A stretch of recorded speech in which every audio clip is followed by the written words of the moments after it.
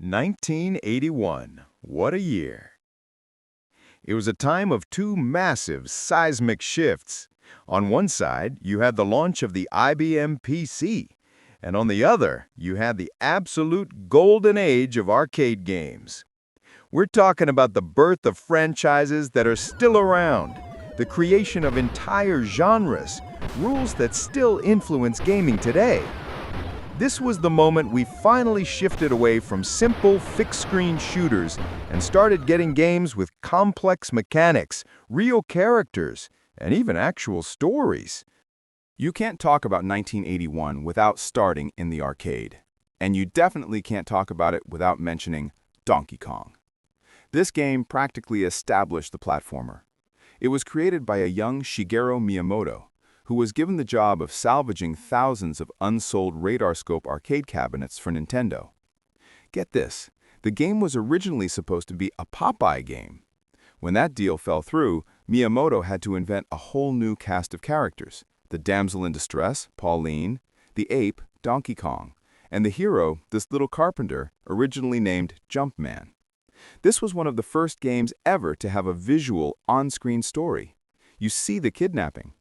And the multi-stage obstacle course design, where you actually had to jump, was a radical departure from the Space Invaders and Pac-Man era. Jumpman, of course, was later renamed to Mario, and he became a bit of a global mascot. Next up, Konami's Scramble. This game invented the side-scrolling shoot-'em-up genre. Before Scramble, pretty much all shooters were fixed screen or maybe scrolled vertically. Scramble introduced forced horizontal scrolling, taking you through distinct, seamless sections like caves, cities, and a final missile base. It gave you dual weapons, an air-to-air laser, and air-to-ground bombs. But the real kicker? A limited, depletable fuel supply. This forced you to play aggressively, destroying fuel tanks just to stay in the air, adding an early layer of resource management to all that action. Then you had Defender. This thing was a phenomenon. Designed by Eugene Jarvis for Williams Electronics, it sold over 55,000 units and became one of the highest-grossing arcade games ever. But it was notorious for its complex 5-button control scheme: thrust, reverse, fire, smart bomb, and hyperspace. It was incredibly difficult to master, but it gave you this amazing level of immersion. It was the first game to feature a minimap or radar at the top of the screen, so you could track the whole game world. And it pioneered gameplay where you actually had to protect defenseless little humanoids on the ground from being abducted. Of course, Namco fired back with Galaga. This sequel to Galaxian kept the fixed-screen shooting, but added way more complex enemy patterns. Its defining feature, though, was the capture mechanic. A boss Galaga could hit you with a tractor beam and capture your ship.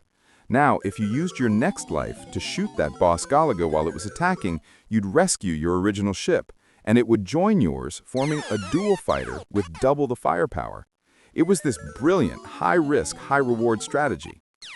And how can we forget Frogger, a true pop culture icon? The goal is simple, right? Just guide 5 frogs across a super busy highway and a treacherous river. But it was addictive. Frogger appealed to a much broader audience, including many women, which was unusual at the time. It wasn't about aggression, it was just pure timing, pattern recognition, and careful maneuvering. Finally, Atari's Tempest. This game was a technical showcase. It was a tube shooter that used cutting-edge vector graphics. This meant it drew images with bright geometric lines instead of chunky pixels, and it looked like nothing else in the arcade. It was one of the first games to use Atari's color quadriscan display, and it was also the first arcade game to let you select your starting difficulty level. But the action wasn't just in the arcade. The first major computer games were starting to appear, especially on the Apple II. The first was Wizardry, Proving Grounds of the Mad Overlord. This was essentially the first party-based computer RPG. It was a direct translation of the Dungeons & Dragons experience. You created a party of up to 6 characters, fighters, priests, mages, thieves, and dove into this first-person wireframe dungeon. That level of complex party management was a massive leap for the genre. It became enormously successful and was a key inspiration for future JRPGs like Final Fantasy and Dragon Quest. And right alongside it was Ultima 1, the first age of darkness. This was the official start of one of the longest-running RPG series ever. Created by a teenager named Richard Garriott, aka Lord British, it blended top-down world exploration with first-person 3D dungeon crawling. And then, it famously mixed its medieval fantasy setting with science fiction. You'd suddenly be in space combat. It was this epic, genre-bending game that blew people's minds.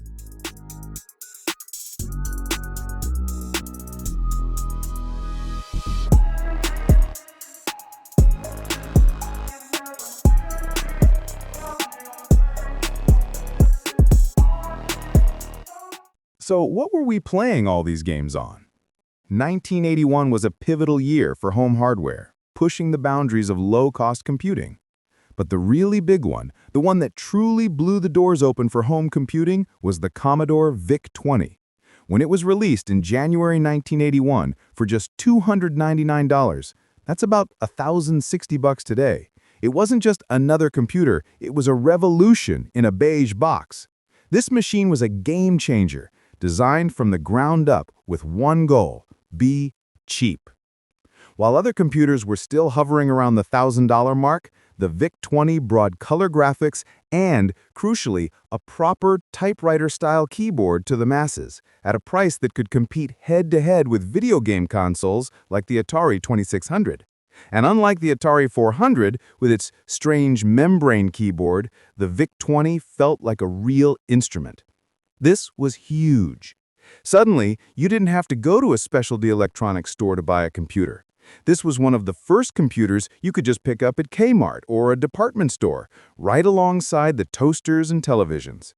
Commodore's marketing was brilliant, plastering the friendly computer all over their ads and even hiring William Shatner, Captain Kirk himself, to tell families they needed one.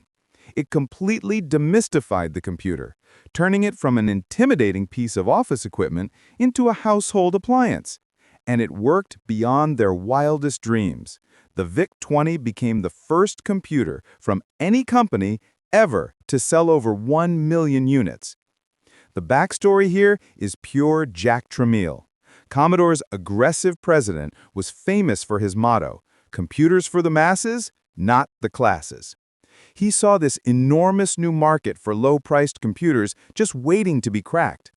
As it happened, Commodore's chip division, MAS Technology, had designed this video interface chip, the VIC, or MAS 6560, that they originally hoped to sell to arcade manufacturers or other console makers. But nobody was buying it. They were stuck with a chip they couldn't sell. So, in a classic Tramiel move, he basically said, "Fine, if we can't sell the chip, we'll build a whole computer around it." They built it fast, and they built it to a price. Sure, it was limited, famously shipping with only 5K of RAM, just 3.5K of which was actually available to the user, but that didn't stop it. It plugged into your TV, it played games, it could teach you BASIC, and it was affordable. The VIC-20 wasn't just a product, it was the spark that lit the home computer boom of the 1980s. Meanwhile, over in Japan, a different kind of battle for the living room was heating up, and it gave us the Epoch Cassette Vision. Now, this console might not be a household name in the West, but it's a fascinating and crucial piece of video game history. Before Nintendo's Famicom showed up and rewrote all the rules, the Cassette Vision was the best-selling system in Japan. It was the undisputed king of the hill for a brief, important moment. And it got there with a really unique, incredibly clever design, built entirely around keeping costs as low as humanly possible. When you bought a Cassette Vision, the console itself was, well, it was practically an empty shell. It was just a box with the power supply, the controllers, which were famously built right into the unit, and the video output to plug into your TV. There was no central brain, no main processor inside the console at all. So where was the actual computer? It was inside the game cartridge. That's right, the actual CPU and the ROM for the game were both housed in that big, chunky cart.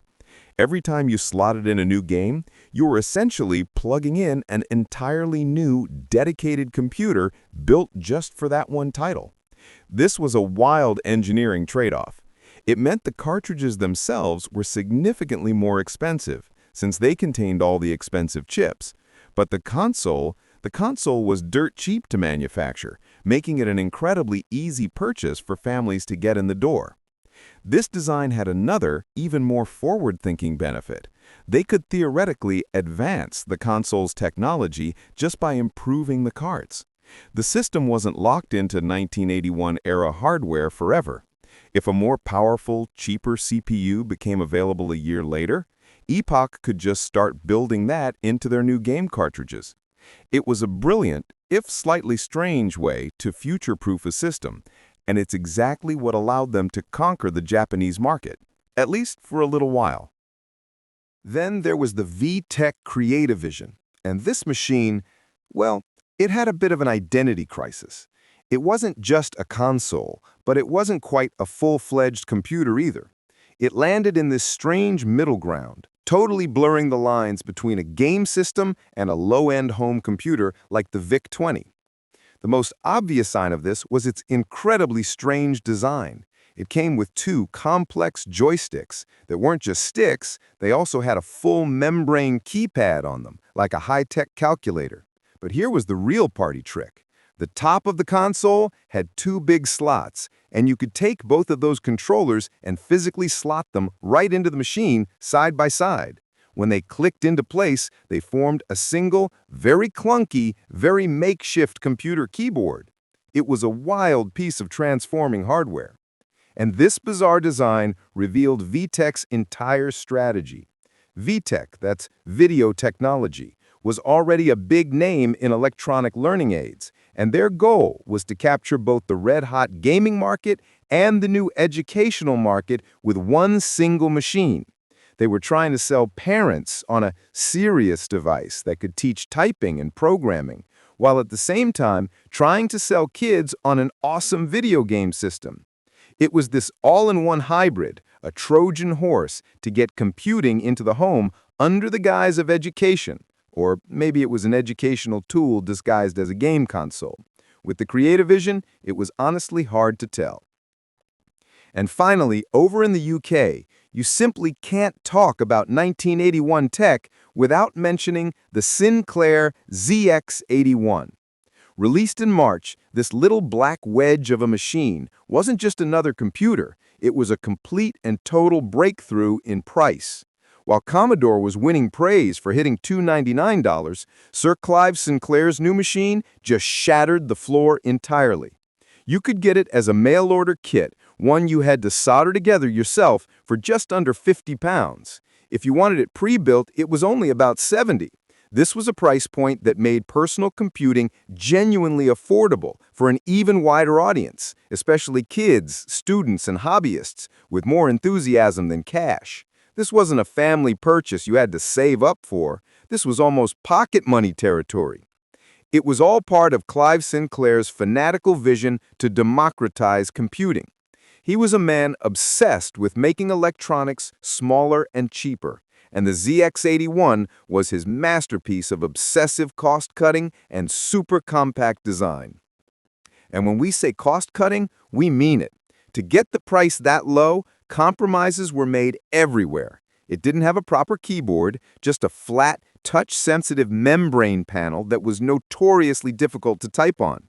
It famously shipped with only 1 kilobyte of RAM. 1K. It had no dedicated sound or color graphics, just black and white text and blocky characters. The whole machine ran on just 4 main chips. It was the absolute bare-bones definition of a computer. But that was the point. It was cheap, it worked, and it got millions of people, especially in Britain, to write their very first lines of code.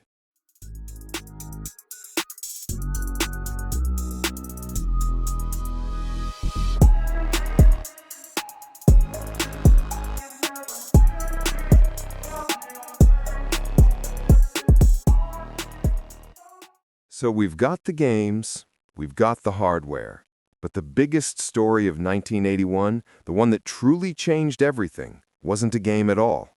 It was the introduction of the IBM personal computer 5150. We cannot overstate how big this was.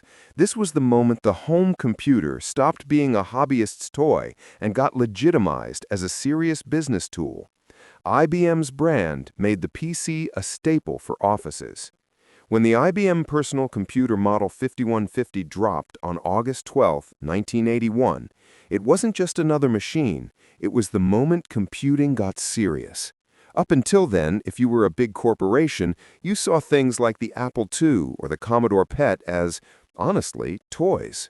But when IBM, the company that built the colossal mainframes that ran the world's businesses, when they decided to enter the market, the whole landscape shifted. It was like they gave the entire corporate world permission to buy a desktop computer. Now, the price wasn't exactly a bargain.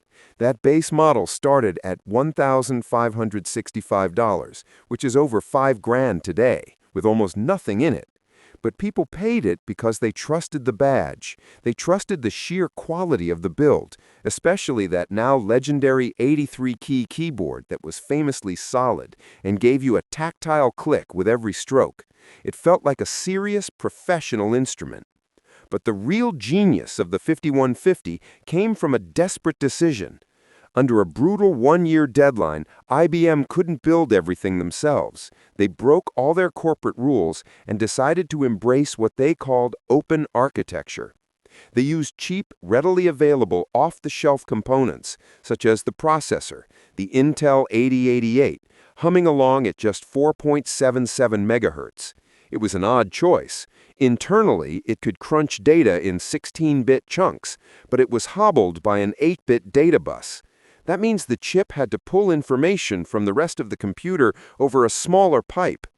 IBM did this on purpose, though. It was a cost-saving measure that let them use cheaper hardware components elsewhere in the machine. Then there was the memory. The cheapest entry-level model was almost a joke, a measly 16 kilobytes of RAM. You heard that right, kilobytes. Serious users would push that up to 64 kilobytes on the board. And for storage, if you skipped the expensive floppy drives, you found a remnant of the hobbyist era, a cassette port on the back. Yes, you had to save your multi-thousand-dollar program to an audio tape, just like the little Commodore machines. When it came to visuals, the business user faced a classic choice, a true dilemma. The MDA card gave you super crisp, high-resolution text on a monochrome green or amber screen. It was perfect for that critical spreadsheet or word processing document. Or, the CGA card gave you color, and color was essential for games like Flight Simulator, but at a heavy price. It was blocky, low resolution, topping out at a maximum of 320 by 200 resolution in just 4 colors. You had to choose professional clarity or digital fun. Finally, the operating system, the very soul of the machine.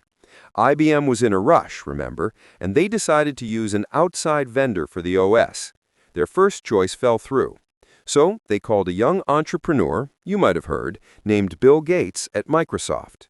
Gates actually didn't have an operating system yet, but he was sharp, he was determined, and he had a solution up his sleeve. Gates quickly bought the rights to a rudimentary system called Q-DOS. That's the quick and dirty operating system, written by Tim Patterson. Microsoft polished it up, fixed the bugs, and delivered it to IBM as PC-DOS 1.0. Now here is the million-dollar mistake IBM made. They only licensed the system for their own use, allowing Microsoft to retain the right to sell the same core software to anyone else. When the clone makers came along, they all lined up to buy the same system, but from Microsoft, calling it MS-DOS.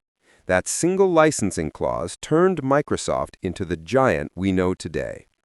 But what was PC-DOS or MS-DOS? Based from the name, Microsoft's disk operating system, you get the idea. First and foremost, it was a disk and file manager. The most crucial capability was dealing with those big 5.25-inch floppy disks. You could copy files, delete files, or check the contents with the dir command. But here's how primitive it was. In the initial version, you couldn't create folders. Every single file on that disk had to live in one root directory, making organization a nightmare. Beyond that, the OS acted as the essential interpreter between the software and the hardware, the BIOS. This let application developers write programs like the era-defining spreadsheet VisiCalc and know that the system would reliably handle talking to the keyboard, the screen, and the printer. And it had one clever automation trick, the auto-exec bat file. You could write a series of commands in this file, and the computer would execute them automatically every time you powered up. It was the system's simple way of running commands and loading drivers before you started work. Ultimately, PC-DOS 1.0 was not a marvel of design. It was a simple, sturdy disk management layer. It was exactly what was needed to run the business applications that justified the IBM PC's massive price tag, and it paved the way for the entire future of the personal computing industry. Another thing that paved the road for the broad onboarding of the personal computer industry was the fact that IBM even published the machine's schematics. This openness was revolutionary, but it was also the decision that would eventually undo their dominance. Why? Because it allowed the birth of the IBM PC clones. Companies like Compaq could simply copy the architecture, sell the exact same capability for much less, and turn the IBM design into a massive, standardized platform, the bedrock of modern computing.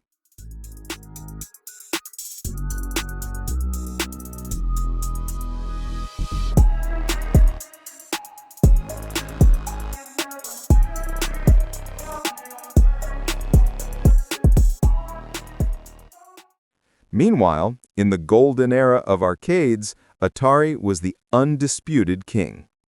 1981 was a banner year, driven by hits like Pac-Man and Donkey Kong. The U.S. arcade market alone generated an estimated $4.8 billion. But the cracks were already showing.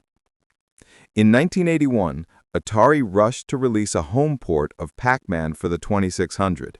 It sold millions, but the game was awful.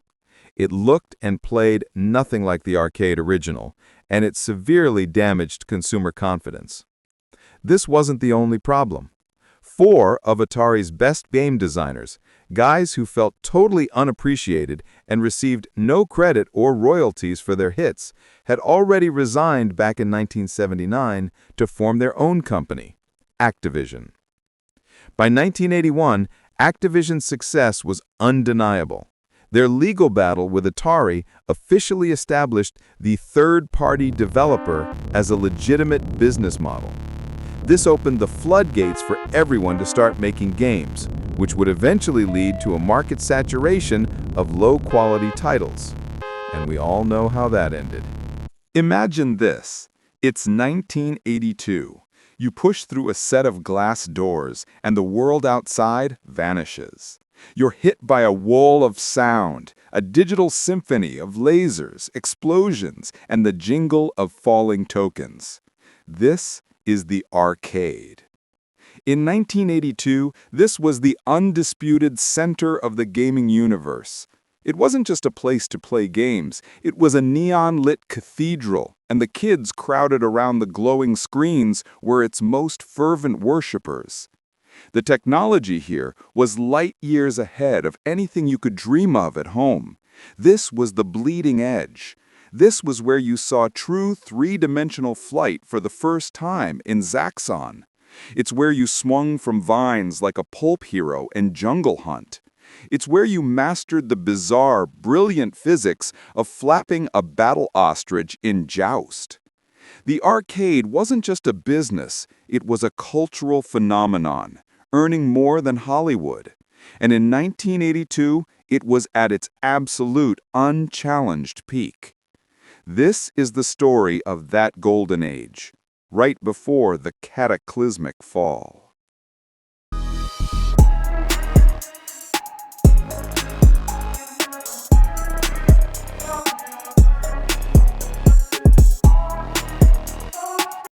"1982 wasn't just a golden age.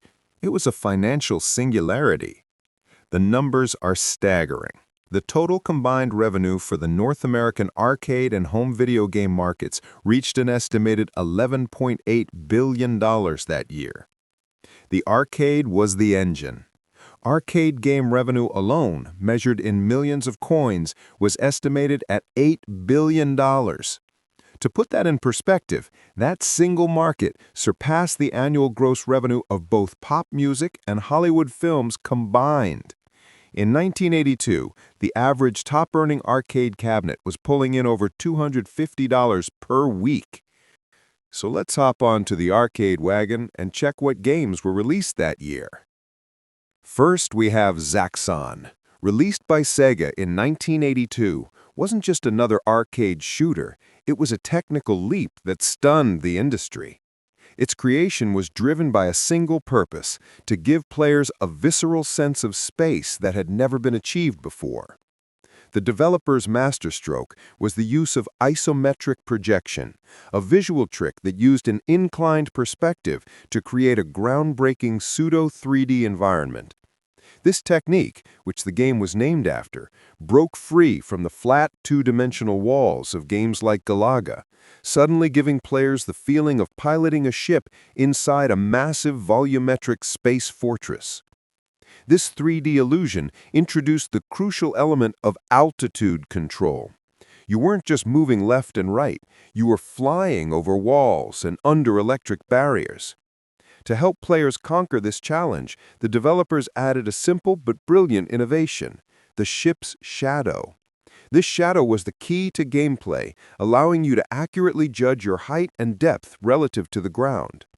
Zaxxon became an immediate commercial smash, cementing its legacy by becoming the first arcade game ever advertised on television, announcing to the world that video games were now major mainstream entertainment.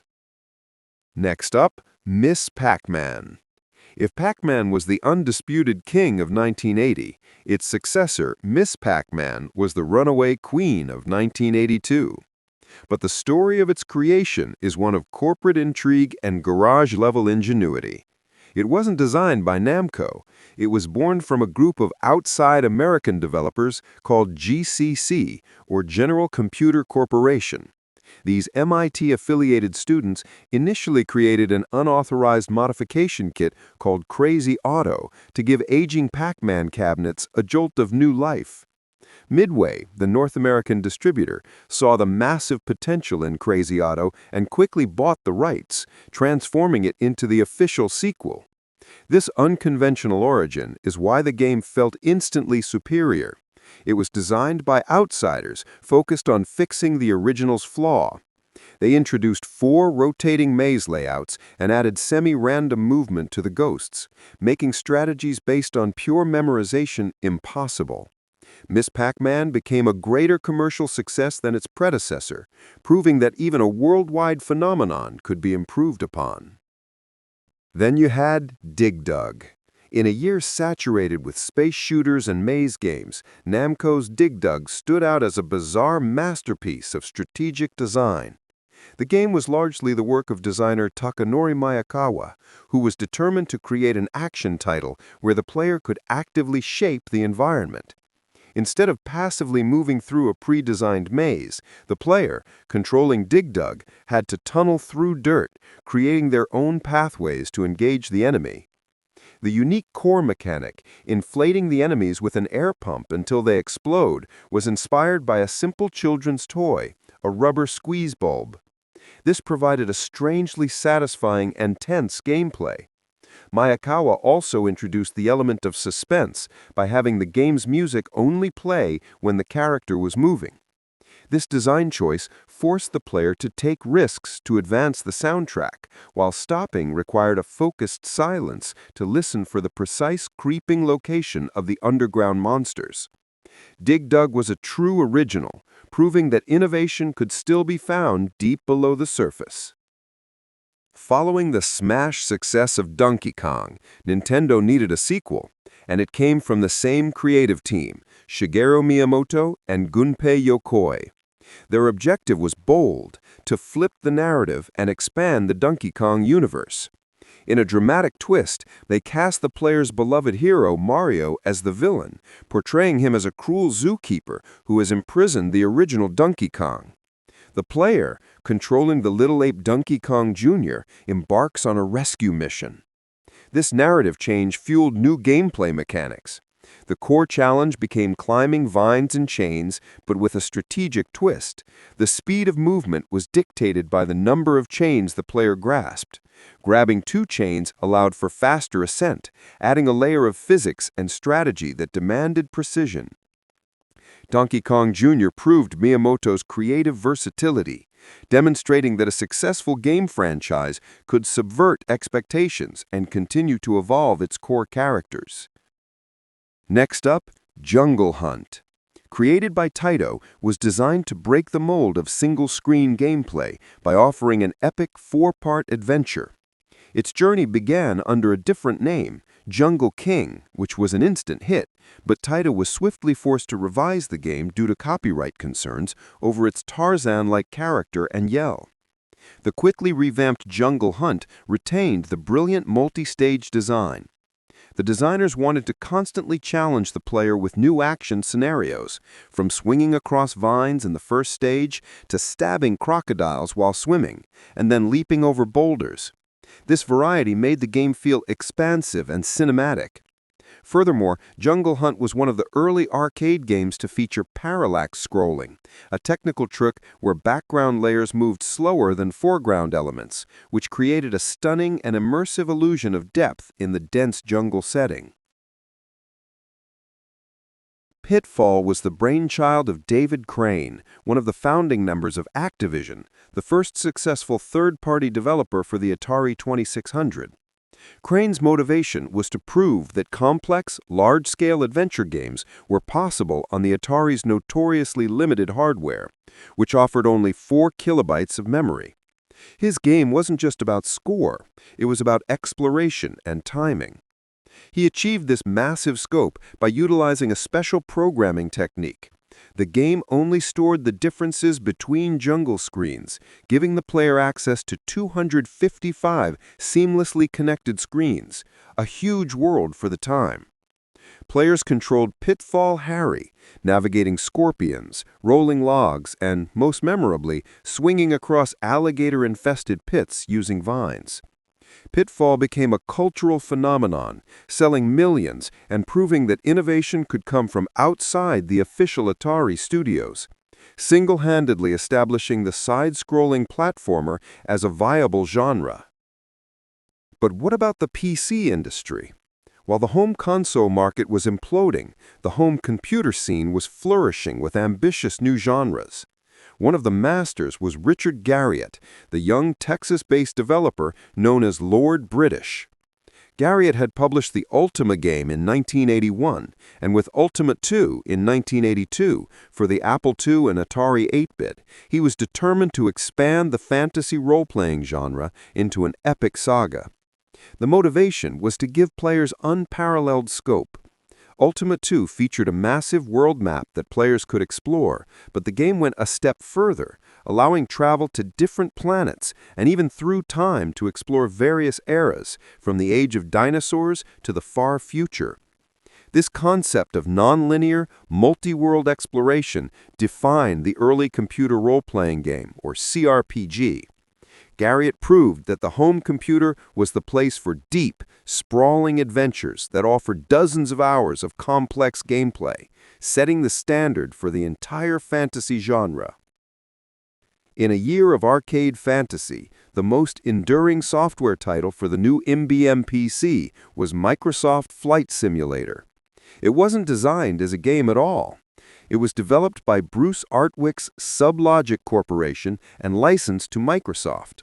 The original purpose, dating back to 1979, was to create a program that utilized and demonstrated the graphical capabilities of the newest home computers, particularly the emerging 16-bit architecture of the IBM PC. The designer's motivation was realism. It was a tour de force of programming that used wireframe graphics and complex calculations to accurately model flight dynamics, ground features, and even weather patterns. Released in November 1982, Flight Simulator showed a new segment of the market, business users and professionals, that the personal computer could offer more than spreadsheets. It created a new genre, the realistic software simulation, which continues to define PC gaming to this day. Unlike games that reset upon completion, Wizardry 2 was designed as a continuation, demanding that players import their high-level characters from the first game to face the new challenges. This six-level, first-person, grid-based dungeon crawl was designed for hardened veterans, immediately raising the difficulty and continuing the narrative of the city of Lilgomen. This bold requirement created a dedicated, loyal audience and defined the Wizardry franchise as a deep, ongoing series, proving that players would invest time and money into building permanent digital adventurers. In 1982, the Japanese home computer market was beginning to cultivate its own distinct genres. The Dragon Princess, or Doragon Hime, was a key early title for the PC 8001 computer, though documentation on its specific developer is scarce due to the era's fragmented amateur scene. However, its historical importance lies in its role as a precursor to the Japanese role-playing game genre. The motivation behind early Japanese RPGs was often to adapt the complex, narrative-driven mechanics found in Western games like Ultima and Wizardry, while overlaying them with a distinctly Japanese visual style and focus on narrative. The Dragon Princess provided an early example of this direction, featuring top-down exploration and turn-based combat. Its quiet success, alongside other pioneering titles on platforms like the PC-88 and PC-98, demonstrated that the Japanese market was eager for large-scale, fantasy-adventure software, planting the crucial seeds for the JRPG explosion that would follow later in the decade. Finally, the story of E.T. the Extraterrestrial is not one of design triumph, but of corporate hubris and pressure. It was created by Howard Scott Warshaw of Atari, a brilliant programmer known for hits like Yar's Revenge. However, the pressure to cash in on the blockbuster movie was immense. Following a massive licensing deal, Atari gave Warshaw an impossible deadline to meet the 1982 Christmas sales window. He had only 5.5 weeks to design and program the entire game.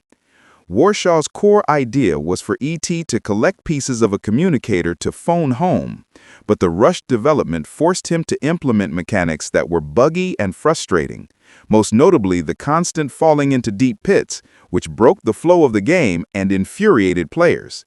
The failure was not a coding mistake, but a corporate one. Atari overproduced approximately 5 million cartridges, and the resulting flood of unsold product became the most potent symbol of the industry's rot, directly contributing to the collapse of 1983.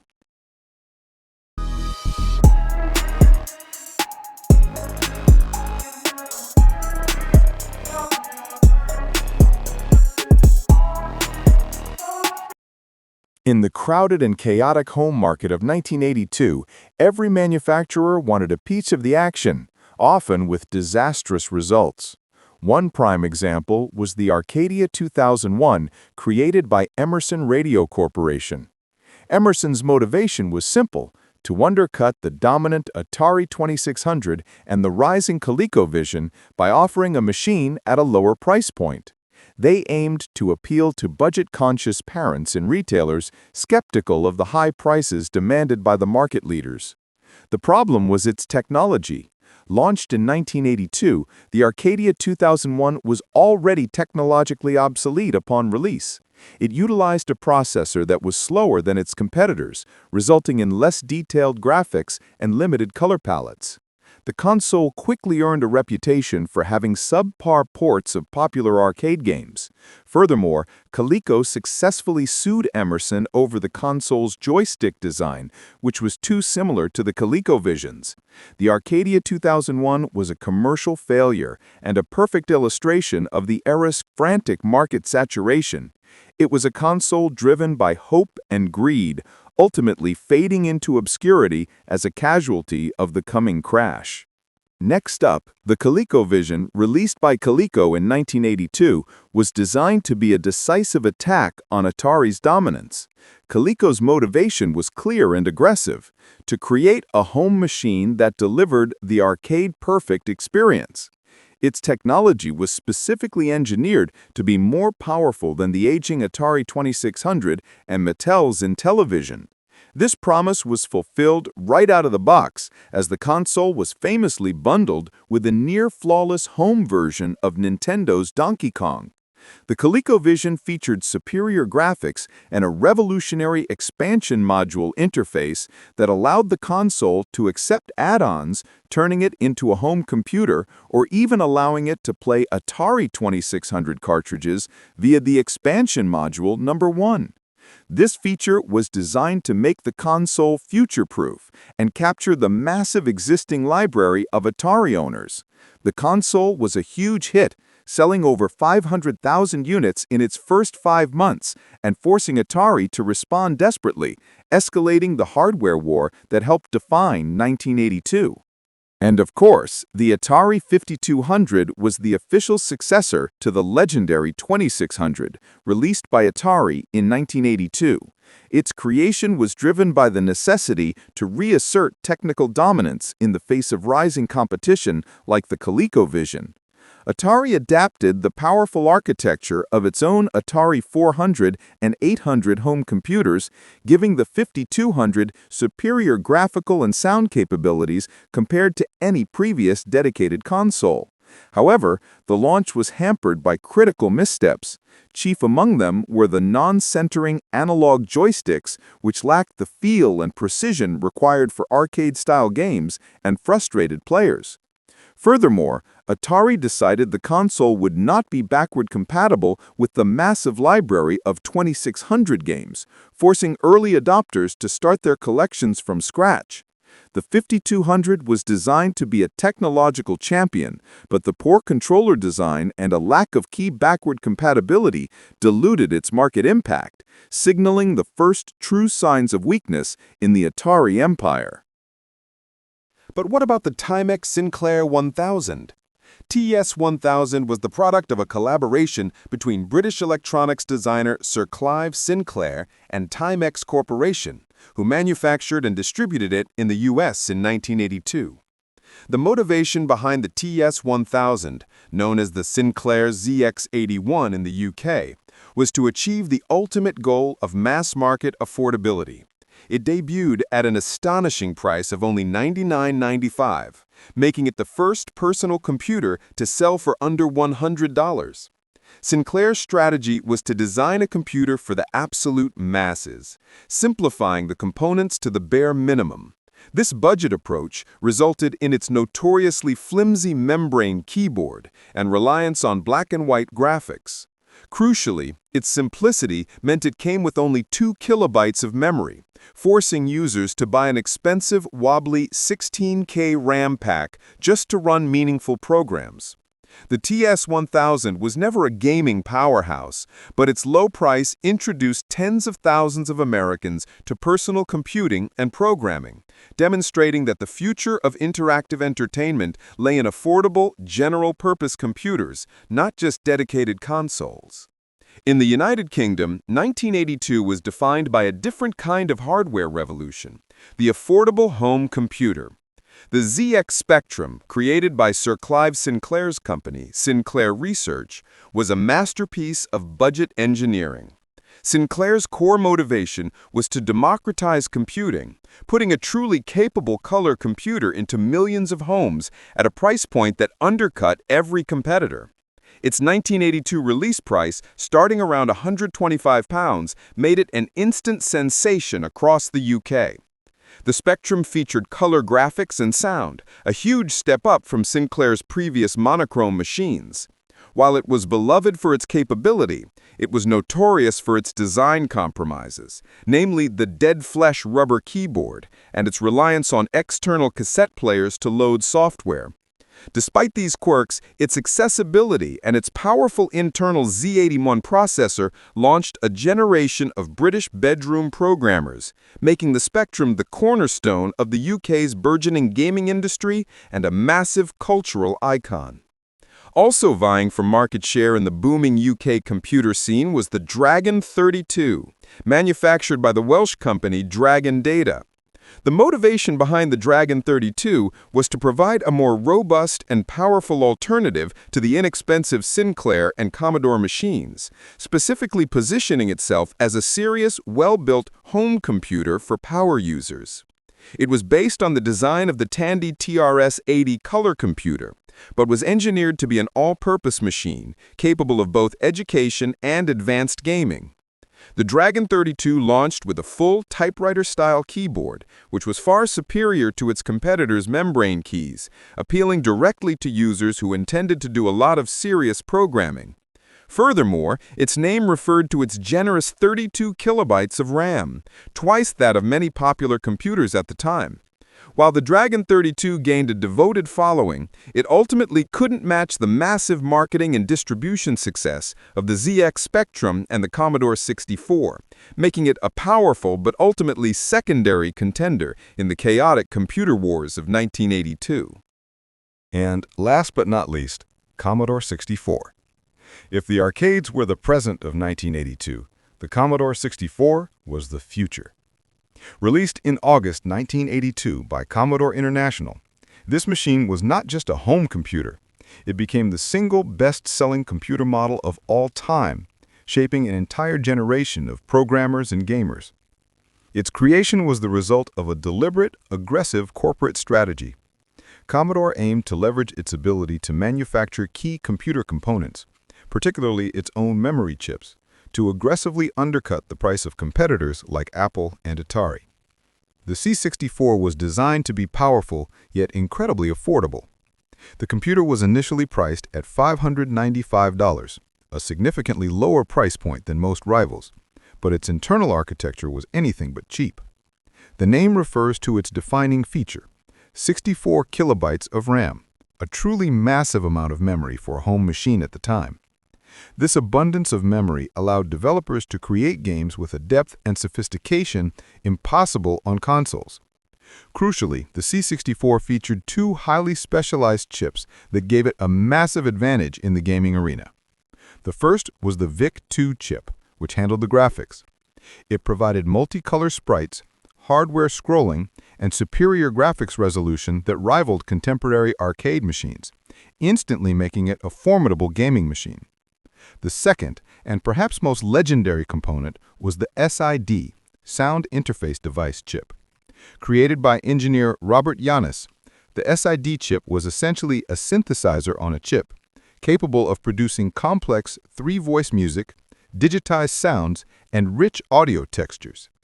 The SID chip gave the C64 a unique, iconic voice and allowed game music to evolve from simple jingles into sophisticated electronic compositions, setting the soundtrack for the 1980s. The Commodore 64 blurred the lines between gaming and computing entirely. While parents were sold on its potential for education and basic word processing, kids recognized it as the ultimate gaming platform. Its affordability and technical muscle made it the definitive machine for computer gaming throughout the decade, providing a massive, robust platform that ultimately helped the home computer market survive the console crash of 1983. It wasn't just a successful product, it was a cultural phenomenon that defined the capabilities of the personal computer era. So, what does 1982 truly represent? It was the year of ultimate duality. We saw the unparalleled genius of the SID chip and the true birth of 3D gaming, setting the technical foundation for decades to come. New pioneers like Electronic Arts entered the fray, promising a better future. But this era was also marked by hubris and greed. The market was a balloon, inflated past its bursting point by too many consoles and too many cheap, unsold games. The sheer volume of failure, symbolized by millions of buried cartridges, was an unsustainable burden. The high-water mark had been reached. The industry had built the future, but in its rush to profit from the present, it had sealed its own fate. The lights were about to go out. 1983. In the history of video games, it is a year infamous for one thing: the crash. It is remembered as the year the money ran out, the year the bubble burst, and the year the industry seemingly dug its own grave. But if you look past the headlines and the panic, 1983 wasn't an ending. It was a new beginning. While the old giants were stumbling, the blueprints for the future of gaming were being drawn in laboratories and bedrooms across the world. From the rise of the IBM standard to the birth of Nintendo's empire, this is the story of the year that burned the industry down so it could be built back better.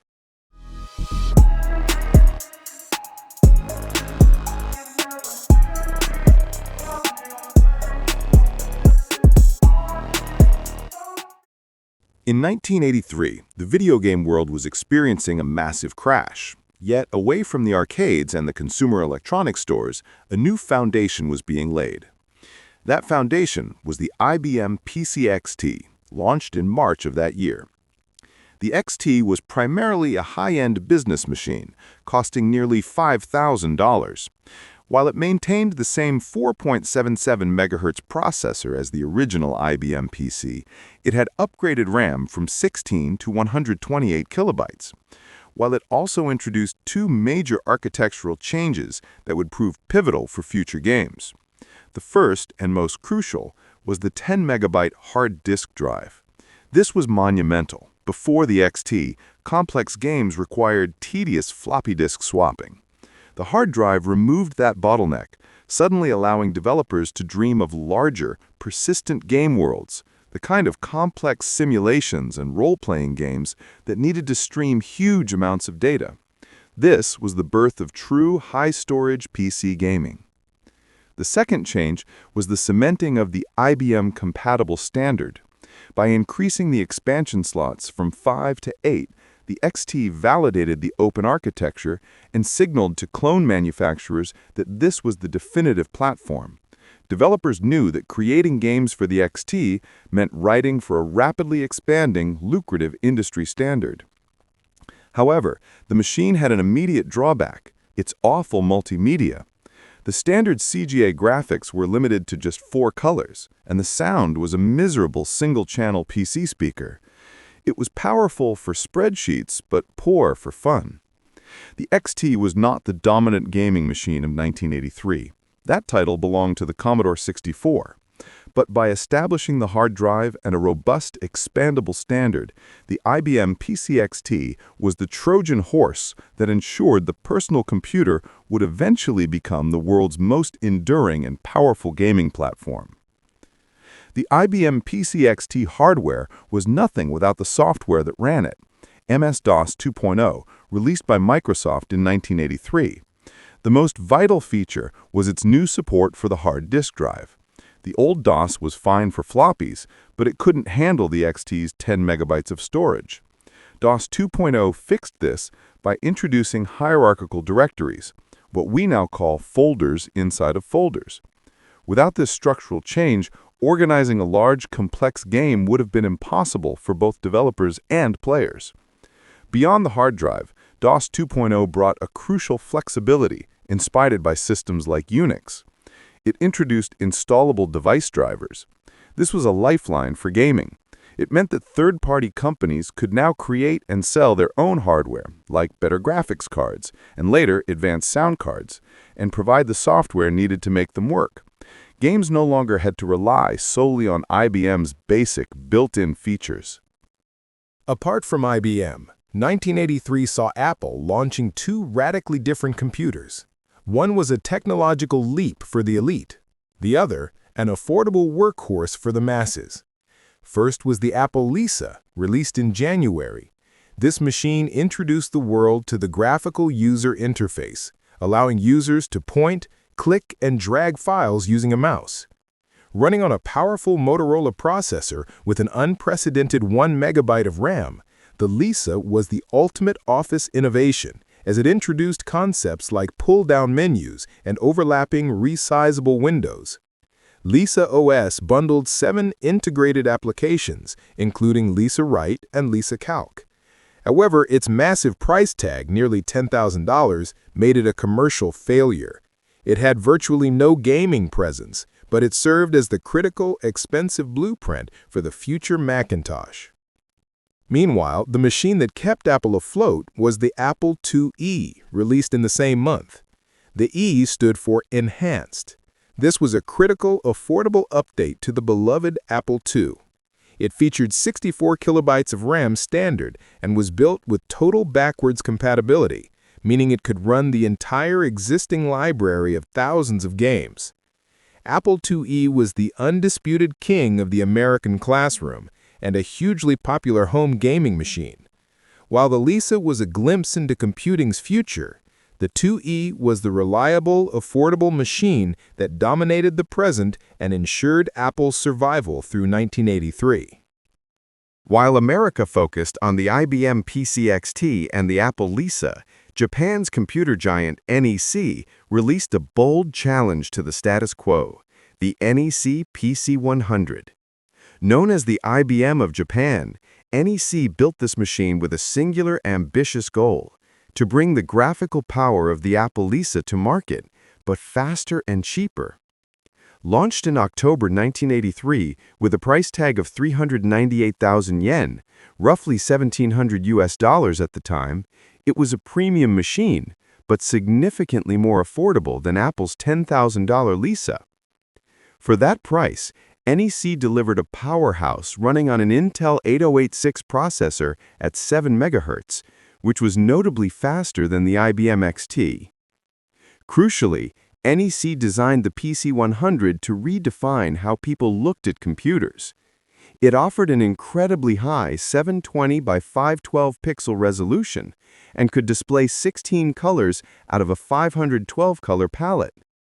To maximize this graphical potential, it shipped standard with a mouse, a rarity in 1983, and a unique monitor that could be physically rotated to a vertical portrait orientation. This was designed specifically for high-end word processing and layout, allowing a user to view a full sheet of digital paper on the screen. Despite this technical superiority, the PC100 struggled. It was incompatible with NEC's own dominant PC98 series, and the software market was confused by its unique architecture. It remains a commercially failed, yet technically brilliant high watermark for 1983, showcasing just how far Japanese engineers were willing to push the envelope of PC graphics. Released primarily in Japan and parts of Europe in June 1983, the MSX was Microsoft's attempt to create a unified world standard for the home computer market, much like the VHS standard for videotapes.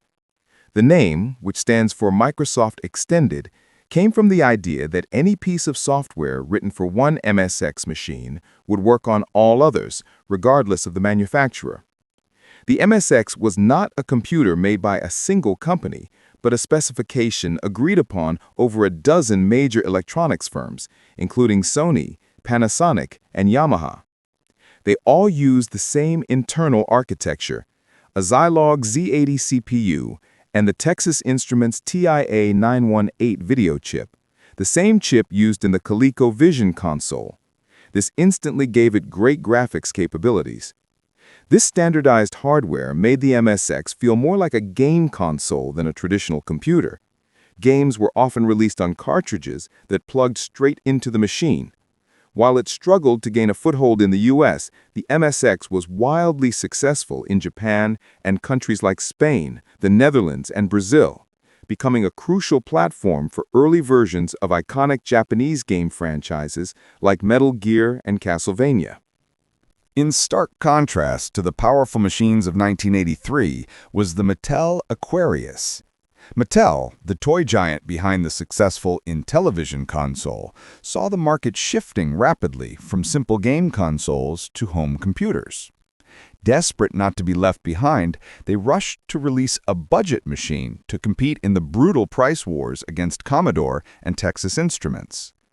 Launched in June with a price tag of $160, the Aquarius was powered by the Zilog Z80A CPU running at 3.5 MHz, the same processor found in the much better ZX Spectrum. However, the hardware surrounding that chip was disastrously limited. It shipped with a measly 4 kilobytes of RAM, barely enough to run a simple program, and featured a despised rubber chiclet keyboard. The real tragedy, however, was the graphics. At a time when gamers demanded smooth motion, the Aquarius had no sprite capabilities. This meant it couldn't render moving characters properly. Everything had to be built out of blocky, static text characters. It made games look primitive and jerky compared to the fluid animation on a Commodore 64. And you might ask, hey Tassos, what the hell is a sprite? Well, think of a sprite as a digital cutout. It is a 2D graphic, like a character, spaceship, or projectile, that floats on top of the static background. Because it is treated as a separate object, the computer can move it around the screen freely without having to erase and redraw the entire background, allowing for smooth, fast-paced animation. Mattel marketed it as a computer for the whole family, but programmers inside the company famously mocked it as the system for the 70s. It was an underpowered relic released into a high-tech war zone. The market rejected it violently. Mattel ceased production and discontinued the Aquarius just 4 months after its launch, a stark symbol of the chaos and unforgiving competition of 1983. The failure of the Mattel Aquarius was a canary in the coal mine. It showed that simply putting a microchip in a plastic box was no longer enough. The home computer market was becoming ruthless, but it was nothing compared to the catastrophe unfolding in the living room. While PCs were getting smarter, the dedicated video game console was about to drive off a cliff.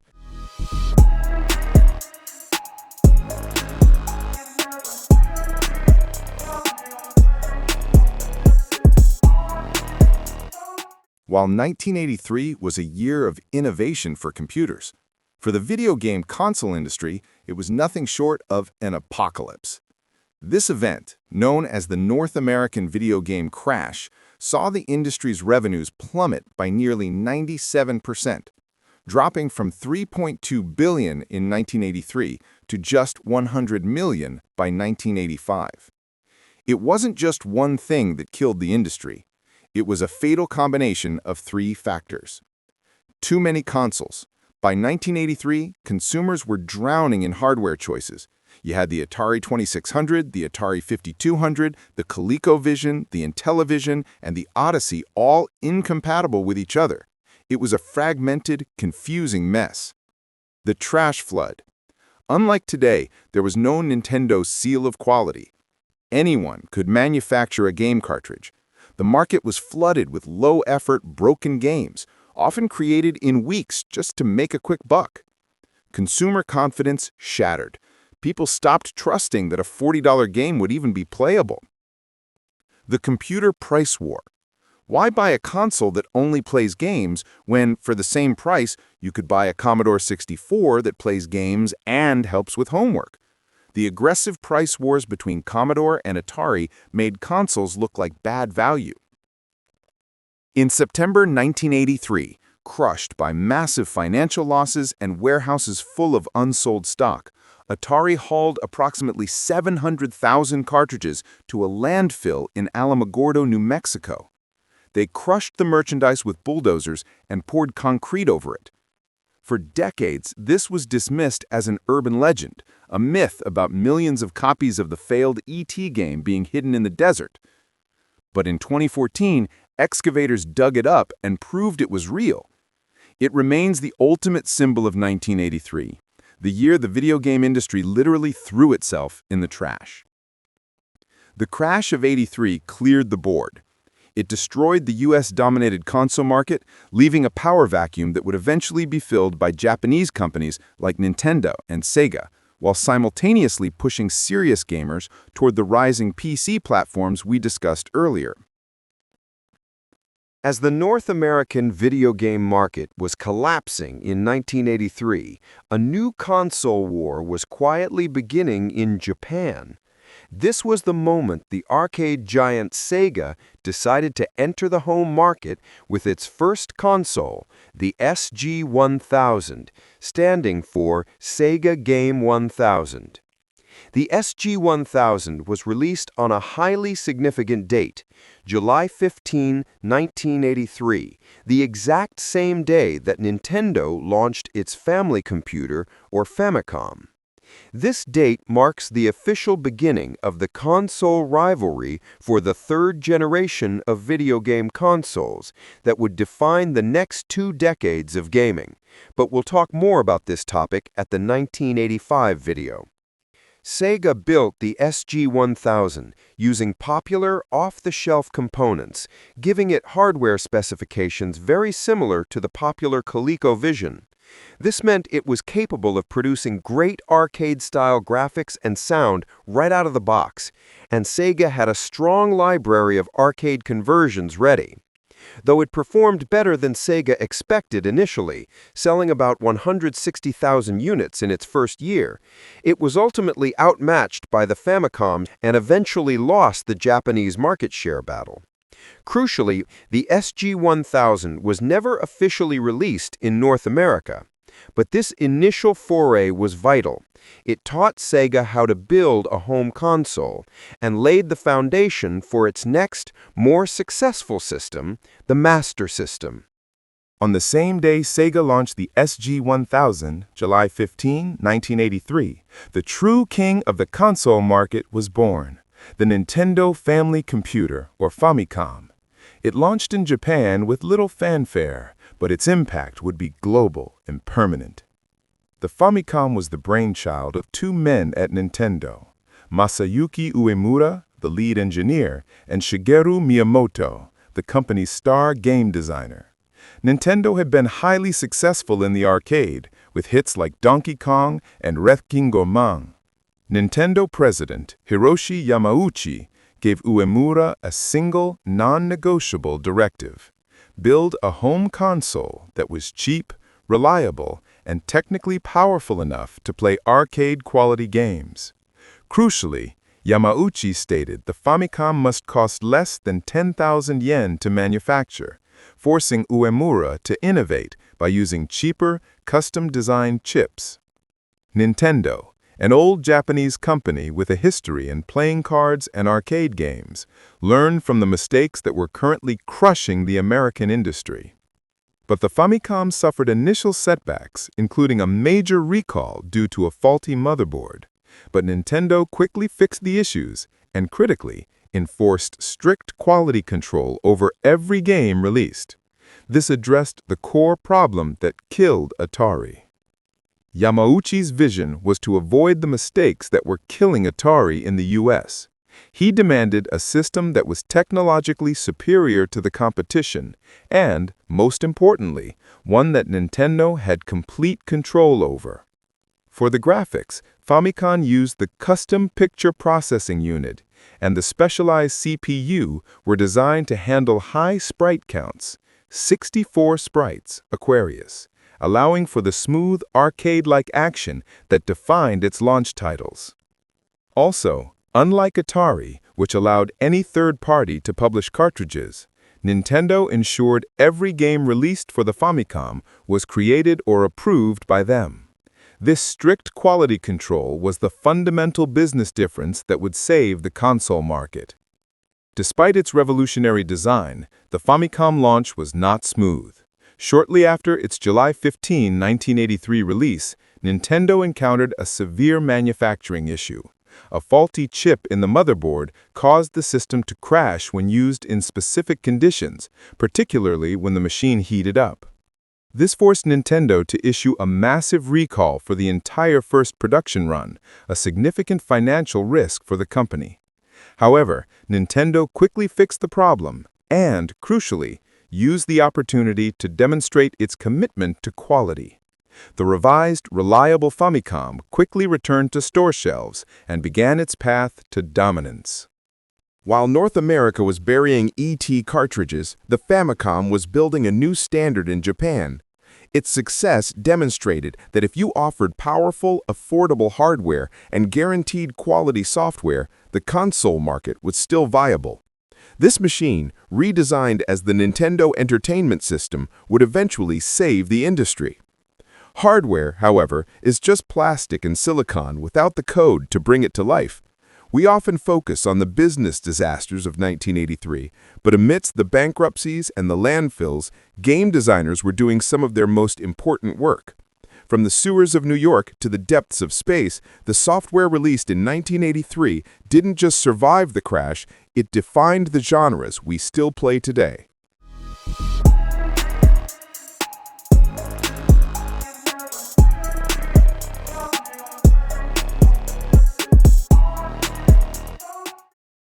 Released for the arcade in North America in March 1983 and in Japan in June, Mario Bros. Was the crucial intermediate step between the single-screen survival of Donkey Kong and the revolution of Super Mario Bros. 2 years later. It was created by the legendary duo of Shigeru Miyamoto and Gunpei Yokoi, Nintendo's chief engineer. Mario was originally known as Jumpman in Donkey Kong, and his profession was debated. With Mario Bros., Miyamoto solidified his role, a plumber working beneath the streets of New York, tasked with clearing pipes of creatures like turtles and crabs. This game, for the first time, gave Mario his name and his profession. The core gameplay mechanic was completely new and highly influential. You couldn't just jump on the enemies. The main method of attack was jumping under the platform they stood on.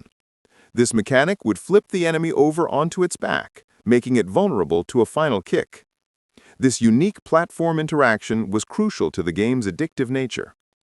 Most importantly, Mario Bros. Introduced Mario's younger, taller twin brother, Luigi. Mario Bros. Was designed for two-player cooperative and competitive gameplay, inspired by arcade games like Joust. Players could work together to clear the stage, or they could intentionally bump into each other and steal kills. This foundational two-player dynamic became a staple of the franchise. Elements introduced in this game, like the ability to flip enemies, the spinning bonus coins, and the central POW block, were all carried over to Super Mario Bros. And became permanent elements of the entire Mario universe. While it was not the massive, genre-defining hit that Super Mario Bros. Would be 2 years later, Mario Bros. Cemented the character's look, established the core plumbing theme, and introduced Luigi. It was widely ported to almost every major home computer and console of the era, including the Atari systems and the Commodore 64, making the two brothers household names just in time for the console industry to be saved by the Famicom. No game better represents the sheer spectacle and technological excess of 1983 than Dragon's Lair. This was an arcade machine that didn't run on traditional circuit boards, but on a Laserdisc player. You might ask again, hey Tassos, what is Laserdisc? Well, I'm glad you asked, because it was the first commercial optical storage medium using a laser to read high-quality analog video from a large 12-inch disc. In 1983, it offered the sharpest video resolution available, far superior to VHS or any computer display. For the first time, players saw full-motion cartoon animation that looked like it was ripped straight from a Walt Disney film. The game was an interactive movie where you controlled the bumbling knight Dirk the Daring. The catch? The gameplay was limited to QuickTime events, or QTEs, pressing the joystick or fire button at precise moments to survive. Its production cost over $1 million, and the cabinet cost arcade owners 4 times as much as a standard machine. While it drew massive crowds and saved many arcades from the crash, the game was shallow and the hardware was notoriously unreliable. It proved that in 1983, players were willing to pay to witness a technological spectacle, even if the actual gameplay was minimal and notoriously difficult.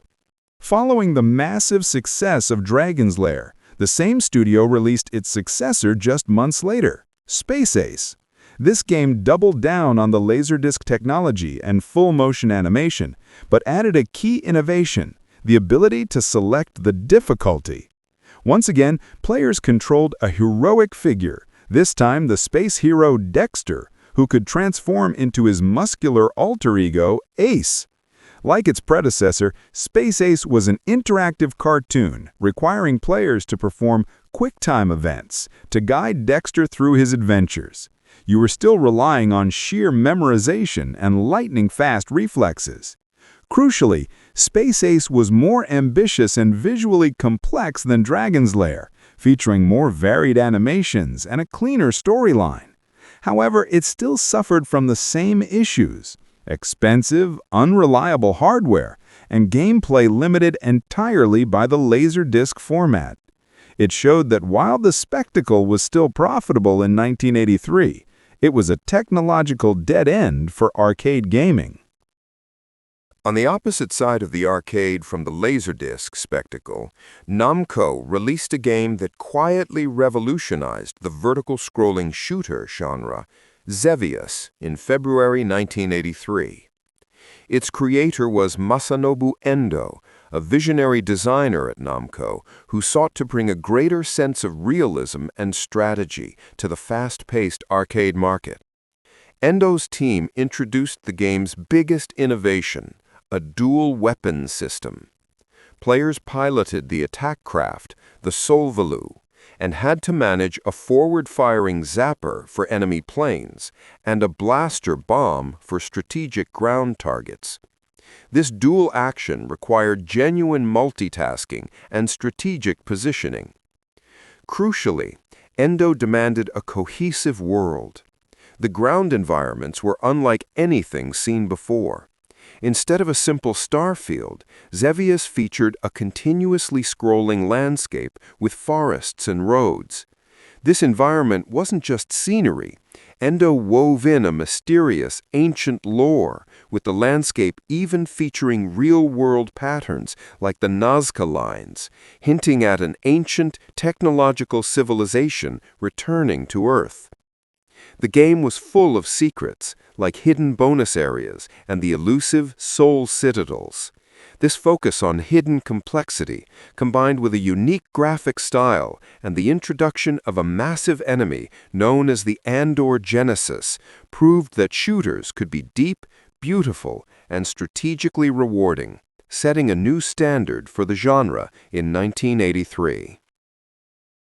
Following the massive success of the first two titles, Nintendo tried to evolve the franchise in 1983 with Donkey Kong 3. But this game took a massive risk. It almost entirely abandoned the platforming genre and made a shocking replacement. It removed Mario and replaced him with a new protagonist, a gardener named Stanley. This was a significant departure from the original formula. Donkey Kong 3 was a pure vertical shooter action game, where Stanley used a pesticide spray to control the action. The goal was to protect Stanley's greenhouse. The central mechanic involved pushing Donkey Kong up toward the roof of the greenhouse while simultaneously fending off swarms of insects that were trying to steal Stanley's flowers. The game was designed around this vertical pressure. If Stanley stopped spraying Donkey Kong, the great ape would descend, potentially stepping on Stanley's head and causing him to lose a life. This created a fast-paced, two-pronged challenge: offense against Donkey Kong and defense against the insects. Donkey Kong 3 was visually vibrant and unique, but the abrupt shift in genre, combined with the absence of the franchise's established hero, confused and alienated many fans who expected the classic jump-and-climb action. It was a modest hit, but its commercial performance was lukewarm compared to the first two Donkey Kong games. It took more than a decade for a sequel of Donkey Kong to be released. In May 1983, with the video game crash already underway, Atari released a game that delivered a much-needed dose of optimism and immersion: the Star Wars arcade game. It was not just a game, it was an experience. The game was a first-person space simulator that put the player directly into the cockpit of an X-Wing fighter. Instead of relying on raster graphics, the squares and pixels of standard screens, Atari used vibrant vector graphics.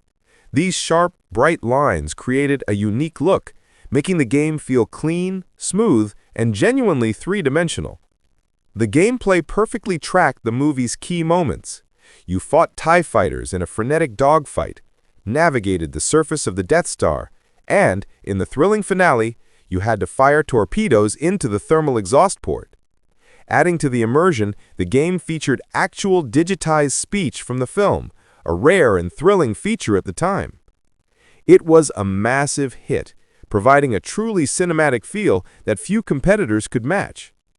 The Star Wars arcade game demonstrated that high-quality, immersive experiences could still draw huge crowds, even as the larger console market crumbled around it. Released in August 1983, Ultima 3 Exodus was designed by Richard Garriott, who created a game that was instantly recognized as the gold standard for complexity and gameplay. The most significant innovation was the shift from controlling a single hero to managing a four-member party.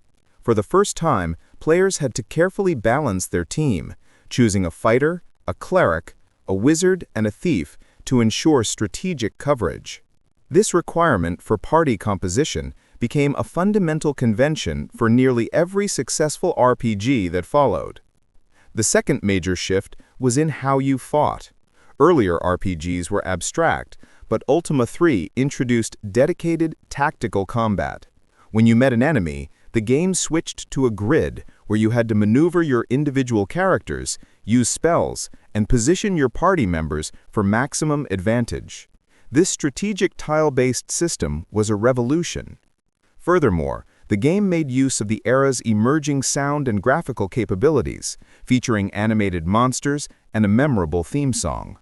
By formalizing the high fantasy setting of Britannia and establishing both the party system and the tactical combat engine, Ultima 3 Exodus created the foundational framework for the entire computer and console RPG genre. The legendary franchise, Bomberman, began its life in July 1983, developed by Hudson Soft, not for an arcade, but primarily for Japanese home computers like the MSX and the PC-88. It was a humble, single-player puzzle action game, but its core concept was pure genius. The objective was deceptively simple. Players controlled the character, initially depicted as a robot, navigating a dense maze. Your sole method of progression was planting bombs to clear blocks and destroy enemies in the maze, all while seeking the hidden exit. The challenge lay entirely in timing and pattern recognition. The player had to master the bomb's fixed fuse time and its cross-shaped blast radius, using the explosions to corner enemies while ensuring they didn't entrap or destroy themselves. This balance of spatial strategy and risk was instantly addictive. While the 1983 version was purely a solitary maze challenge, it established the foundational gameplay loop, the planting, the running, and the strategic destruction that would later be adapted into the famous multiplayer battle mode. This unassuming 1983 title was the quiet beginning of one of the most successful and enduring multiplayer franchises in video game history. In complete contrast to the high-tech flash of the arcade was the modest genius of Lode Runner, a game released for the Apple II and other home computers in 1983. This simple action puzzle game became one of the first truly viral hits of the home computer era. The goal was simple: collect all the gold chests in the maze while avoiding guards. The genius lay in the player's unique ability to dig holes in the floor. You had to strategically dig holes to trap enemies or create pathways to access different parts of the level. This gave the game a sense of physical interaction and strategy unseen in pure platformers. What sealed its success was the inclusion of an in-game editor. This allowed players to design and share their own custom levels, giving the game near infinite replayability. Lode Runner demonstrated the power of user-generated content and remains one of the best-selling games for the Apple II and Commodore 64 platforms. Finally, no history of 1983 is complete without mentioning the high point of text-based adventure gaming, Planetfall by Infocom. At a time when graphics were limited, Infocom created worlds of incredible depth and humor entirely through written narrative. In Planetfall, the player is a low-ranking officer stranded on an abandoned planet. While the puzzles were intricate, the game's true magic came from its companion character, a small, childlike robot named Floyd. Floyd was a fully realized, funny, and emotive companion. Floyd's emotional arc and eventual sacrifice provided a level of character interaction and emotional depth that was impossible in the pixelated graphics of the era. Planetfall proved that text-only games, with their sophisticated parsers and rich descriptions, were still the superior medium for detailed narrative and character-driven storytelling in 1983. Looking back, 1983 was a year of violent transition. It was a forest fire that burned away the dead wood of the early 80s, the bad hardware, the rushed games, and the confused market. It was the year the PC found its professional footing with the XT, the year the console found its savior in the Famicom, and the year storytelling and strategy took center stage in software. The crash of '83 didn't kill video games, it forced them to evolve. And the survivors of that chaotic year went on to build the digital world we live in today. They told us 1984 would be a dystopia. They told us Big Brother was watching. And if you listen to the financial analysts, they told us the video game industry was already dead, buried in a landfill in New Mexico alongside millions of unsold Atari cartridges. But they were wrong. While North America was mourning the crash of 1983, a quiet revolution was taking place in garages, bedrooms, and laboratories. 1984 wasn't the end. It was the year the medium grew up. It was the year we stopped just shooting aliens and started building universes. From the birth of the Macintosh to the invention of the open world, this is the story of one of the most pivotal years in computing history. The home computer war was messy. If you wanted to play games in 1984, you needed a computer, a power brick, a cassette player, endless RCA cables, and, most dangerously, you needed to hijack the family television.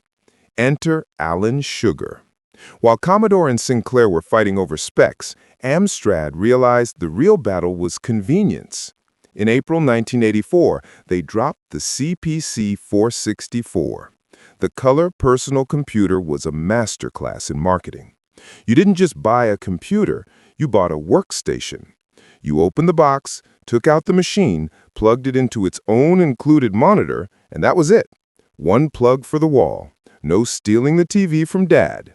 It was an all-in-one before Apple made it cool. It even had the data recorder, the cassette player, built right into the dashboard. But what was going on under the hood? So, spec-wise, it was a bit of a Frankenstein, but a beautiful one. It ran on the Zilog Z80A processor at 4 MHz. That's the same heart as the ZX Spectrum, but faster. It shipped with 64 kilobytes of RAM standard, which put it right toe-to-toe with the Commodore 64. But where the Commodore 64 was famous for its muted, earthy tones, the Amstrad was loud. Oh, it was vivid. Here's a small demo of how it sounded.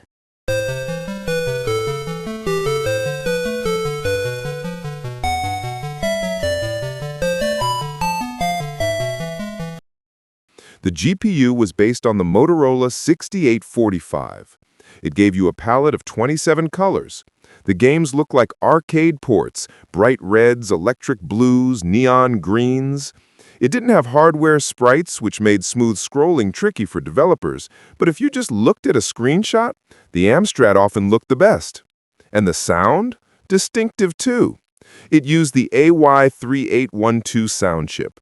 It wasn't quite the Mozart that the Commodore SID chip was, but it was capable of 3-channel stereo sound that defined the European gaming childhood.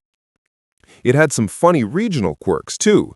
In Germany, it was sold as the Schneider and had boring gray keys to look like a serious business machine. And in Spain, they released a version with 72 kilobytes of RAM. But get this, the extra 8 kilobytes wasn't connected to anything. It was literally a dummy chip soldered to the board just to bypass a Spanish tax law on computers with 64K or less RAM. It also wasn't expensive, as it was aiming to conquer the Commodore 64 and ZX Spectrum market share. For just £359, you were getting a computer, a cassette player, and a monitor, thing you had to buy with other computers or hijack the family television. It may not have conquered America, but in Europe, the Amstrad CPC was a titan. It proved that in 1984, you didn't just need power, you needed a machine that actually fit into your life. If you rewound the clock to early January 1984, using a computer felt like specialized labor. You stared at a black screen with glowing green text, memorizing cryptic commands like CD, copy, MD, RD, and many others. It was abstract, unforgiving, and strictly for the initiated. Then came the Super Bowl. Ridley Scott directed a commercial that promised 1984 wouldn't be like 1984. 2 days later, Steve Jobs pulled a beige box out of a bag and the computer actually spoke. The Macintosh had arrived. Visually, it was unlike anything else on the shelf. While the IBM PC was a sprawling industrial beast and the Commodore 64 was a keyboard breadbox, the Mac was a vertical all-in-one appliance. It took up the space of a piece of paper on your desk. It even had a handle built into the top, not because it was truly portable, but because Steve Jobs wanted you to feel comfortable touching it. But the real revolution happened when you turned it on. There was no command prompt. Instead, there was a desktop. You have to understand how alien this was. For the first time, you didn't type del or erase, you grabbed a picture of a file and dragged it into a picture of a trash can. The mouse, which was a bizarre, expensive peripheral before this, became the primary way you interacted with the machine. It changed the psychology of computing from coding to pointing.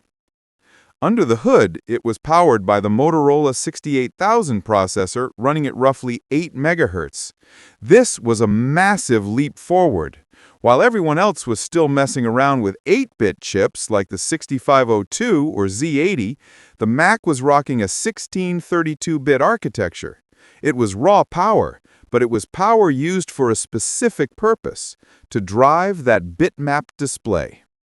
The screen was small, only 9 inches, but it was crisp. It had a resolution of 512 by 342 pixels. It was strictly black and white, no grays, no greens. This binary contrast allowed for something revolutionary: typography.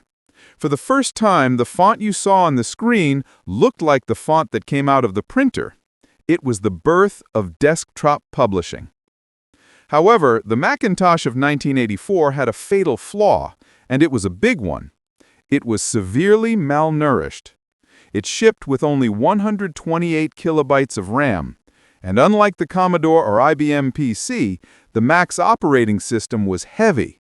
It chewed up so much memory just drawing the windows and icons that there was almost nothing left for the actual software. It also lacked a hard drive. It relied on the new 3.5-inch Sony floppy disks. They were harder and more durable than the old 5.25 floppy floppies, but because the Mac only had one drive and very little RAM, you had to perform the disk-swapping disco. To copy a file, you sometimes had to eject and insert disks dozens of times in a row. It was maddening. And then there was the price. $24.95, or about $7,500 adjusted for inflation today. For a computer with a black and white screen and no hard drive, it was an astronomical ask. Yet despite the price and the memory limits, it succeeded in doing something the other machines couldn't. It made the computer an appliance for artists, writers, and dreamers rather than just engineers. It wasn't the most practical purchase of 1984, but it was undoubtedly the most influential. In 1984, IBM was the undisputed king of the high-rise office. If you wore a suit and tie, you used an IBM PC. But Big Blue wasn't satisfied with just owning the boardroom. They wanted the living room, too. They saw Commodores selling millions of units to kids and families, and they wanted a piece of that pie. So amidst immense hype and a marketing campaign featuring a Charlie Chaplin look-alike, they unleashed the IBM PC Junior. Internally, they called it the Peanut. On paper, this machine should have been a slam dunk. It was effectively a real IBM PC, but shrunk down for the home. It ran the same Intel 8088 processor as its big brother, but in some ways it was actually better. It had superior graphics capabilities, offering more colors than the standard Office PC, and a dedicated sound chip that could play 3 voices at once. It even had cartridge slots on the front, just like a video game console. Sierra Online even launched the legendary King's Quest specifically to show off what this little machine could do. The star of the show was the new 320 by 200 pixel mode. On a standard PC, this resolution only gave you 4 colors. On the PC Junior, it gave you 16 simultaneous colors from the full palette.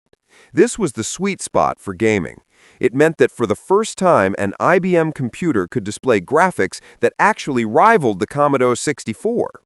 When you booted up King's Quest, the trees were actually green, the water was blue, and the walls were gray. It also offered a high-resolution mode, 640 by 200, with 4 colors. This was a massive upgrade for text and detailed charts, which were previously stuck in monochrome at that sharpness. But, like everything with the PC Junior, there was a hidden cost. This graphics system didn't have its own dedicated video memory. Instead, it carved out a chunk of the computer's main system RAM, up to 32 kilobytes of it. This was an architecture called Unified Memory Architecture. While it saved money, it choked the system.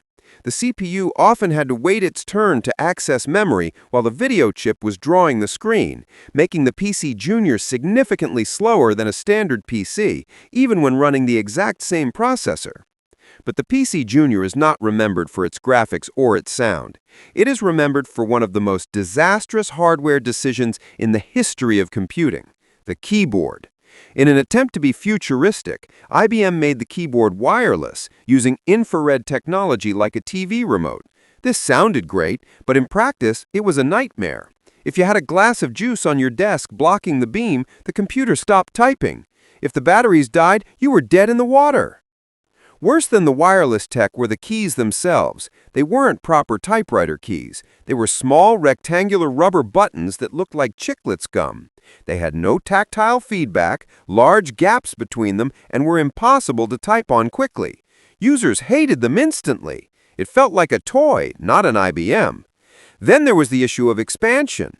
If you wanted to add more memory or a parallel port, you didn't open the case. You bought sidecars, plastic modules that snapped onto the side of the computer. If you added enough upgrades, your computer started to look like a long, ugly plastic train stretching across your desk. And finally, there was the price.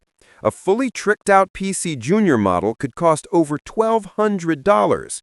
In 1984, you could buy a Commodore 64 for about $200.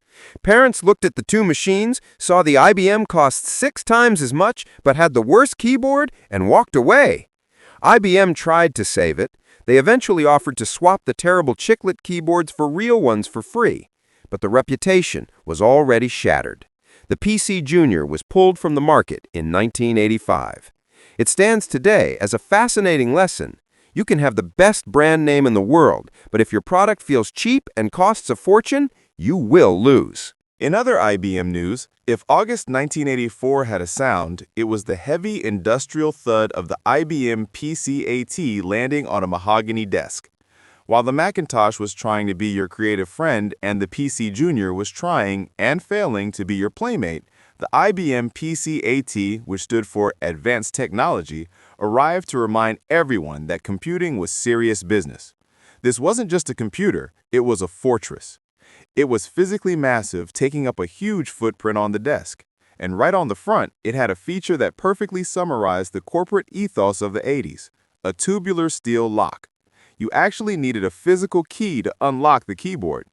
It was a clear signal. This machine contains data worth stealing.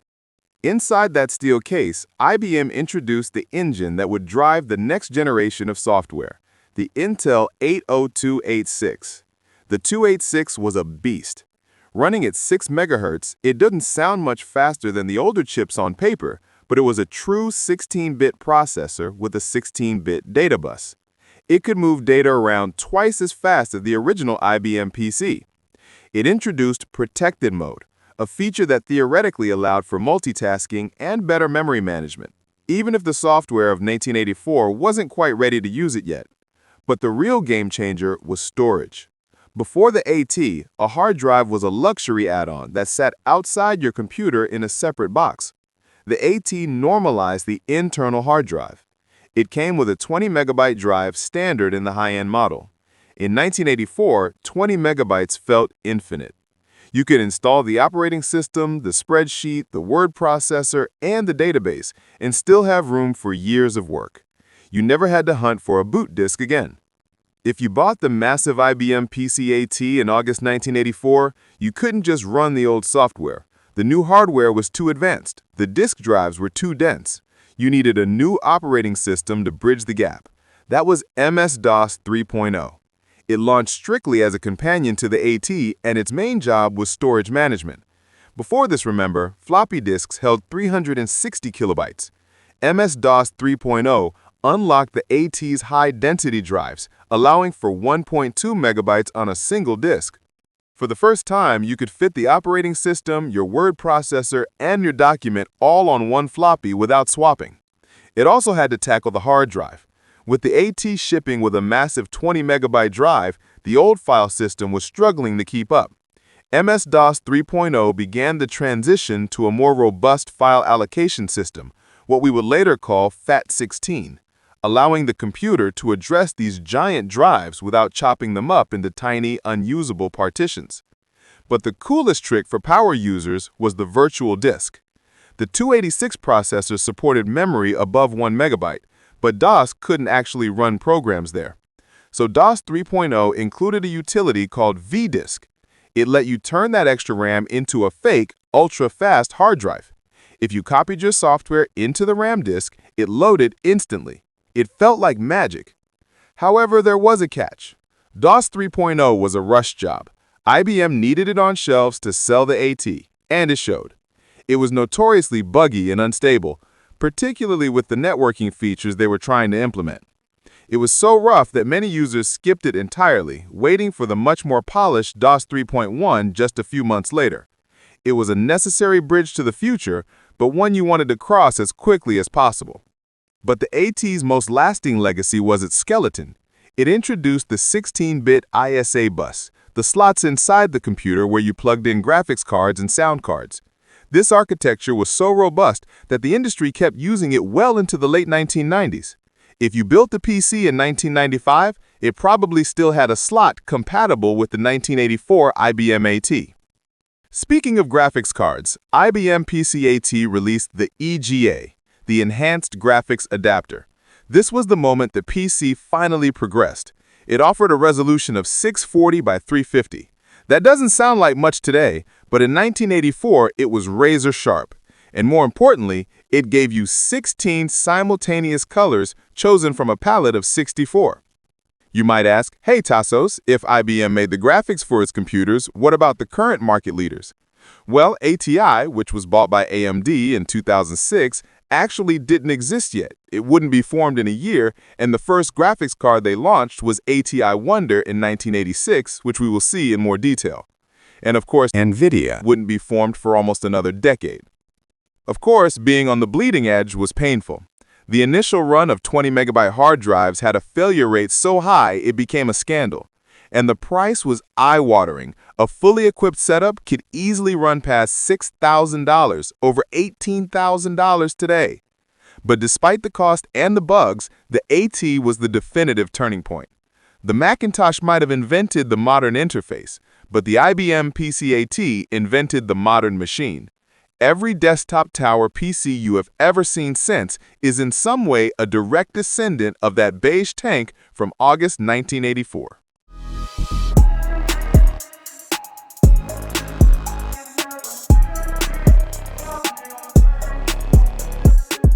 If you walked down the toy aisle in North America in 1984, the video game section wasn't just shrinking, it was being liquidated. The great video game crash of 1983 wasn't over. 1984 was the year the body was actually getting cold. The numbers were catastrophic. In 1983, the console industry generated over $3 billion. By the end of 1984, that number had plummeted to $800 million. That is a drop of nearly 75% compared to the previous year. It wasn't a recession, it was an extinction event. Retailers felt burned. They were stuck with warehouses full of unsold Atari cartridges, low-quality games that nobody wanted, famously dumped into landfills. The phrase video game became toxic. Analysts declared it a passing fad, like the hula hoop or the pet rock. This environment is exactly what fueled the explosion of the home computer. Parents still wanted to buy technology, but they weren't going to buy a toy that would rot in a bargain bin. They wanted something with value. So Commodore and Apple changed the narrative. They marketed the Commodore 64 and the Apple II not as game machines, but as educational tools. They told parents, if you buy a console, your kid plays games. If you buy a computer, your kid learns the future. It worked. 1984 was the year gaming moved from the living room rug to the bedroom desk. Because of this, 1984 was a strange, silent void for consoles. The ColecoVision was dying, the Mattel Intellivision was dead, the Atari 2600 was being sold for scraps. Meanwhile, in Japan, Nintendo was sitting on a gold mine called the Famicom. They spent 1984 desperately trying to find a distributor to bring it to America. They even approached Atari to release it for them, but the deal fell apart. Retailers told Nintendo that video games are over. This forced Nintendo to go back to the drawing board and redesign their machine to look like a VCR and include a plastic robot, just to trick stores into stocking it the following year. So 1984 was the year the arcade came home, but it came home on floppy disks, not cartridges. It was the year gaming grew up, put out a keyboard, and pretended to be homework. What about the arcades, though? If 1982 was the party, 1984 was the headache. The golden age of the arcade was officially dead. Revenue had been sliced in half in just 2 years, from about $8 billion to $4 billion. The casual players, the moms, the businessmen had stopped coming. The arcade was becoming a clubhouse for the hardcore. The biggest casualty of 1984 was the Laserdisc fad. In '83, games like Dragon's Lair looked like the future because they played actual cartoons. But by 1984, operators realized these machines were a nightmare. The Laserdisc players were fragile, they broke constantly, and the games were expensive. 50 cents a play when kids only had quarters. In 1984, the Laserdisc bubble popped. Desperate to get players back, manufacturers tried to invent new visuals. In June, Atari released iRobot. iRobot is the most important failure in arcade history. It was the first commercial game to use filled 3D polygons. No sprites, real 3D math. It was effectively the great-grandfather of Super Mario 64 running on hardware from 1984. But it was too weird. Nobody played it. It flopped so hard that Atari reportedly dumped the unsold cabinets into the ocean. But while the high-tech experiments failed, a new genre was being born in the back corner. In December, a game called Kung Fu Master arrived. This was the pivot. Before 1984, you mostly played for high scores in a single-screen loop, like Donkey Kong or Galaga. Kung Fu Master changed the psychology. You weren't chasing a score, you were fighting through a level. It was the birth of the beat-em-up. It laid the groundwork for Double Dragon and Final Fight. 1984 also gave us the dual-monitor boxing of Punch-Out and the trackball physics of Marble Madness. The games were getting better, deeper, and harder. And that was the story of 1984. The Pac-Man fever was gone. The casuals left. What remained were the dedicated gamers. The industry was smaller, leaner, and darker. It wasn't about eating pellets anymore. It was about kicking punchers and navigating 3D mazes. The arcade wasn't dead, but it had definitely lost its innocence. While the arcade industry was turning its back on Laserdisc technology in 1984, Data East decided to double down. They released Cobra Command, a game that tried to bridge the gap between the video arcade and the movie theater. Visually, it humiliated every other game in the room. While 1942 was using tiny pixel planes to simulate war, Cobra Command was playing a high-octane, feature-length anime movie. You piloted the LX-3 Super Cobra, a futuristic helicopter, on a mission to destroy a terrorist organization. You flew through canyons, city streets, and enemy bases that were drawn by professional animation studios, not programmers. The technology was a magic trick. It superimposed simple computer graphics, your crosshairs and the explosions, over pre-recorded video footage. It gave the illusion that you were controlling a cartoon. When you banked left, the video cut to a shot of the helicopter turning left. It felt seamless and incredibly expensive. It was developed by Yoshihisa Kishimoto, the same designer who would later create Double Dragon. He wanted to create an interactive movie before the term really existed. The audio was booming, featuring recorded voice acting and a cinematic score that drowned out the beeps of the neighboring machines. But it suffered from the curse of the format. It was barely a game. It was a memorization test. You didn't really fly the helicopter, you just reacted to prompts. If you missed a cue, the Laserdisc skipped to a death scene. If you succeeded, you watched the next clip. It was a beautiful, hollow experience. Cobra Command stands today as a stunning fossil, a glimpse of a future where games looked like cartoons, released exactly as the industry was deciding that graphics weren't enough. In 1984, video games were flat. They were about jumping over barrels, shooting aliens in a fixed grid, or eating pellets in a maze. The screen was a stage, and you were an actor with a very limited script. Then came September, and two students from Cambridge decided to put the entire universe inside a BBC Micro. The game was called Elite, and logically, it shouldn't have existed. The computer had roughly 32 kilobytes of memory. A map of a single galaxy, let alone a universe, should have taken up more storage than existed in the entire world at the time. But David Braben and Ian Bell didn't store the map, they used mathematics. They utilized something called procedural generation. They wrote a seed algorithm, a mathematical formula that generated solar systems on the fly as you flew toward them. It was a magic trick. The game contained 8 galaxies and over 4,000 unique planets, each with its own economy and government. And the entire code fit into less memory than a single standard email sent today. Visually, it was stark. It used 3D wireframe graphics, but with a crucial innovation called hidden line removal. Before this, 3D games looked like transparent glass wireframes where you could see the back of your own ship through the front. Elite felt solid. When you saw a Cobra Mk3 space station rotating in the void, it looked like a physical object. But the real revolution was the freedom. There was no boss to beat, no princess to save. You started with 100 credits and a cargo hold full of food. You could be a lawful trader, buying low and selling high. You could be a miner. Or you could buy a pulse laser and become a pirate. You were just a guy trying to survive in a cold, capitalist galaxy. The only metric that mattered was your combat rating. You started as harmless. If you survived long enough, killed enough pirates, and traded enough goods, you might eventually see that legendary word flash on your screen. Elite. It was the birth of the sandbox genre. It proved that a game didn't need a linear story to be compelling. It just needed a world. Every modern open-world game, from Grand Theft Auto to No Man's Sky, traces its DNA back to that 22-kilobyte cassette tape from 1984. At the time, every other game in the arcade was built using sprites, flat pre-drawn stamps moving around a screen. iRobot was different. It didn't use drawings, it used pure math. It was the first commercial arcade game to feature filled 3D polygons.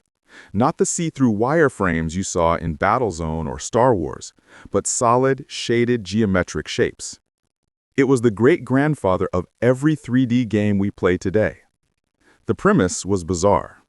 You played as Unhappy Interface Robot number 1984, a servant machine trying to rebel against a giant floating Orwellian eye called Big Brother. The gameplay was a mix of a shooter and a platformer. You had to run across a 3D grid, jumping over gaps and changing the color of the tiles to red to weaken the eye's shield. But the catch was the camera. If you jumped, the camera swooped and panned with you. In 1984, moving a camera in 3D space was technically impossible. Yet here it was, running at a smooth frame rate. It also featured something unheard of in an arcade, a doodle mode. If you got tired of the game, you could enter Doodle City, a sandbox mode where you could just use the polygons to make abstract art. Imagine that, putting a quarter into a machine not to win, but to paint with math for 3 minutes. But the world wasn't ready. The hardware required to crunch those numbers was incredibly expensive, making the cabinet cost a fortune for arcade operators. And the players? They were confused. It was too abstract, too cerebral, and too weird compared to the simple joy of Punch-Out.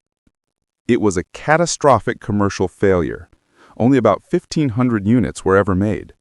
Legend has it that hundreds of unsold machines were shipped to Japan, stripped for parts, or simply dumped into the ocean. iRobot died a lonely death in 1984, but it proved that the future of gaming wasn't flat, it was solid. In June 1984, while American arcades were struggling, Namco released a game in Japan that would fundamentally change how role-playing games were played. It was called The Tower of Drugaya. Designed by Masanobu Endo, the creator of Xavius, it looked deceptively simple. You played as a knight named Gilgamesh in gold armor, navigating a top-down maze to rescue a maiden from a demon. It looked like a slower fantasy version of Pac-Man. But beneath the surface, it was arguably the most sadistic game ever made. The game had 60 floors. To pass a floor, you just needed to find a key and open the door. Simple, right? But to actually beat the game, you needed to find the hidden treasure chest on every single floor to upgrade your stats. And this is where the madness began. The game gave you absolutely no clue how to reveal these chests. On the first floor, the solution was logical. Kill 3 green slimes. But as you climbed, the requirements became deranged. On floor 26, you had to block a wizard's spell with your shield exactly 3 times. On floor 59, you had to defeat a specific enemy in a specific corner. On another floor, you simply had to press the start button. If you missed a single item, like the jet boots on floor 2, your character moved too slowly to survive the later levels. If you missed the red necklace, you couldn't see the exit. The game was essentially unwinnable if you didn't know the secrets before you even put your coin in. In America, this design was a disaster. Players felt cheated and the machine was a flop. But in Japan, it created a phenomenon. It turned the arcade into a community think tank. Players left notebooks on top of the machines, writing down the secrets they had discovered for the next person. It was the first wiki before the internet existed. This social cooperation turned the Tower of Drugaya into a massive hit. It laid the blueprint for the action RPG. The idea of a hero collecting items to permanently upgrade their sword, shield, and health directly inspired the development of The Legend of Zelda 2 years later. It was a game that hated you, but in 1984 Japan, everyone loved it back. In August 1984, Namco did the unthinkable. They took the most famous video game character in the world, pulled him out of his maze, and gave him legs. This was Pac-Land. For 4 years, Pac-Man had been a yellow circle trapped in a dark neon box. But in Pac-Land, he was suddenly walking through a bright, colorful world. He wore a fedora. He had a nose. He looked like he walked straight out of the Hanna-Barbera Saturday morning cartoon, which is exactly what Namco was trying to emulate. Mechanically, it was a radical departure. There were no pellets to eat and no corners to turn. The goal was simply to get from the left side of the screen to the right. It was one of the very first side-scrolling platformers. You journeyed through towns, forests, and deserts to return a lost ferry to fairyland, and then you had to fly all the way back home. Technically, it was a showpiece. It introduced something called parallax scrolling. This meant the mountains in the background moved slower than the trees in the foreground, creating a sense of depth and speed that felt incredibly advanced for 1984. But the most jarring change was the controls. If you walked up to a Pac-Man cabinet, there was no joystick. Instead, there were 3 big buttons, one to run left, one to run right, and one to jump. To run faster, you had to physically tap the button faster. It turned the game into a physical workout. And while it's often forgotten today, Pac-Land is one of the most important blueprints in history. Shigeru Miyamoto, the creator of Mario, famously cited it as a major influence. When you look at the bright blue skies, the hidden secrets, and the physics of the jumps in Pac-Land, you are looking at the DNA that would eventually become Super Mario Bros. Just 1 year later. Pac-Man may have started the maze craze, but in 1984, he taught the industry how to scroll. In December 1984, a young company named Capcom decided to stop making small ripples and finally make a splash. Their weapon of choice was a vertical shooter called 1942. Before this game, arcade shooters were almost exclusively set in space. You shot aliens, bugs, or spaceships. 1942 brought the war down to Earth. It was set in the Pacific theater of World War II. You piloted an American P-38 Lightning, flying over oceans and jungles, dogfighting against recognizable Japanese Zeros and bombers. There was a fascinating irony at the heart of this game. It was made by a Japanese developer, designed by the legendary Yoshiki Okamoto, yet the goal of the game was to destroy the Japanese Air Force and eventually bomb Tokyo. It was a calculated business move. Capcom wanted to break into the American market, so they built a game specifically to stroke the American ego. Mechanically, it refined the genre. It introduced the roll button. If you got overwhelmed by enemy bullets, you could hit a button to perform a loop-de-loop, making you invincible for a split second. It was the first panic button in gaming, adding a layer of strategy to the chaos. It also standardized the power-up system. When you shot down a specific formation of red planes, they dropped a POW icon. Collecting it gave you quad guns or 2 little wingman planes that flew by your side. It was simple, satisfying, and addictive. The sound design was unforgettable. It didn't have a driving soundtrack. Instead, it opened with a Morse code beep and a military whistle. During gameplay, the sound was dominated by the rhythmic drum roll of your machine guns and the screech of diving planes. 1942 was a massive success. It was the game that put Capcom on the map, transforming them from a minor player into an arcade giant. It established the template for the vertical scrolling shooter that would dominate the rest of the decade. If you played a shooter in the late 80s, it probably owed its life to that P-38 Lightning. In the middle of 1984, while the rest of the arcade was deafening players with explosions and laser blasts, Atari released something strangely quiet and architectural. It was called Marble Madness. It was the brainchild of Mark Cerny, a 20-year-old prodigy who would go on to design the PlayStation 4 and 5 decades later. While other designers were obsessed with destruction, Cerny was obsessed with physics. He drew inspiration from the impossible geometry of M.C. Escher and miniature golf to create a race against gravity itself. Visually, it was startling. It was the debut title for the Atari System 1 hardware, which allowed for a crisp, isometric 3D perspective. It abandoned the black, starry backgrounds of the era for clean, bright, grid-lined structures. It didn't look like a video game.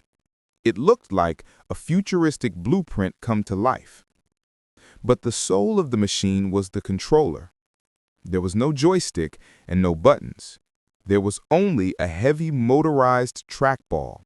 This wasn't a gimmick, it was essential. You had to physically roll the ball to build up momentum. You could feel the weight of the marble. If you spun it too fast, you careened off the edge. If you went too slow, the marble munchers would eat you. It created a tactile connection that made the player feel like they were actually touching the game world. It was also an auditory milestone. It was one of the very first arcade cabinets to feature true stereo sound.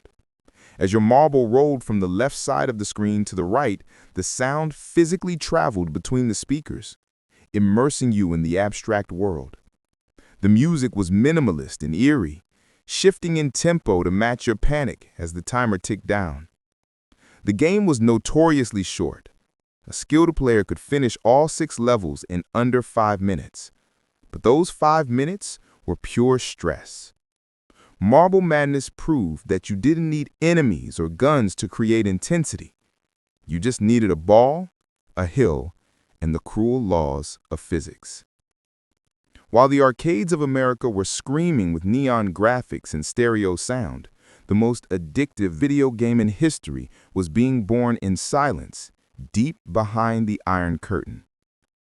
On June 6, 1984, in the Dornitsyn Computing Center in Moscow, a researcher named Alexei Pajitnov was staring at an Electronica 60. It was a primitive Soviet clone of an American workstation. It had no sound card. It had no graphics capability. It could only display green text on a black screen. Pajitnov wasn't trying to make a product. He was just testing the capabilities of the new hardware and amusing himself. He remembered a childhood puzzle game called Pentaminos, where you had to fit 5-block shapes into a box. He decided to code a digital version. But he ran into a problem. 5-block shapes were too complicated to rotate quickly in real time, so he simplified them to 4 blocks. Tetraminos. You might think that Tetris looked like this, or like this. But because the computer had no graphics, it was monochrome, and he couldn't draw squares. Instead, he used a pair of text brackets to represent the blocks. On the screen, the pieces didn't look like solid objects. They looked like ghostly outlines of code falling down the screen. Originally, the game ended when the screen filled up. Pajitnov found this boring, so he added one line of code that changed everything. If a row was completely filled, it vanished. The effect was hypnotic. The moment he finished the prototype, he couldn't stop playing it. He realized he had created a virulent piece of software.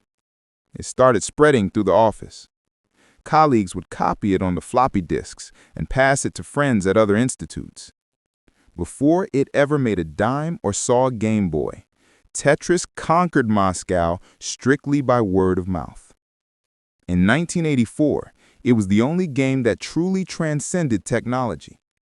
It didn't need a GPU, it didn't need a coin slot, and it didn't need a marketing budget. It just needed distinct shapes, gravity, and the universal human desire to create order out of chaos. In January 1984, the Japanese gaming market was an island. While they were the undisputed kings of arcade action, they had almost no concept of the role-playing game. Western hits like Wizardry and Ultima were too dense, too English, and too ugly for the average Japanese gamer. Enter Hank Rogers. He was a Dutch-American living in Tokyo who saw a massive gap in the market. He realized that Japan had a love for fantasy. Dungeons and Dragons was a niche hobby, but they needed a bridge to cross the language barrier. His answer was the Black Onyx. Released for the NEC PC-88, it was a dungeon crawler stripped down to its absolute essentials. You built a party of 5 heroes with distinct colored hair and descended into a labyrinth to find the legendary Black Onyx to break a curse. Visually, it was a revelation compared to the wireframe skeletons of the Western games. The Black Onyx used solid, filled colors. The walls looked solid. The the monsters actually looked like monsters. It introduced a visual vocabulary that is standard today, like the colored bar under a character's face that slowly drained from blue to red as they took damage. But initially, it was a disaster. Retailers didn't understand it. They asked, "Where is the reflex test? How do you win?" Rogers had to physically go to the electronics stores in Akihabara, stand by the computer, and pull customers in off the street to demonstrate the game. He had to personally teach an entire country how to play a turn-based game. His persistence worked. The game slowly gained momentum and eventually became the best-selling computer game in Japan for the year. Its impact is impossible to overstate. It educated a generation on concepts like hit points, experience levels, and turn-based combat. Without the Black Onyx laying this foundation in 1984, there would likely be no Dragon Quest and no Final Fantasy. It was the seed that grew the entire JRPG empire. In December 1984, a Japanese developer named TNE Soft released a game that polarized the world. It was called Hydlide. While the Tower of Jiraga trapped you in a building and Dragon Slayer stuck you in a dungeon, Hydlide did something breathtaking. It opened the door and let you walk outside. It was arguably the first true open-world action RPG. There were no levels to select. You were dropped into a sprawling, scrolling map of fairyland with a sword and 0 instructions. You could walk anywhere: the fields, the graveyard, the vampire's mansion. It was a level of freedom that was almost paralyzing. It introduced a mechanic that is now standard in almost every modern shooter: regenerating health. If you got hurt, you didn't look for a potion. You simply found a safe spot, stood perfectly still, and watched your life bar tick back up as you took damage. It turned the game into a tactical rhythm of fighting and resting. The combat was raw bump warfare. You slammed your body into slimes and knights. But unlike its rivals, Hydlide allowed you to switch between attack and defense modes, forcing you to balance your aggression against your vulnerability. History has been unkind to Hydlide. When it eventually reached America years later on the NES, it was mocked for its repetitive, looped music and clunky movement. It was compared unfavorably to The Legend of Zelda. But this criticism ignores the timeline. Hydlide came out 2 years before Zelda. When Shigeru Miyamoto was designing Hyrule, he was looking at Hydlide. It was the rough draft of the open-world adventure, proving that a virtual world could be more than just a corridor. It could be a landscape. Before Night Lore, video games on the ZX Spectrum were strictly two-dimensional. You moved left, right, up, or down. Night Lore shattered that last ceiling. It introduced a proprietary engine called Filmation. It presented the world in a solid, isometric 3D perspective. For the first time, objects had volume. You could jump on top of a table, or you could walk behind it and disappear from view.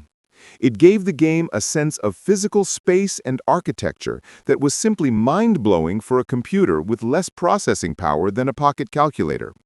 The story behind its release is legendary. The developers actually finished Night Lore in early 1984. However, they realized it was so advanced that it would make their other game, Saber Wolf, look archaic by comparison. So, they sat on it. They deliberately held back the most advanced game in the world for months, just to let the market catch up. When it finally landed in November, it was a masterpiece of atmosphere. You played as Saberman, an adventurer cursed to transform into a werewolf. The game featured a real-time day and night cycle. When the sun went down, your character would agonizingly spasm and morph into a wolf, changing your jump physics and hitbox instantly. The goal was to navigate a castle of 128 rooms, solving spatial puzzles to find ingredients for a cure. It was punishingly difficult. One misstep and you would fall onto a bed of spikes or be crushed by a falling spiked ball. Visually, it was stark. To avoid the ZX Spectrum's famous color clash glitch, the game was rendered almost entirely in 2 colors.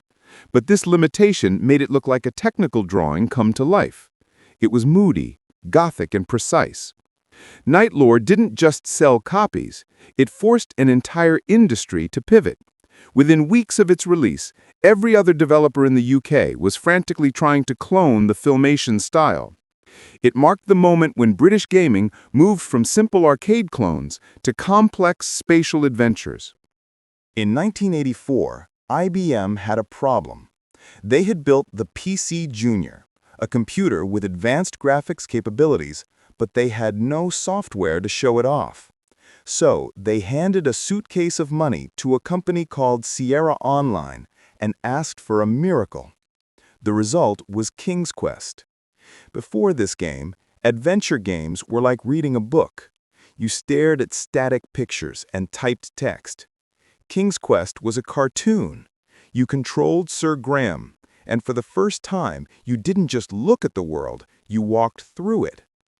The game follows Sir Graham, a knight tasked by the dying King Edward of Daventry to recover 3 magical artifacts: a mirror, a shield, and a chest.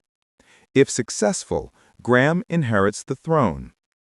The world is designed to wrap around infinitely due to a magical law of containment, meaning if you walk far enough in one direction, you return to where you started. The breakthrough was simulated 3D. Graham could walk in front of a rock, or he could walk behind it and disappear. It sounds trivial now, but in 1984, this illusion of depth was technical sorcery. It turned the monitor into a window. It was also the debut of the 16-color palette. While other PC games were stuck in hideous cyan and magenta, King's Quest had lush greens, deep blues, and bright yellows. It was the first time a computer game actually looked like a storybook. But it was quite heavy, requiring 128K of RAM, huge for the time, and drawing the vector graphics slowly on screen. Designed by Roberta Williams, it relied on a text parser. You moved with arrows, but you interacted by typing. Open door. Bow to king. Take walnut. It demanded you think like a fairy tale character. If you met a gnome, you had to guess his name. If you saw a goat, you had to figure out how to use it to kill a troll. Ironically, the game initially failed because the PC Junior was a flop. But when Sierra ported it to the standard Tandy and IBM PC, it exploded. It didn't just save the company. It invented the modern graphic adventure. Every point-and-click game, from Monkey Island to The Walking Dead, owes its existence to Sir Graham's first walk in the woods. In July 1984, arcades were loud, but they were mostly solitary. You played against a machine.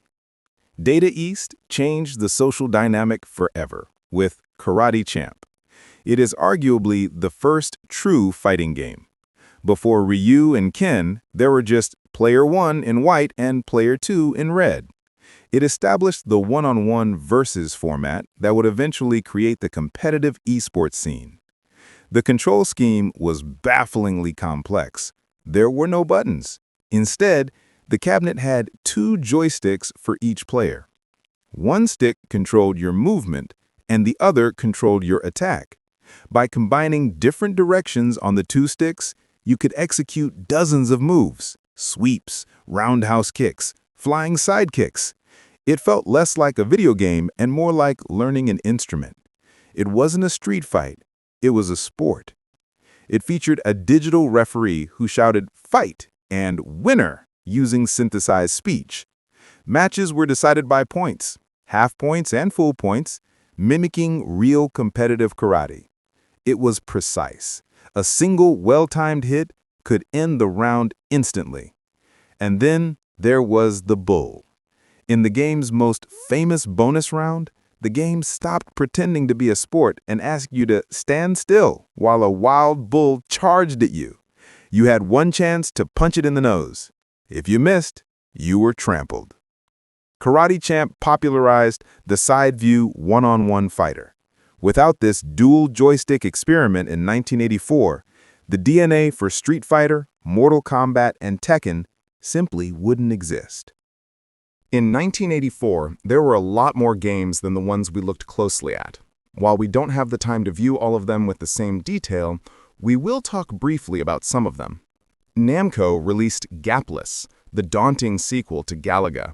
Rebranded as Galaga 3 in the US to ensure recognition, it revolutionized the fixed shooter by allowing vertical movement. Crucially, it flipped the script on the tractor beam. Players could now capture enemies, forming a destructive 6-ship armada. Faster, darker, and significantly harder than its predecessor, Gapless intimidated casual players. Yet, for hardcore fans, this aggressive upgrade transformed Galaga's polite dueling into an all-out war. Also, Namco turned a generic Xevious enemy into the star of Grobda. Designed by Masanobu Endo, this fixed arena shooter was a chaotic prequel to modern battle royales. Gameplay relied on a high-stakes shield mechanic. Players were invincible but became vulnerable the moment they fired. The real draw was the chain reactions. Destroying one tank triggered massive explosions that could wipe out the screen. Fast, loud, and punishing, Grobda was Endo's explosive gift to hardcore Twitch gamers. Jordan Mechner's Karateka brought cinema to the Apple II. Using rotoscoping, Mechner gave characters unprecedented fluidity and weight, making them feel human.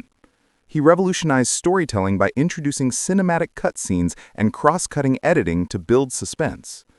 The gameplay demanded discipline, punishing aggression. Players even had to bow to enemies. In a famous final twist, approaching the princess while still in a fighting stance resulted in instant death, teaching players that true heroes must know when to lower their fists. Ultimate Play the Game conquered Britain with Saberwolf. Arriving in premium packaging, this blockbuster featured a massive, vibrant 256-screen jungle maze. The gameplay mixed exploration with terror. Lingering too long summoned the invincible wolf, forcing players to keep moving. Strategically, the Stamper brothers delayed their 3D revolution, Nightlore, to let this 2D masterpiece shine. The gamble paid off, making Saberwolf the Spectrum's best-selling game of the year and the definitive last hurrah for 2D gaming. David Crane defied the aging Atari 2600's limitations with Pitfall 2: Lost Caverns. Using a custom DPC chip inside the cartridge, Crane achieved the impossible: smooth multi-directional scrolling and complex dynamic 4-channel music. He revolutionized gameplay by removing the game over screen, introducing infinite lives and checkpoints to prioritize exploration over reflexes. As the console's technical swan song, Pitfall 2 proved the hardware still had secrets, delivering the first true home adventure just as the industry crashed. Nintendo utilized surplus monitors to create the dual-screen arcade giant Punch-Out! Featuring a practical green wireframe protagonist, the game shifted the perspective directly behind the player. It wasn't a button masher, but a rhythm puzzle. Players had to read visual tells to dodge and counter iconic villains like Glass Joe and Bald Bull. With crystal-clear digitized voice acting and distinct character personalities, Punch-Out! Revitalized Nintendo's arcade presence, proving that simple controls and great timing could deliver a knockout punch. Finally, Nintendo's VS Ice Climber challenged players to scale 32 icy mountains vertically. Armed with mallets to shatter ceilings, players navigated a punishing physics engine where slippery traction made every jump a calculated risk. The game's true legacy, however, lies in its chaotic two-player mode. While ostensibly cooperative, the camera only followed the leader, killing anyone left behind. This turned the climb into a cutthroat race, inventing competitive griefing and cementing Ice Climber as a notorious friendship-ruining classic. If you look at the timeline of technology, usually you see slow, steady evolution. But 1984 was different. We went from the simple mazes of Pac-Man to the infinite galaxy of Elite. We went from the flashing lights of the arcade to the mouse-driven desktop of the Macintosh. We saw the birth of the fighting game, the real-time strategy game, and the sandbox adventure. The crash of 1983 didn't kill the industry. It just cleared the forest so new trees could grow. Every modern PC, every smartphone interface, and every open-world game we play today can trace its DNA back to the risks taken in the single chaotic year. 1984 didn't look like a dystopia. It looked like the future. The year is 1985. To understand 1985, you first have to understand the silence that came before it. Just 2 years prior, the North American video game industry had driven itself off a cliff. The crash of '83 had decimated revenues, turning a $3.2 billion industry into a graveyard of unwanted cartridges buried in the New Mexico desert. By the time 1985 rolled around, the common wisdom among retailers in America was simple. Video games are a fad, and the fad is over. The market collapsed to the absolute minimum, 100 million, a 97% drop in just 2 years. But while the consoles gathered dust, a different heart was beating. In the living rooms of 1985, the computer was king. If you were a gamer this year, you likely weren't holding a joystick plugged into a console. You were typing commands into a keyboard. The Commodore 64 was at its absolute peak, dominating the low-end market. It wasn't just a machine, it was a phenomenon, selling roughly 2 million units a year. In Europe, specifically the UK, the battle lines were drawn between the ZX Spectrum and the Amstrad CPC. This was the year of the bedroom coder, an era where teenagers in their bedrooms were writing the games that defined a generation. And 1985 wasn't just about the old guard. It was the dawn of the 16-bit revolution. This year saw the release of the Atari 520 ST and the legendary Amiga 1000. These weren't just game machines, they were powerhouses, offering graphics and sound that for the first time threatened to rival the arcade. Speaking of arcade, don't let anyone tell you it was dead. In 1985, the arcade was vibrant, difficult, and loud. This was the year Atari games gave us Gauntlet, a dungeon crawler that devoured quarters and friendships with the iconic phrase, "Warrior needs food badly." Capcom unleashed Ghosts and Goblins, a game so punishingly difficult it became legendary. Sega pushed technology forward with Space Harrier and Hang On, games that used superscalar technology to create a sense of 3D speed that felt impossible at the time. And Konami defined the scrolling shooter with Gradius. The arcade wasn't dying, it was evolving. But the most important story of 1985 was happening in Japan, and it was about to land in New York City. In Japan, the Famicom, Nintendo's family computer, was already a massive success, but Nintendo wanted America. The problem? American retailers hated video games. They wouldn't touch them. So Nintendo had to lie. They redesigned their machine to look like a VCR. They called it the Nintendo Entertainment System. They didn't call it a console, they called it a control deck. And crucially, they packed it with a plastic robot named ROB, insisting to toy stores that this wasn't a video game, it was an interactive toy. On October 18, 1985, Nintendo launched a limited test market in New York City. They famously offered a money-back guarantee to stores for any unsold inventory. It was a gamble that could have bankrupted their American division. Leading the charge was a game released in Japan just a month prior, on September 13th, a game called Super Mario Bros. It didn't just sell the system, it saved the industry.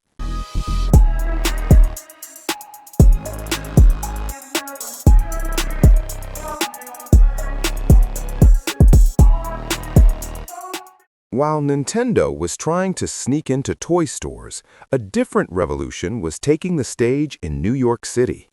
Unlike the silent Trojan horse approach of the NES, this one arrived with a tuxedo, a live orchestra, and a pop star. On July 23, 1985, at the Lincoln Center, Commodore unveiled the Amiga 1000. To understand why this machine was such a shock to the system, you have to look at what else was on the desk in 1985. The IBM PC was a monochrome workhorse, beeping and grinding through spreadsheets. while the Macintosh was friendly but strictly black and white. Then came the Amiga, and suddenly the world was in color. To truly appreciate the Amiga 1000, we have to look past the beige plastic and look at the main board, because the architecture was radically different from anything else on the market in 1985. The system was built around the Motorola 68000 CPU, running at approximately 7 MHz. While this was the same processor found in the Macintosh, the Amiga didn't force the CPU to do all the work.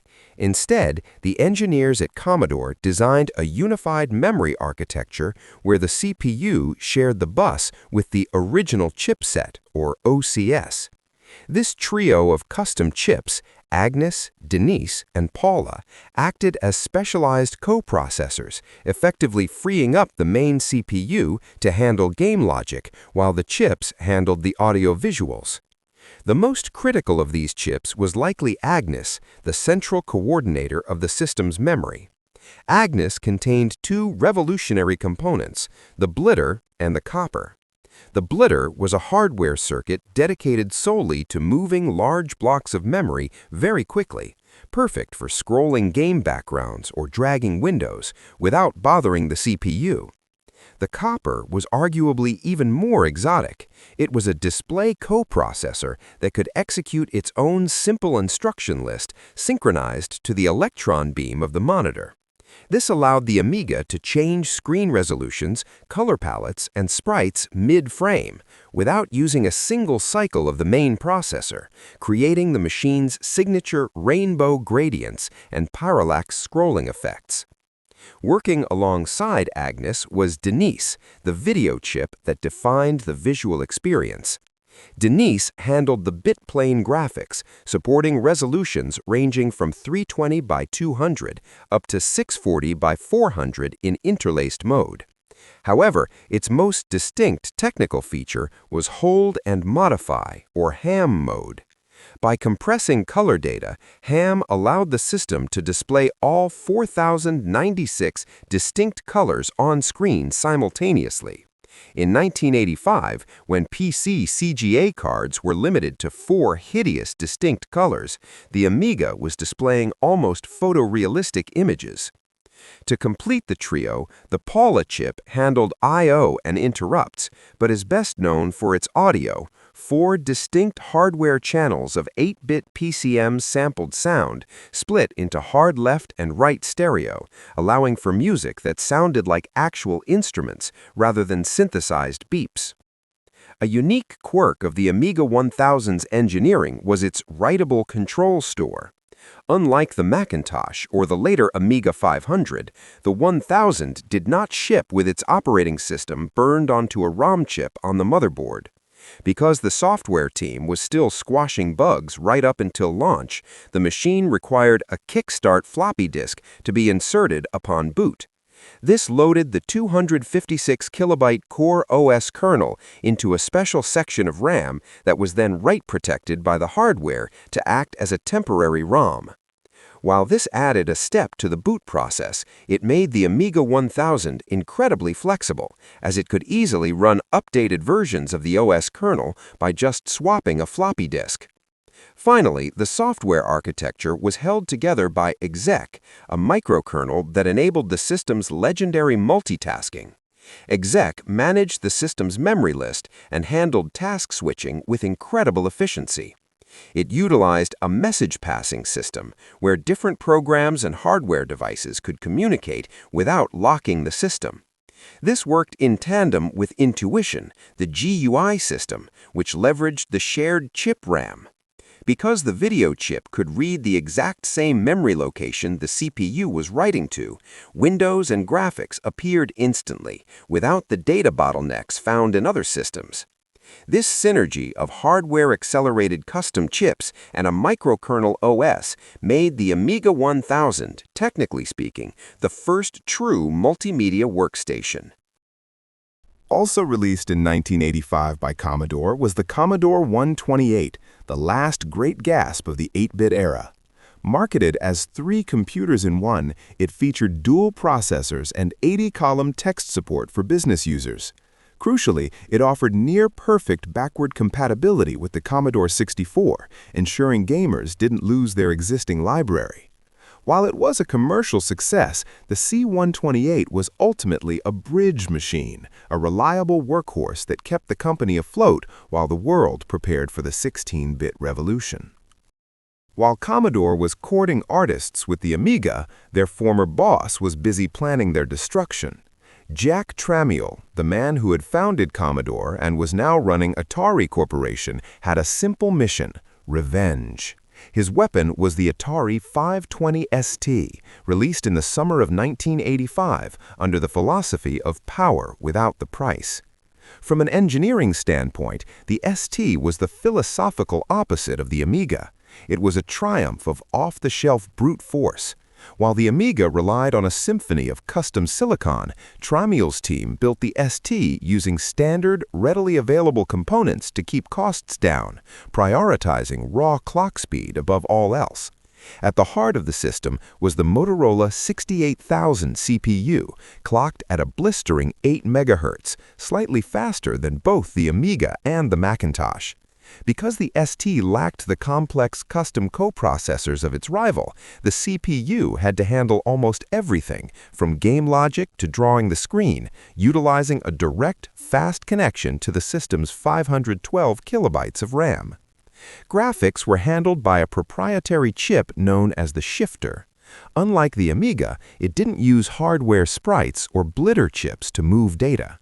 Instead, it used a pure bit-mapped frame buffer to output 3 distinct resolutions. While the color modes were competent, the engineering marvel was the high-resolution monochrome mode. When paired with the proprietary SM124 monitor, the ST pushed a resolution of 640 by 400 at a rock-solid 70 Hz.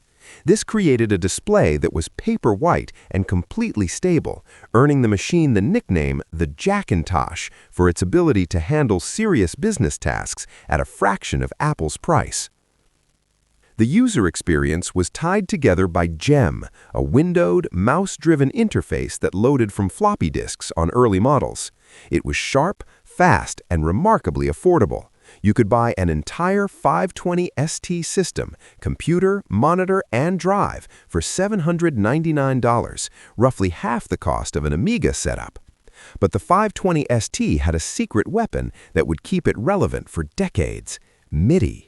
While the system's internal audio was handled by a standard Yamaha YM2149 chip, capable only of basic square wave synthesis, the engineers made a critical hardware decision regarding connectivity. They integrated 2 Motorola 6850 ACIA chips specifically to drive MIDI in and out ports. By connecting these chips directly to the system's interrupt controller, the ST could process musical data with near-zero latency.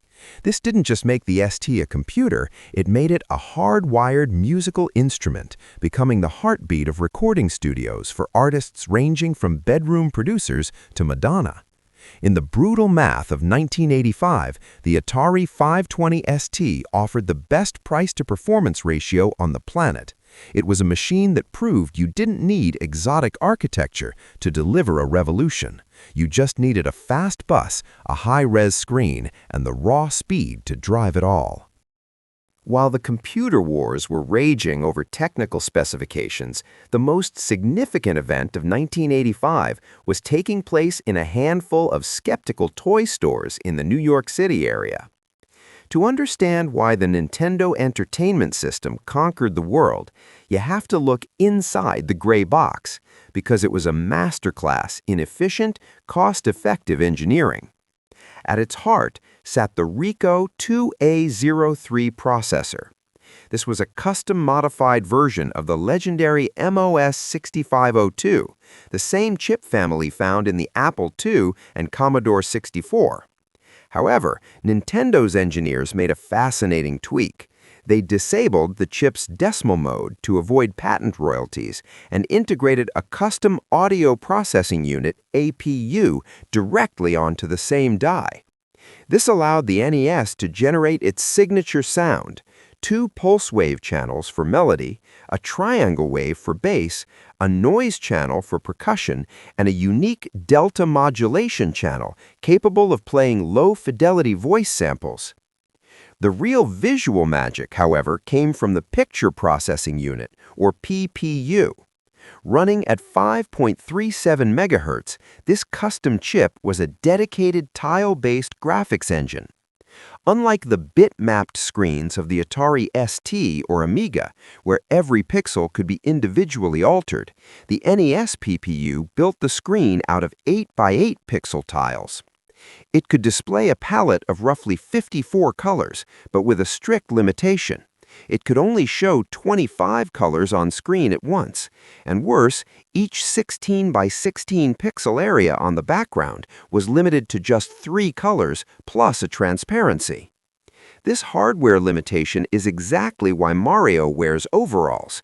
The developers needed a design that looked distinct while adhering to the system's strict color rules. The PPU also featured hardware scrolling, a massive advantage over computers like the ZX Spectrum or early PCs.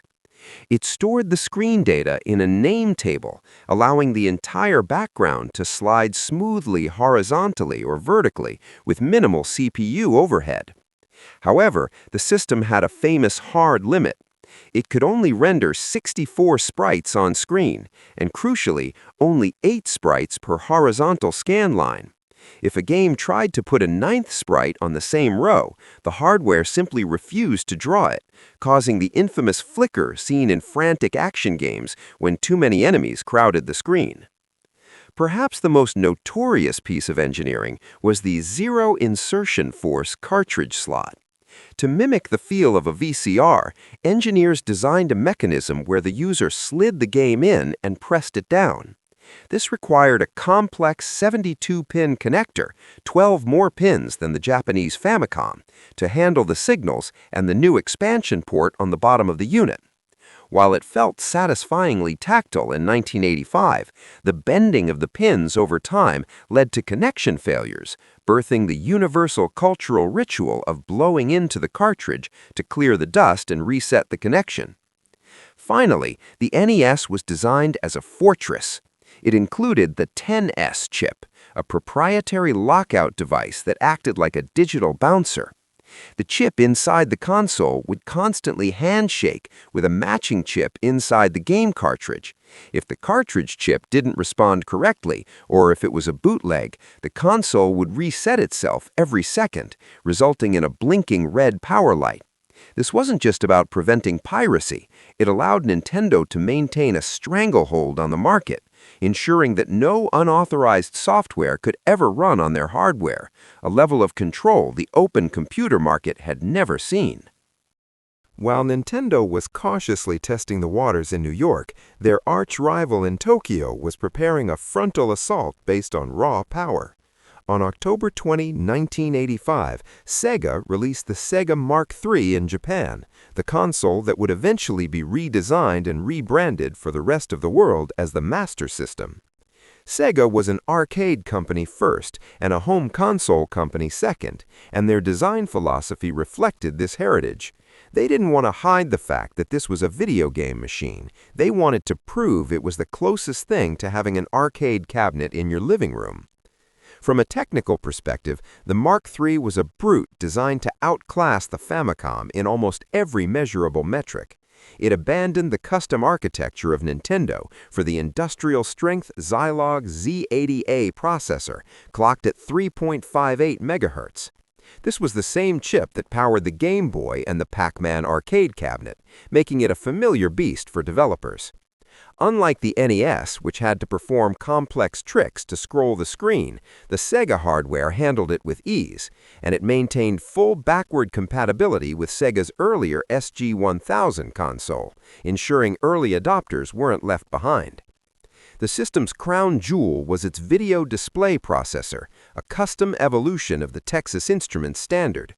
While the NES often struggled with drab, washed-out colors due to its limited palette, the Mark III boasted a vibrant, defined palette of 64 colors, with the ability to display 32 of them on screen simultaneously. This allowed for the signature Sega blue skies and bright, cartoon-like graphics that looked significantly sharper than Nintendo's output. To distribute this software, the console featured a unique dual-media architecture, a standard cartridge slot for large games, and a credit card-sized Sega Card slot for cheaper, smaller games, a futuristic format that Sega hoped would replace bulky cartridges. Audio was another battlefield where Sega aimed for dominance. Out of the box, the system used the SN76489 programmable sound generator, which offered 3 square waves and a noise channel, fairly standard for the time. However, the Japanese Mark III supported an optional FM sound unit, which utilized the YM2413 chip. This allowed games to feature rich, synthesized instrumentation that mimicked the high-end audio of arcade machines, a feature that was tragically cut from the Western Master System release the following year. Despite this technical superiority, the Mark III faced an insurmountable non-technical hurdle in 1985, Nintendo's licensing contracts.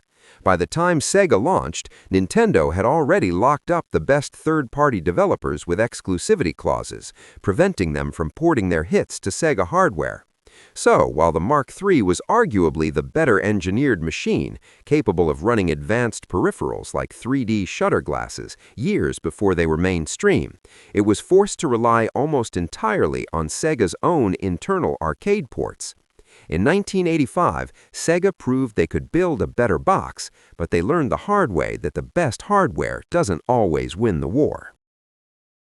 To understand why Windows 1.0 was such a strange beast in 1985, you have to look at what was running underneath it.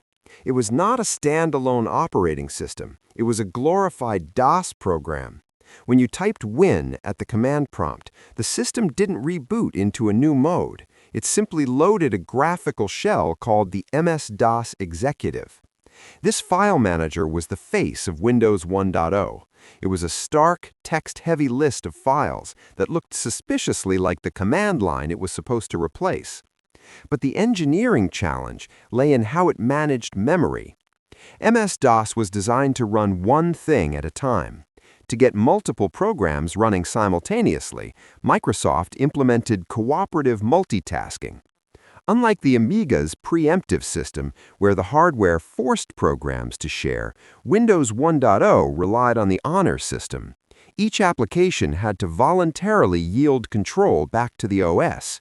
If a poorly written calculator app froze, it didn't just crash itself, it locked the entire computer, forcing a hard reset. Visually, the system was defined by its limitations. The decision to use tiled windows, where windows could not overlap but snapped into a grid, wasn't just a design choice, it was a defensive maneuver. While engineers argued that tiling was more efficient for the limited resolution of 1985 monitors, the prevailing rumor was that Microsoft was terrified of infringing on Apple's overlapping Windows copyright. This constraint made the interface feel rigid and claustrophobic compared to the fluid desktop of the Macintosh. However, the true genius of Windows 1.0 wasn't the interface, it was the GDI, Graphics Device Interface. In 1985, if you were a developer making a DOS program, you had to write specific drivers for every single printer and graphics card on the market. It was a nightmare. Windows 1.0 introduced the concept of device independence. The GDI sat between the program and the hardware. A developer could write their word processor to talk to the GDI, and the GDI would handle the messy business of talking to the Epson dot matrix printer or the HP plotter. This was the Trojan horse that eventually won over developers. Writing for Windows was hard, but it meant you never had to write a printer driver again. The software bundle included with the system was designed to show off this potential. It came with Windows Write, a word processor, Windows Paint, licensed from Zsoft, a calendar, a card file, and a clock.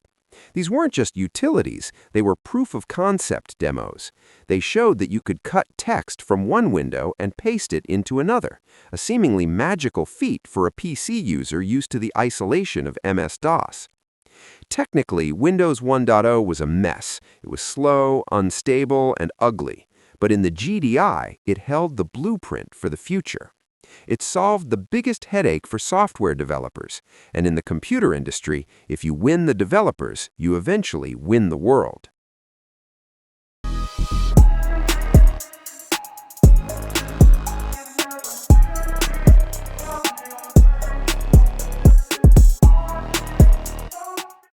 In the United Kingdom, the gaming revolution wasn't happening in corporate boardrooms. It was happening in the bedrooms of solitary geniuses. The standout example from 1985 is Starquake, written by Stephen Crow for BubbleBus Software.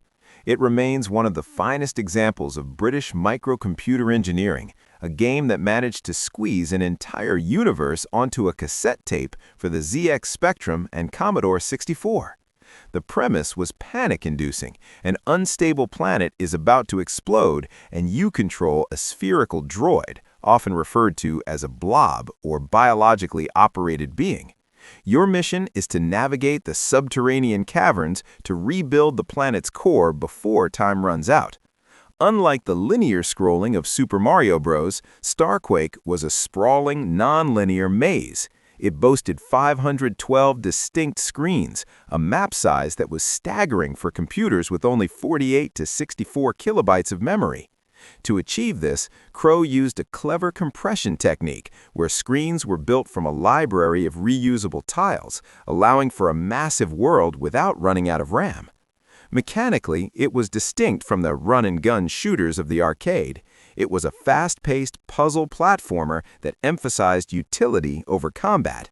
The blob had the ability to hover and, crucially, to lay down its own temporary platforms or bridges.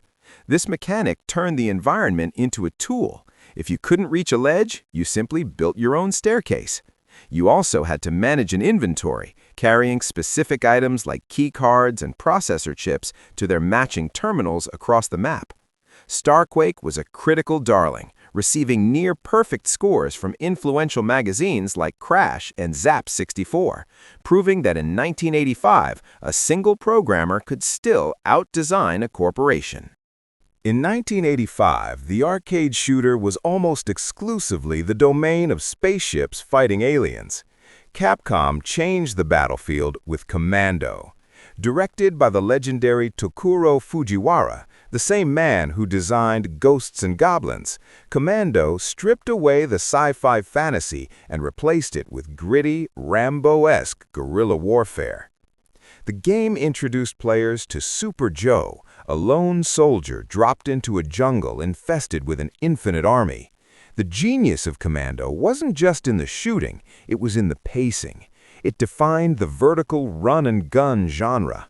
The screen scrolled relentlessly upward, forcing players to constantly push forward into a hail of bullets. Mechanically, it was deceptively simple, but tactically deep. You had a machine gun with unlimited ammo for direct threats, but the game changer was the grenade. For the first time, players had to think about trajectory and cover. You weren't just shooting enemies, you were lobbing explosives over sandbags and into bunkers to clear out entrenched foes. While the arcade version was a massive hit, Commando became a cultural phenomenon in Europe thanks to its home computer ports released late in the year. The Commodore 64 version, in particular, is legendary, not just for the gameplay, but for its soundtrack. Composed by Rob Hubbard in a single night, the C64 music is widely considered one of the greatest pieces of chiptune music ever written. A pulsing electronic anthem that drove players to keep fighting no matter how many times Super Joe bit the dust. In 1985, Commando proved that you didn't need a spaceship to make an intense shooter. You just needed a bandana, a machine gun, and a lot of grenades. While American gamers were just getting comfortable with Ultima, Japan was already rewriting the rules of the role-playing game with Dragon Slayer II: Xanadu. Released in October 1985 by Nihon Falcom, this game wasn't just a hit, it was a phenomenon, selling a staggering 400,000 copies. In the smaller, fragmented Japanese PC market, those were blockbuster numbers that remained a domestic sales record for decades.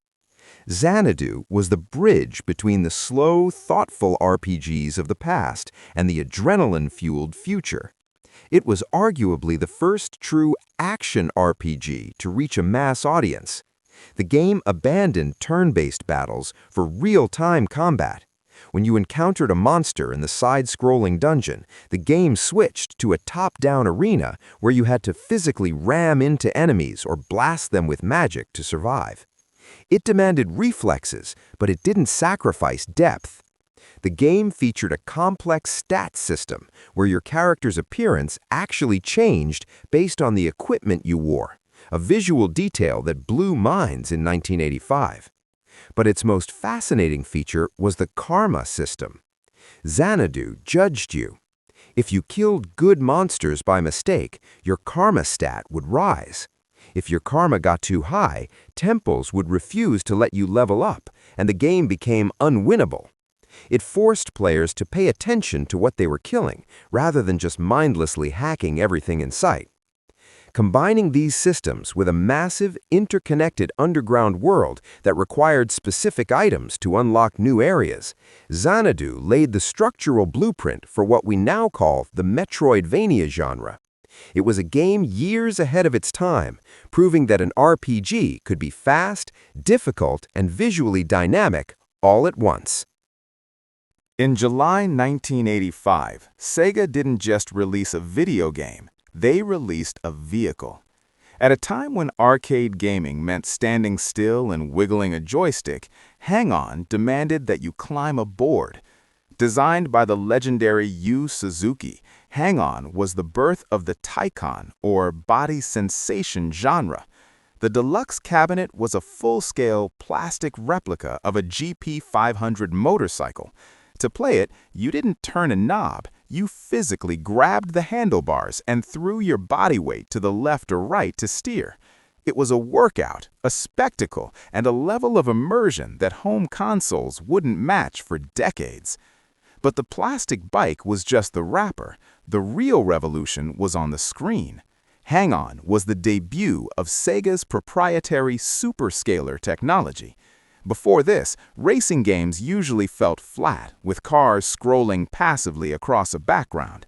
Hang-On used powerful custom hardware to scale thousands of sprites in real time at a blistering 60 frames per second. As you accelerated, trees, rocks, and rival bikers didn't just slide past, they exploded from the horizon, growing from tiny dots to massive obstacles in an instant. This created a convincing illusion of three-dimensional depth and terrifying speed that polygon graphics wouldn't catch up to for years.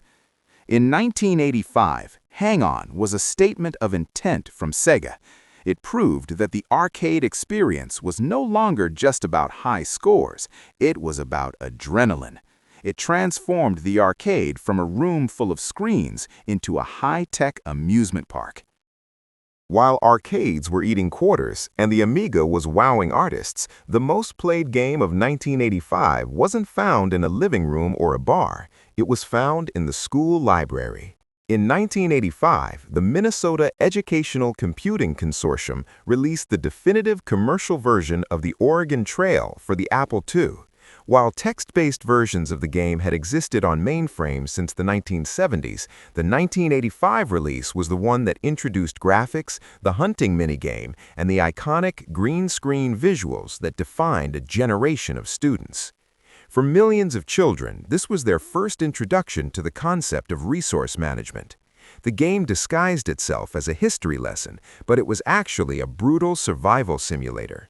Players had to manage a budget to buy oxen, bullets, and spare parts, and then make agonizing decisions about the pace of travel and food rations. It taught children that poor planning had consequences, and those consequences were usually fatal. The 1985 version is best remembered for its action-oriented hunting minigame, where the slow, strategic pace was broken up by a frantic shooter segment. Players would slaughter thousands of pounds of buffalo, only to be taught a harsh lesson in wastefulness when the game informed them they could only carry 100 pounds of meat back to the wagon. Culturally, the Oregon Trail became a shared touchstone for the entire class of 1985 and beyond. It is famous not for its victory screen, but for its creative ways of killing the player. Whether it was a broken leg, a snake bite, or the infamous message, "You have died of dysentery," the game was a masterclass in emergent storytelling. It proved that a computer game could be educational without being boring, provided it was willing to be absolutely ruthless. In the crowded arcades of 1985, Konami decided that shooting wasn't enough. They wanted you to think. Before Gradius, the rules of the scrolling shooter were simple. You saw a power-up, you grabbed it, and your gun instantly got better. Gradius threw that rulebook out the window and introduced the power meter. When you piloted the Vic Viper through the alien Bacterian Empire, picking up an orange capsule didn't do anything immediately. Instead, it highlighted a box on a bar at the bottom of the screen. This forced the player to make a split-second tactical decision. Do you cash in that capsule now for a simple speed-up? Or do you hold on to it, risking death while you hunt for more capsules to purchase the devastating laser or the defensive shield? It transformed the shooter from a test of pure reflexes into a game of resource management and greed. The game's other massive innovation was the option. By saving up enough power, players could summon glowing orange orbs that trailed behind their ship, mimicking their every move and firing their own weapons. A fully powered-up player wasn't just flying a ship, they were controlling a serpentine fleet of destruction. Visually, Gradius was just as distinct. It was a bizarre mix of mechanical bases, biological horrors, and, most famously, giant Easter Island moai heads floating in space. It was weird, it was difficult, and it was undeniably cool. By the end of 1985, Gradius had standardized the horizontal scroller, proving that the genre could be just as deep and strategic as any RPG. In 1985, Capcom wasn't just making games, they were making legends. And perhaps no game cemented their reputation for brutal, unforgettable difficulty more than Ghosts and Goblins. Released in September 1985, it quickly became an arcade phenomenon, not because players were easily beating it, but because they were constantly trying and failing. You play as the valiant knight Arthur on a quest to rescue Princess Prin from the Demon King Astaroth. Sounds simple, right? It was anything but. Ghosts and Goblins introduced a unique, humiliating, and instantly iconic health system. Arthur begins clad in a full suit of shining armor, but one hit from a zombie, a red Erimer, or a flying gargoyle, and that armor shatters, leaving our hero battling in his polka-dot boxer shorts. Take another hit in your underwear, and it's instant death. This visual feedback of losing your protection became an iconic part of the game's charm and its incredible challenge. The game's difficulty wasn't just about losing armor, it was about relentless enemy design, precise platforming, and an almost sadistic level design. Enemies often spawned from directly below Arthur or dive-bombed him from unpredictable angles. Jumps had to be pixel perfect, and even the simple act of throwing Arthur's lance felt slow and clunky, adding to the tension. Many considered the game unfair, yet its tight controls and distinct art style kept players pumping in quarters. But the ultimate test of endurance came at the very end. If you managed to survive the grueling 6 stages, defeat the final boss, and rescue the princess, the game had one last cruel twist. You were informed that it was a decoy room, and you had to play the entire game again on a higher difficulty to see the true ending. In 1985, Ghosts and Goblins wasn't just a game, it was a rite of passage. It cemented Capcom's reputation for crafting incredibly challenging but deeply rewarding arcade experiences, and its influence on action platformers is still felt today. In a year dominated by arcade twitch reflexes, Ultima 4 Quest of the Avatar asked players to put down the sword and pick up a conscience. Before 1985, the role-playing genre was universally defined by a single trope: a great evil threatens the land and you must kill it. Richard Garriott, the creator known as Lord British, looked at the players of his previous games and realized they were acting like sociopaths, stealing from shopkeepers and murdering villagers just because the game allowed it. With Ultima 4, he decided to challenge players not to just conquer a dungeon, but to conquer themselves. The game completely removed the concept of a main antagonist. There is no dark wizard or dragon to slay at the end.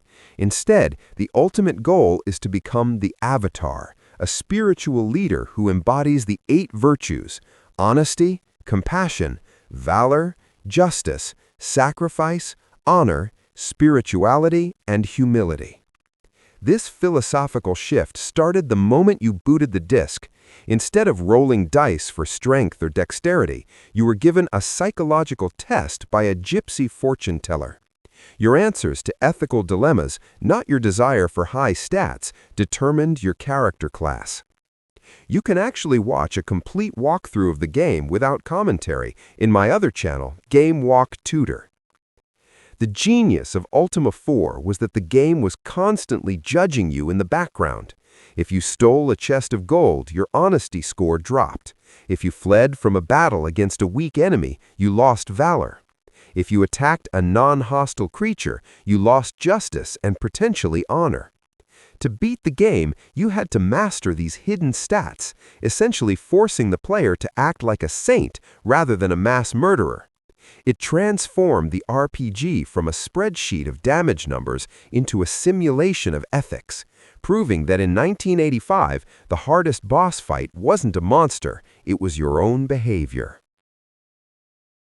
Designed by Ed Logg, the arcade veteran behind Asteroids, Gauntlet was originally inspired by a lesser-known Atari 800 game called Bondi. Logg took the concept of a top-down dungeon crawler and refined it into the ultimate quarter muncher. The brilliance of the game lay in its asymmetry. In 1985, most multiplayer games just gave player 2 a different colored sprite with the exact same abilities. Gauntlet forced you to choose a role. You had to choose between Thor the warrior, Merlin the wizard, Thyra the Valkyrie, and Questor the elf. This class system meant that a single player was vulnerable, but a full team of 4 was a military unit. The warrior held the choke points, the wizard nuked the generators, and the elf raced ahead to grab keys. However, the game's economy was built on treachery. The game didn't have a traditional lives system. Instead, your health was a constantly ticking timer. Every second of gameplay cost you health points. Taking damage cost you more. The only way to replenish it was to find food or insert another coin. This turned the food items, plates of turkey and jugs of cider, into the most valuable currency in the arcade. While players had to cooperate to survive the swarm, they would often betray each other the moment food appeared on screen. The level design was an endless descent into madness. Gauntlet didn't have an ending. It featured over 100 unique level layouts, but once you cleared them, the game would flip the map horizontally or vertically and loop forever, increasing the difficulty until the players ran out of money. It was a test of endurance, not skill. To understand how Gauntlet managed to put hundreds of monsters on screen without melting down, you have to look inside the massive wooden cabinet at the Atari System 1 hardware. This was a standardized motherboard that Atari Games designed to be a workhorse, but Gauntlet pushed it to its absolute limit. The brain of the operation was the Motorola 68010 processor. This was a significant upgrade over the standard 68000 found in the Amiga and Macintosh. The 68010 had a slightly more efficient instruction set, which was critical because the game logic had to track the independent AI, health, and position of hundreds of enemies, plus 4 human players, simultaneously. Visually, the game relied on a dedicated motion object system. While the NES struggled to put 8 sprites on a line, the Atari System 1 used a banked memory system that allowed it to display massive amounts of sprites, up to 384 motion objects on screen at once. The generators, the piles of bones that spawned ghosts, were essentially hardware loops, utilizing the system's ability to reuse sprite data rapidly. This is why the enemies all looked identical. The hardware was just painting the same ghost graphic over and over at different coordinates to save VRAM. The audio was equally complex. Gauntlet used a Yamaha YM2151 for the music, providing that crisp FM synthesis sound. But the real star was the TMS5220C speech synthesizer chip. This dedicated piece of silicon was responsible for the narrator's voice. To save precious memory, the speech wasn't recorded as a full audio file. It was stored as LPC data, mathematical models of the human vocal tract. The chip would read this data and synthesize the words, "Elf shot the food," in real time, allowing for a huge variety of phrases that would have been impossible with standard sampling. In 1985, Gauntlet wasn't just a fun game, it was a masterpiece of resource management, utilizing a high-end CPU and specialized audio chips to create a chaotic swarm that lesser hardware simply couldn't replicate. In a quest day of autumn 1985, Super Mario Bros. Was released, and suddenly the world was blue. Designed by Shigeru Miyamoto and Takashi Tezuka, this wasn't just a sequel to the 1983 arcade game Mario Bros. It was a total reinvention of how a video game could feel, move, and sound. It was the killer app that didn't just sell the Nintendo Entertainment System, it convinced the world that video games were a medium with a future. The genius of the game lies in its opening seconds.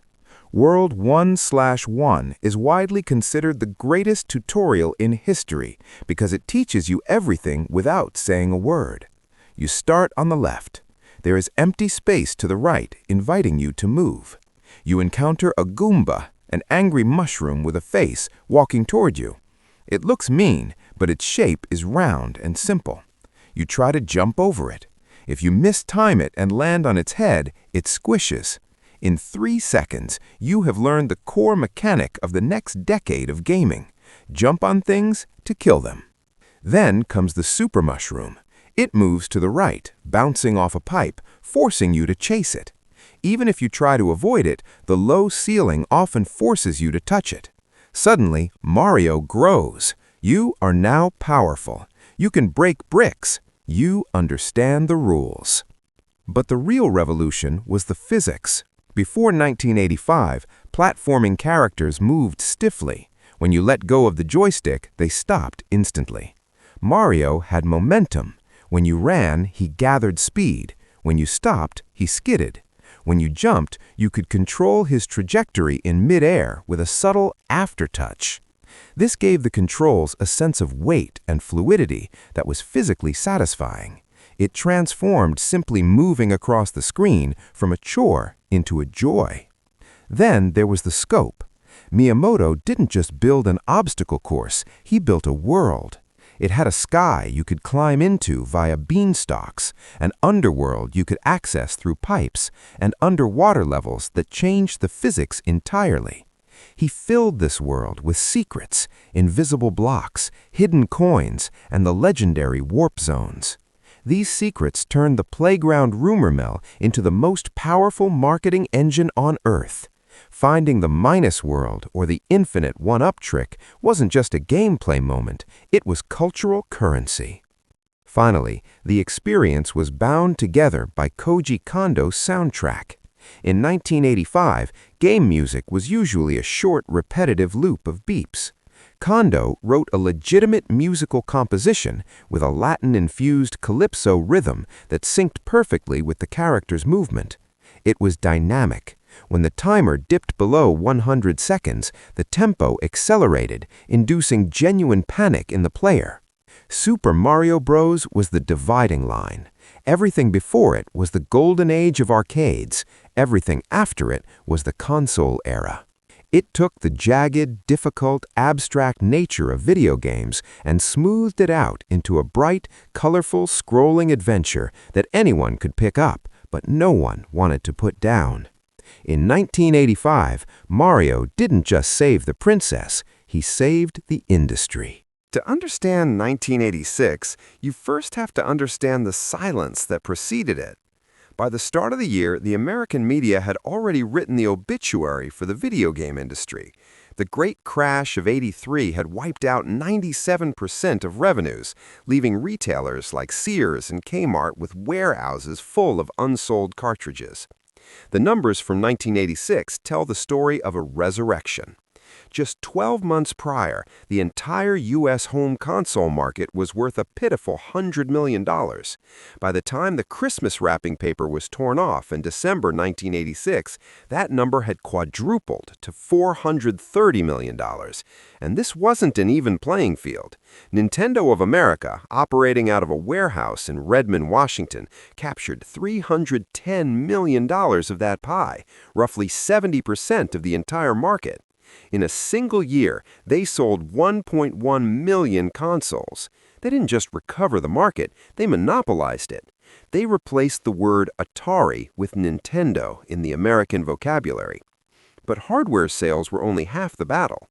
Nintendo knew that the crash of '83 was caused by a flood of terrible, broken games that destroyed consumer trust. In 1986, they implemented a draconian solution, the official Nintendo seal of quality. This gold sticker on the box was more than marketing. It was an iron fist. It meant Nintendo had to approve every single game released on their system. They restricted third-party publishers like Konami and Capcom to releasing only 5 games a year. It was restrictive, it was controlling, and it was brilliant. It told American parents that if they bought a game with that seal, it wouldn't be a waste of money. In 1986, trust was the most valuable currency in gaming. But we can't talk about 1986 without mentioning the gamers who never left. While consoles were being resurrected, millions of Americans had simply migrated to the desk. The Commodore 64 was having a banner year in '86, holding nearly 40% of the personal computer market. For a generation of teenagers, the recovery wasn't about Mario. It was about the Bard's Tale, leaderboard golf, and pirating games on floppy disks. The Commodore 64 kept the flame of gaming culture alive during the dark years, bridging the gap until the consoles could catch up. 1986 wasn't just the year gaming returned to the TV, it was the year the industry split into 2 distinct tribes, the console gamer and the PC gamer. If 1986 was the year Nintendo saved video games, it was also the year IBM lost control of the computer. For 5 years, IBM and personal computer had been synonyms. If you were a serious business, you bought Big Blue. But in 1986, that reality fractured. For the first time, IBM's share of the very market it created slipped below 50%. The king was no longer the majority ruler of its own kingdom. And it didn't happen because of a single enemy. It happened because of an army. IBM wasn't just fighting one competitor, they were fighting a hydra. By 1986, the Clone Wars had gone nuclear. You had reputable American companies like Tandy and Zenith chipping away at the high end, but the real damage came from below.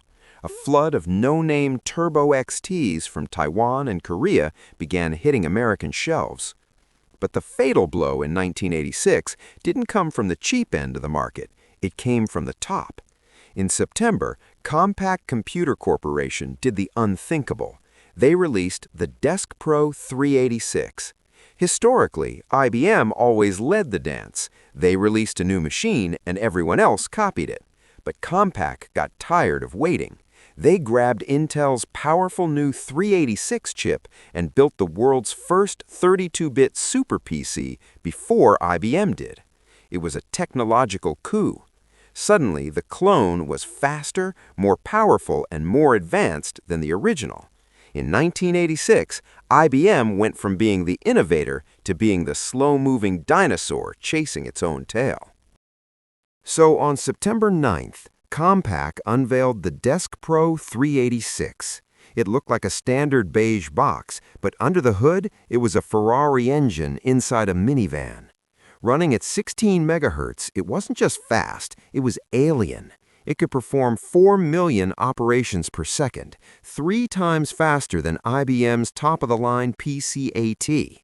To the average user, it was overkill. To software developers and office users, it was a revelation. It didn't just run spreadsheets, it annihilated them. But this power came with a price tag that made eyes water. The base model started at $6,499. That's about $18,000 in today's money, and yet they couldn't build them fast enough. The release of the Desk Pro 386 was more than a product launch, it was a coup. For the first time in history, the most powerful personal computer on Earth did not have an IBM logo on the front. By the time IBM finally stumbled to market with their own 386 machine, nearly a year later, the war was already over. Compaq had proven that the standard no longer belonged to Big Blue. It belonged to whoever was brave enough to use the best technology first. In 1986, the IBM Compatible died, and the industry-standard PC was born. To understand the 80386, you have to look at the microscopic blueprint. Inside that ceramic square, Intel packed 275,000 transistors, more than double what was inside the previous 286 chip. It was manufactured using a 1.5 micron process, a level of miniaturization that was cutting edge for 1985-86. When it launched, it ran at speeds of 16 megahertz, eventually pushing to 20, 25, and 33. But raw speed wasn't the headline. The headline was width. The 80386 was a true 32-bit processor. This meant it had 32-bit internal registers and, crucially, a 32-bit data bus. Think of the 286 as a 2-lane country road. The 386 was an 8-lane superhighway. It could move twice as much data in a single clock cycle as its predecessor. The immediate impact of those 32 bits was memory. The previous generation, the 286, was suffocated by a hard limit. It could only address 16 megabytes of RAM. But in 1986, while that sounded like a lot, there were already computers such as Atari 1040 ST with 1 megabyte of RAM. The 386 shattered that ceiling. Because of its 32-bit address bus, it could theoretically access 4 gigabytes of physical RAM. In 1986, 4 gigabytes of memory would have cost millions of dollars and filled a room, but the architecture was future-proof in a way no consumer chip had ever been before. It also introduced the flat memory model. Programmers no longer had to break their software into tiny, messy 64-kilobyte segments like they did on the old chips. They could finally see the entire memory as one giant continuous pool. But the real genius of the 386 wasn't just raw power, it was the Memory Management Unit, or MMU, built right onto the silicon. This little circuit gave the chip a superpower called paging. Paging allowed the computer to swap chunks of memory to the hard drive seamlessly, creating virtual memory. This meant you could run programs that were larger than your actual RAM chips. And then there was the virtual 80386 mode. This was the killer feature for compatibility. It allowed the 386 to carve out secure, isolated sandboxes that acted like completely separate old-school computers. This is what allowed you to multitask. You could have your Lotus 123 spreadsheet calculating in one window and your word processor in another, and neither program knew the other existed. If one crashed, the whole computer didn't die, just that window closed. This hardware feature laid the physical foundation for modern operating systems like Windows 95, OS/2, and Linux. Technically, the 386 was so advanced that software wouldn't catch up to it for nearly a decade. In 1986, it was a race car stuck in a traffic jam of old 16-bit DOS software. But by defining the x86-32 instruction set, also called IA-32, this chip didn't just win 1986, it won the next 20 years. Every major PC processor that followed, the 486, the Pentium, the Core series, was essentially just a faster, more optimized version of the blueprint Intel drew in 1986. Also released in the same year, despite the nostalgia, the Apple II GS was effectively a gold-plated tombstone. Released in late 1986, it was a confused machine, a 16-bit shell shackled to an ancient 8-bit architecture. While the Commodore Amiga and Atari ST were offering true multitasking power for half the price, the II GS was laughably overpriced and intentionally crippled. Apple executives, terrified of hurting the Macintosh, artificially capped its speed at a snail-like 2.8 megahertz. It wasn't a revolution, it was a cynical cash grab designed to milk school budgets one last time before the Apple II was taken out back and shot. In 1986, while Nintendo was conquering the living room and Compaq was rewriting the rules of the PC, a small Canadian company named ATI, Array Technology Inc., quietly solved the biggest headache in computer graphics. At the time, buying a graphics card was a gamble. You had to choose between sharp text with an MDA card, grainy colors with a CGA card, or high-resolution monochrome with a Hercules card. If you brought the wrong monitor or wanted to run software that didn't support your specific card, you were out of luck. The industry was fractured and consumers were paying the price. ATI's answer to this chaos was a product initially called the Graphics Solution, which would soon evolve into the famous Wonder series. Released in 1986, this card was a technological Swiss Army knife. It combined the circuitry of all the major competing standards onto a single board.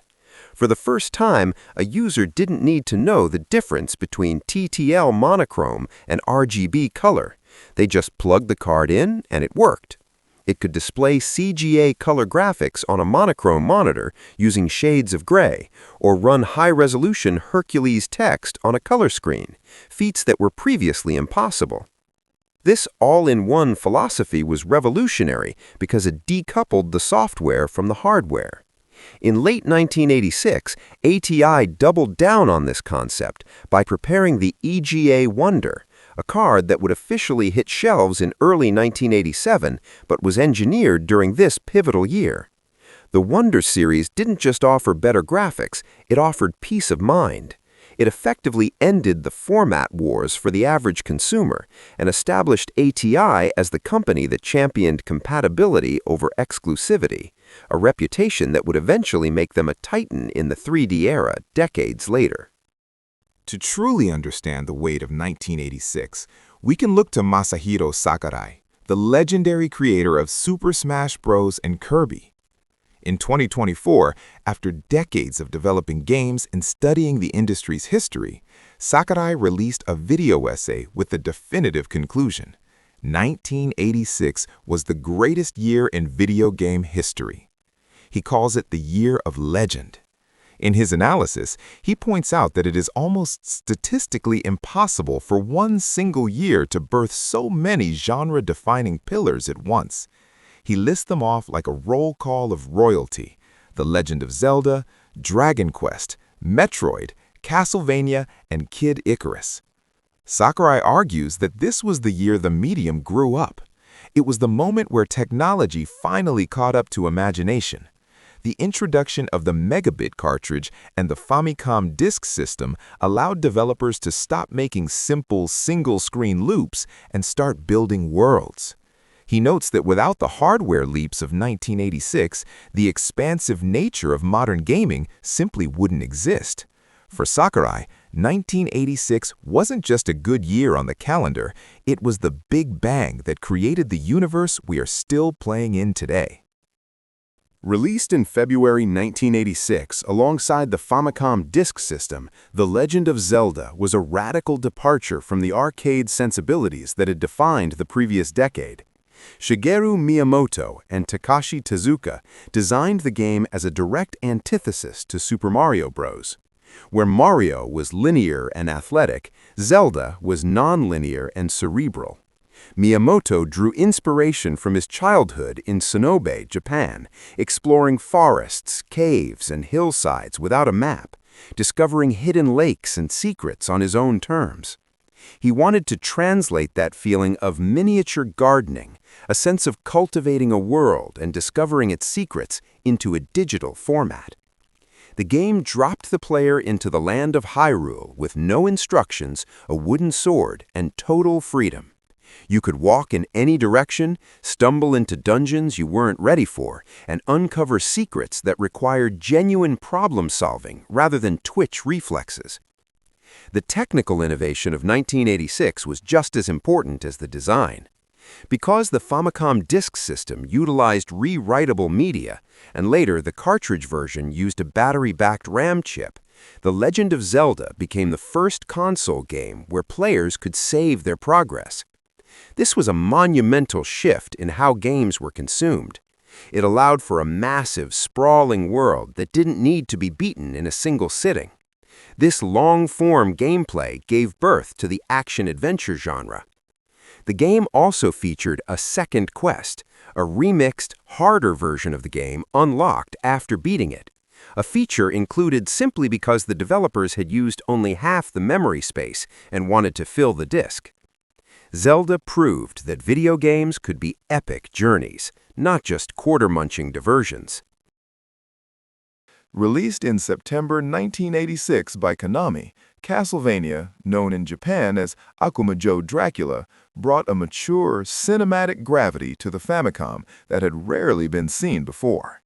While most platformers of the era were trying to copy the slippery, momentum-based physics of Super Mario Bros., Castlevania went in the opposite direction.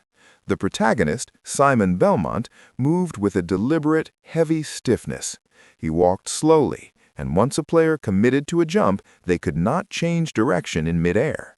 This commitment mechanic turned every enemy encounter and platforming gap into a tactical decision rather than a test of speed.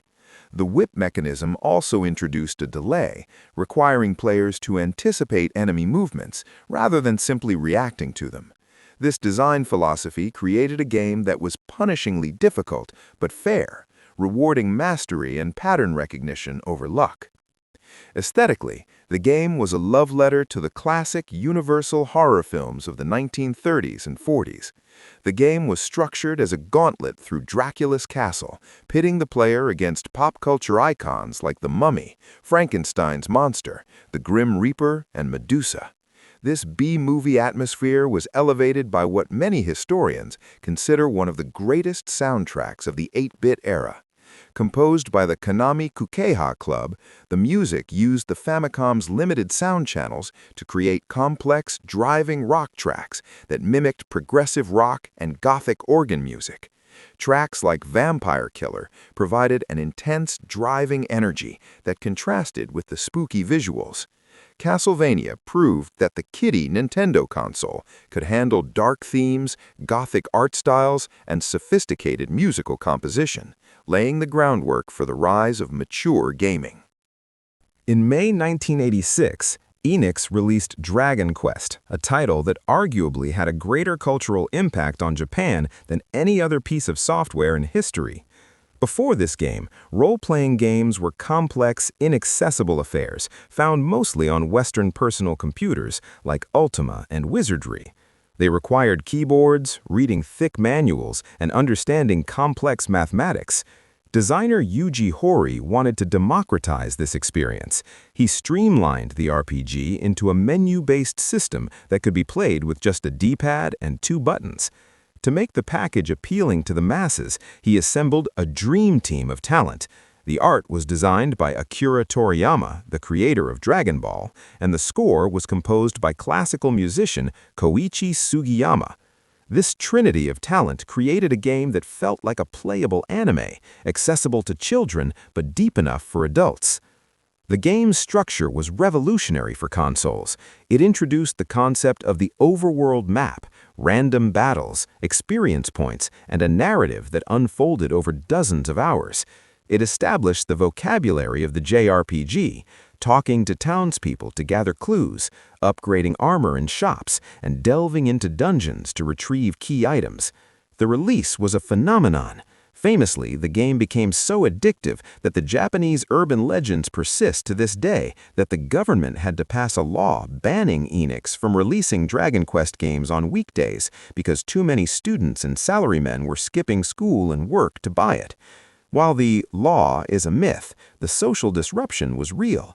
Dragon Quest didn't just create a genre, it shifted the center of gravity for RPG development from the United States to Japan for the next 2 decades. Released in August 1986, Metroid was the dark sci-fi cousin to Nintendo's family-friendly lineup. Produced by Gunpei Yokoi and the R&D1 team, the game was heavily influenced by Ridley Scott's film Alien. It traded the bright blue skies of the Mushroom Kingdom for the oppressive black backgrounds and claustrophobic corridors of the planet Zebes. Unlike other games that encouraged constant forward momentum, Metroid was a game about barriers. The player controlled Samus Aran, a bounty hunter who started the game weak and unable to progress past certain obstacles. The core gameplay loop involved exploring, finding a power-up like the morph ball or missiles, and then backtracking to a previous area to unlock a new path. This design structure, now known as Metroidvania, turned the map itself into a giant puzzle box that the player had to solve. The atmosphere of Metroid was uniquely isolating.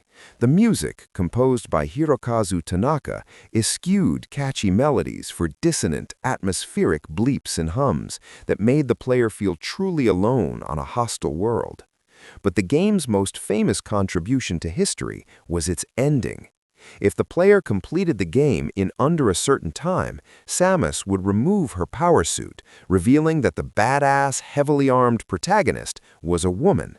In 1986, an era dominated by muscle-bound male action heroes, this was a genuine shock to the system. It challenged gender norms in gaming and established Samus Aran as the first lady of video games.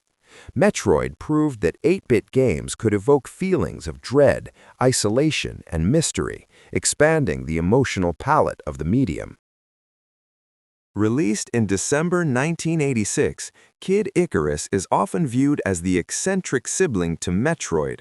Both games were developed by the same division, used the same game engine, and shared a password system. However, where Metroid focused on exploration, Kid Icarus focused on vertical peril.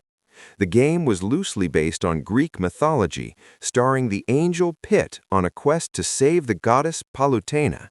The first third of the game was a grueling vertical climb out of the underworld. If the player scrolled the screen up, the platforms below disappeared. Falling meant instant death. This unforgiving difficulty curve earned the game a reputation as one of the hardest titles in the NES library. The game was also notable for its bizarre sense of humor, featuring enemies like the Eggplant Wizard, who could turn the player into a walking vegetable, rendering them unable to attack. Despite its difficulty, Kid Icarus was innovative in how it blended genres. It wasn't just a platformer, it incorporated light RPG elements. Pit collected hearts from defeated enemies, which acted as currency to buy items in shops or bribe the gods for strength upgrades. The game also changed perspective, shifting from vertical platforming to horizontal scrolling, and finally to a side-scrolling shooter mechanic for the final boss fight against Medusa. While it didn't achieve the same commercial smash hit status as Zelda or Mario, Kid Icarus garnered a dedicated cult following.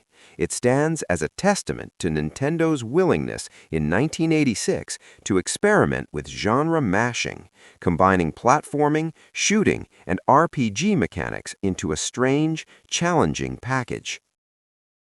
While home consoles were exploring depth and duration, the arcade scene of 1986 was mastering the art of spectacle, and Sega's Outrun was the crown jewel.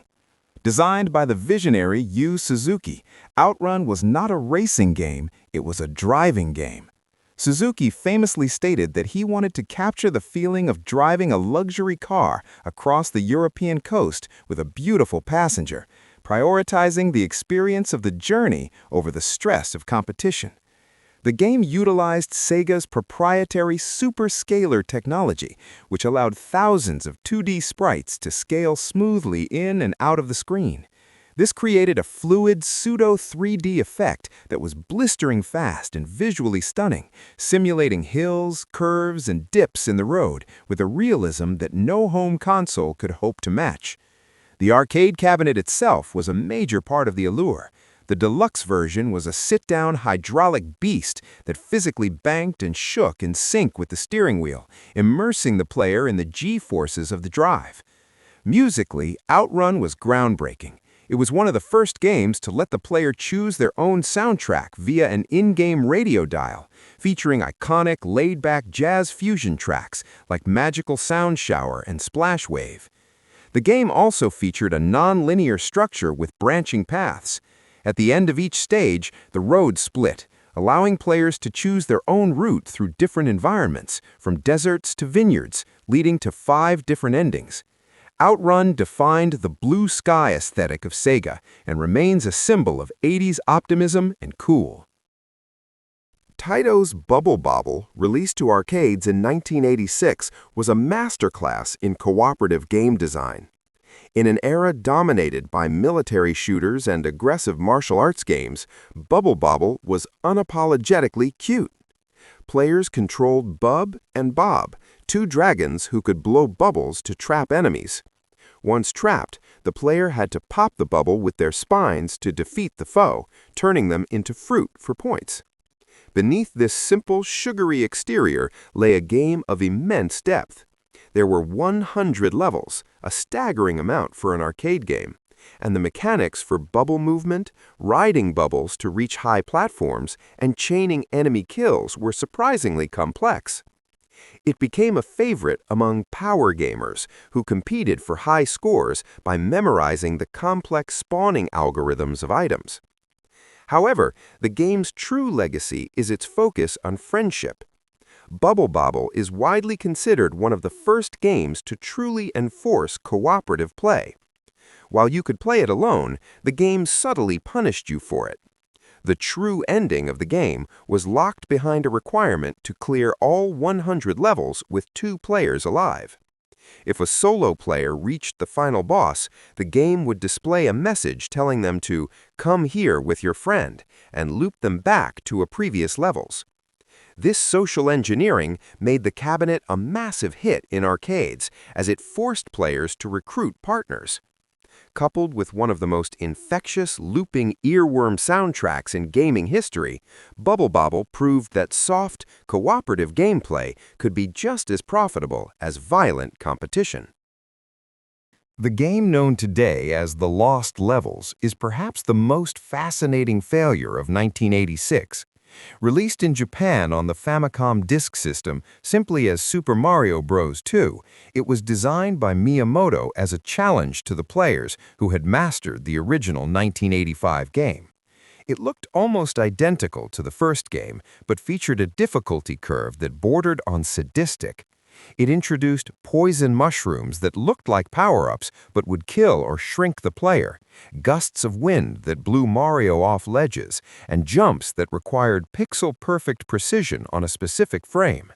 It was a game designed for the hardcore elite, effectively the first Kaizo Mario game, punishing the player for trusting the mechanics they had learned a year prior. The historical significance of this game lies in its rejection. When Howard Lincoln, the head of Nintendo of America, tested the game, he was horrified. He believed the game was unfairly difficult and visually too similar to the first game, fearing it would alienate American children and crash the recovering U.S. market. He famously told the Japanese headquarters that the game would not be released in North America. This decision forced Nintendo to scramble for a replacement sequel for the US, eventually leading them to take a completely unrelated Arabian-themed game called Yume Kojo Doki Doki Panic, replace the characters with Mario sprites, and release that as Super Mario Bros. 2 in the West. The original 1986 Super Mario Bros. 2 remained a Japanese exclusive for years, a testament to the diverging philosophies of the Eastern and Western gaming markets in the mid-80s. Released in September 1986 for the NES, Adventure Island is a game defined by its frantic pace and its famous mascot. While it was developed by Hudson Soft, the game is actually a licensed, reskinned port of the arcade game Wonder Boy, discussed below. Hudson replaced the original protagonist with Master Higgins, a caricature of their real-life spokesman, Takahashi Meijin. In Japan, Takahashi was a genuine celebrity known for his ability to press a controller button 16 times per second. Adventure Island capitalized on his fame, becoming one of the defining platformers of the NES era. The gameplay was distinct from Mario due to its stamina mechanic. Higgins had a health bar that constantly depleted over time, forcing the player to frantically collect fruit to stay alive.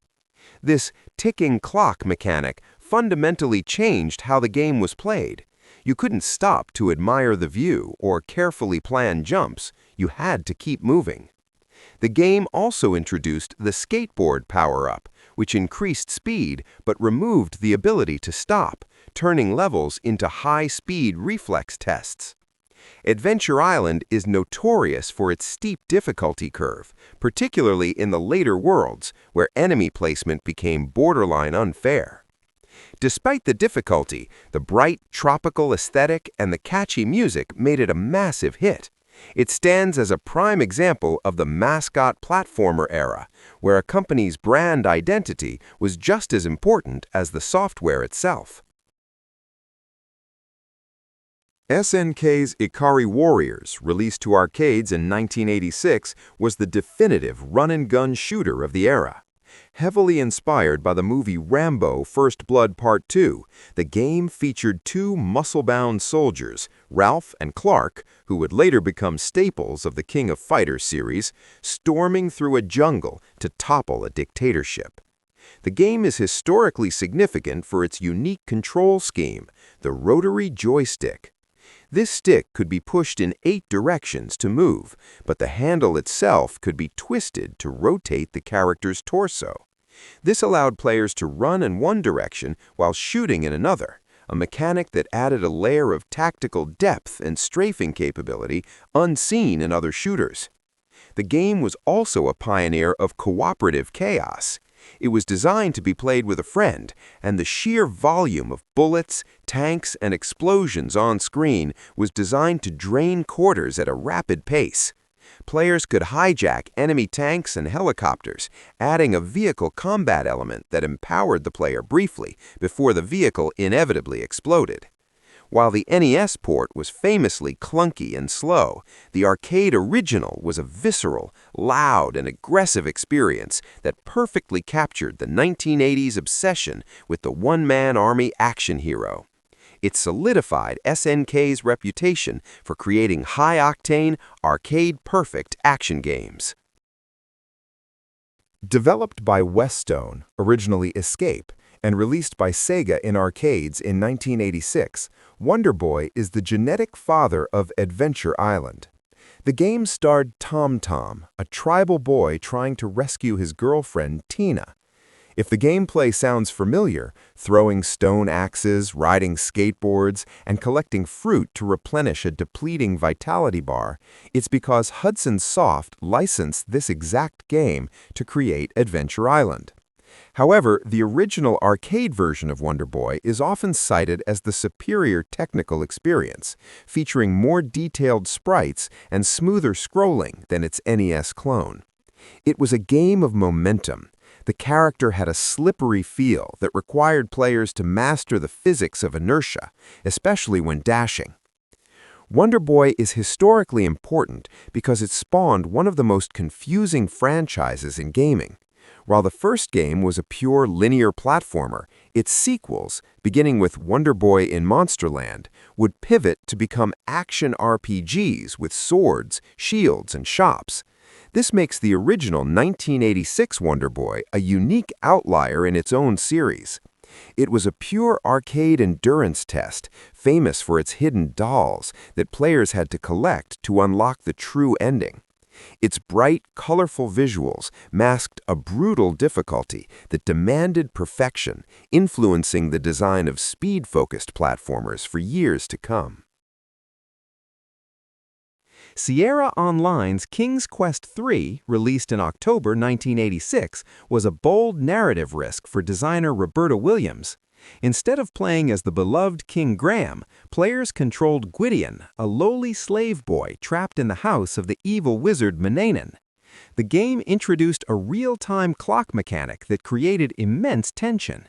The wizard would leave the house for specific intervals, and the player had to frantically explore, gather ingredients, and cast spells before he returned. If you were caught out of your room or holding a forbidden item when the clock struck, you were instantly killed. This mechanics-driven storytelling was a massive leap forward for the adventure genre. The game is also famous for its brutal copy protection. To cast magic spells, players had to type out long, complex incantations exactly as they appeared in the physical game manual. If you pirated the game and didn't have the book, you couldn't progress. The spellcasting system was unforgiving but immersive, making the player feel like they were actually learning magic. While critics at the time were initially confused by the shift away from King Graham, the emotional payoff, discovering Gwydion's true identity as the lost Prince Alexander, set a new standard for storytelling in computer games. It proved that sequels didn't just have to offer more of the same. While King's Quest took itself seriously, Space Quest arrived in October 1986 to poke fun at everything. Created by the two guys from Andromeda, Scott Murphy and Mark Crow, the game introduced Roger Wilco, a cosmic janitor who would rather be napping in a closet than saving the universe. This was the anti-hero the industry needed. Space Quest was a parody of Star Wars, Star Trek, and pop culture, filled with sarcasm and breaking the fourth wall.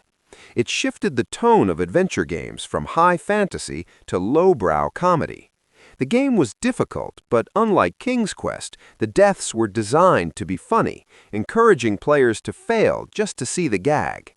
Mechanically, it used Sierra's AGI engine, typing commands, to interact, but it added arcade-style minigames, like riding a skimmer across a desert, which frustrated many adventure purists.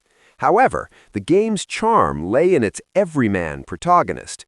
Roger Wilco wasn't a chosen one, he was just a guy in the wrong place at the wrong time. Space Quest proved that comedy was a viable genre for video games. It garnered a massive cult following and allowed Sierra to dominate the PC market by offering two distinct flavors, the serious drama of King's Quest and the slapstick sci-fi of Space Quest. In 1986, a young developer named John Van Caneghem released Might and Magic Book 1 out of his apartment, launching New World Computing. While Ultima and Wizardry were the titans of the RPG world, Might and Magic carved out its own space by combining the first-person dungeon crawling of Wizardry with the vast open-world exploration of Ultima. The game was massive. It featured over 50 explorable areas, including outdoor forests, mountains, and castles, all mapped on a grid system. It was one of the first RPGs to feature a seamless world, where you could walk out of a town and directly into the wilderness without a loading screen or perspective change. The game was unapologetically technical and difficult. Players controlled a party of 6 adventurers, managing race, class, and alignment, which affected how NPCs reacted to you. It was famous for its sheer scale and the cryptic nature of its quests, which eventually blended standard fantasy tropes with science fiction elements, a twist that would become a hallmark of the series. Might and Magic was a triumph of indie development in 1986, proving that a single dedicated creator could build a world that rivaled the biggest commercial releases. It laid the foundation for a franchise that would dominate the Western RPG market for the next decade. In retrospect, 1986 was more than just a recovery, it was a renaissance. It was the year the industry stopped trying to merely replicate the arcade and started building worlds. Whether it was the battery backup of Zelda allowing us to save our progress, the raw power of the compact 386 defining the modern PC, or the atmospheric storytelling of Metroid, this was the moment the medium found its soul. We often focus on the crash of 1983, but we rarely celebrate the big bang that followed just 3 years later. The franchises born in these 12 months, from Dragon Quest to Castlevania, are not just history, they are the pillars that still hold up the industry today. 1986 didn't just save video games, it defined them forever. It was a year defined by excess, stock market crashes, and heavy metal. But before we can talk about the games that defined the year, we have to talk about the hardware and the money that changed the rules forever. Because 1987 was the year the PC grew up. It started with the money.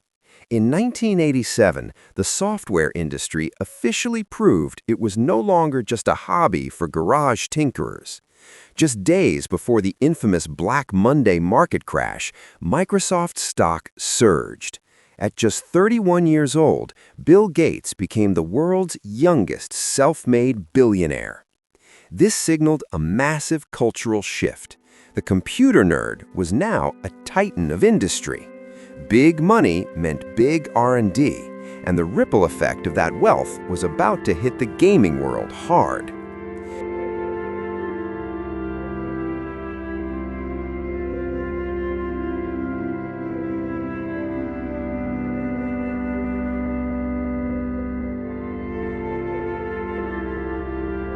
The timing for Bill Gates, however, was incredibly dramatic.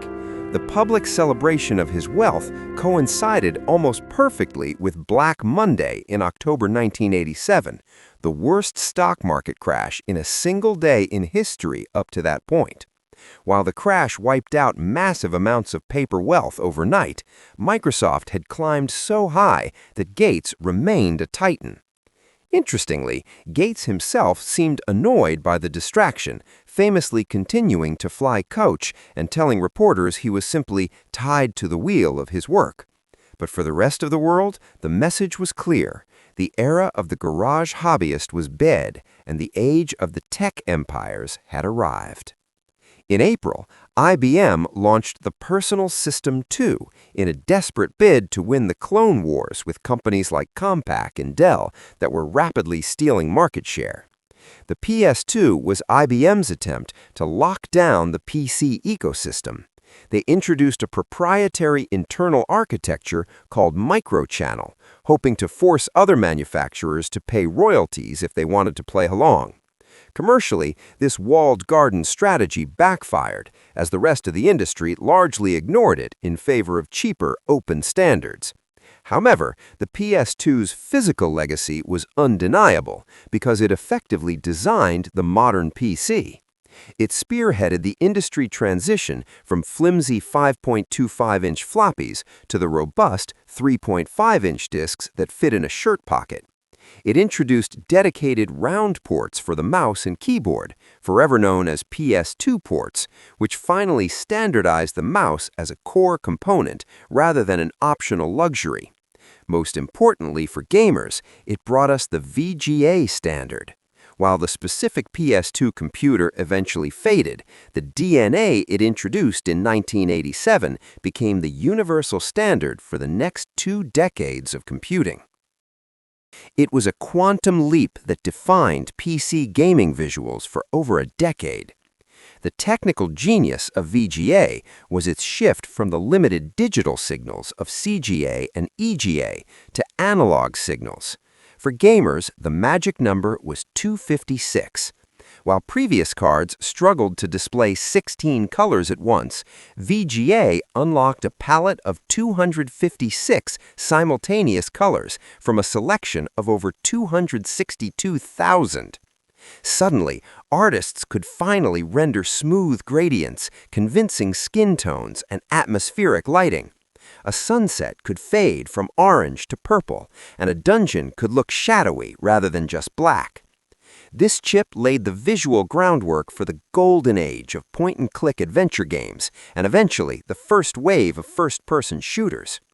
As a side note, the connector from that graphic card standard was so robust, you can still find monitors, albeit super cheap, that still include that port. And finally, to run on all this new hardware, Microsoft released Windows 2.0 in December of '87. Now, let's be real. Any real use would be in the next year at least, and even more probable is that users and gamers were still living in MS-DOS. Windows was for spreadsheets and accounting. However, Windows 2.0 introduced overlapping windows, desktop icons, keyboard shortcuts, and other foundations that we still use today. So, the stage is set. We have a billionaire financing the future, a new standard for graphics, and the hardware to run it. Now, let's talk about what we actually played.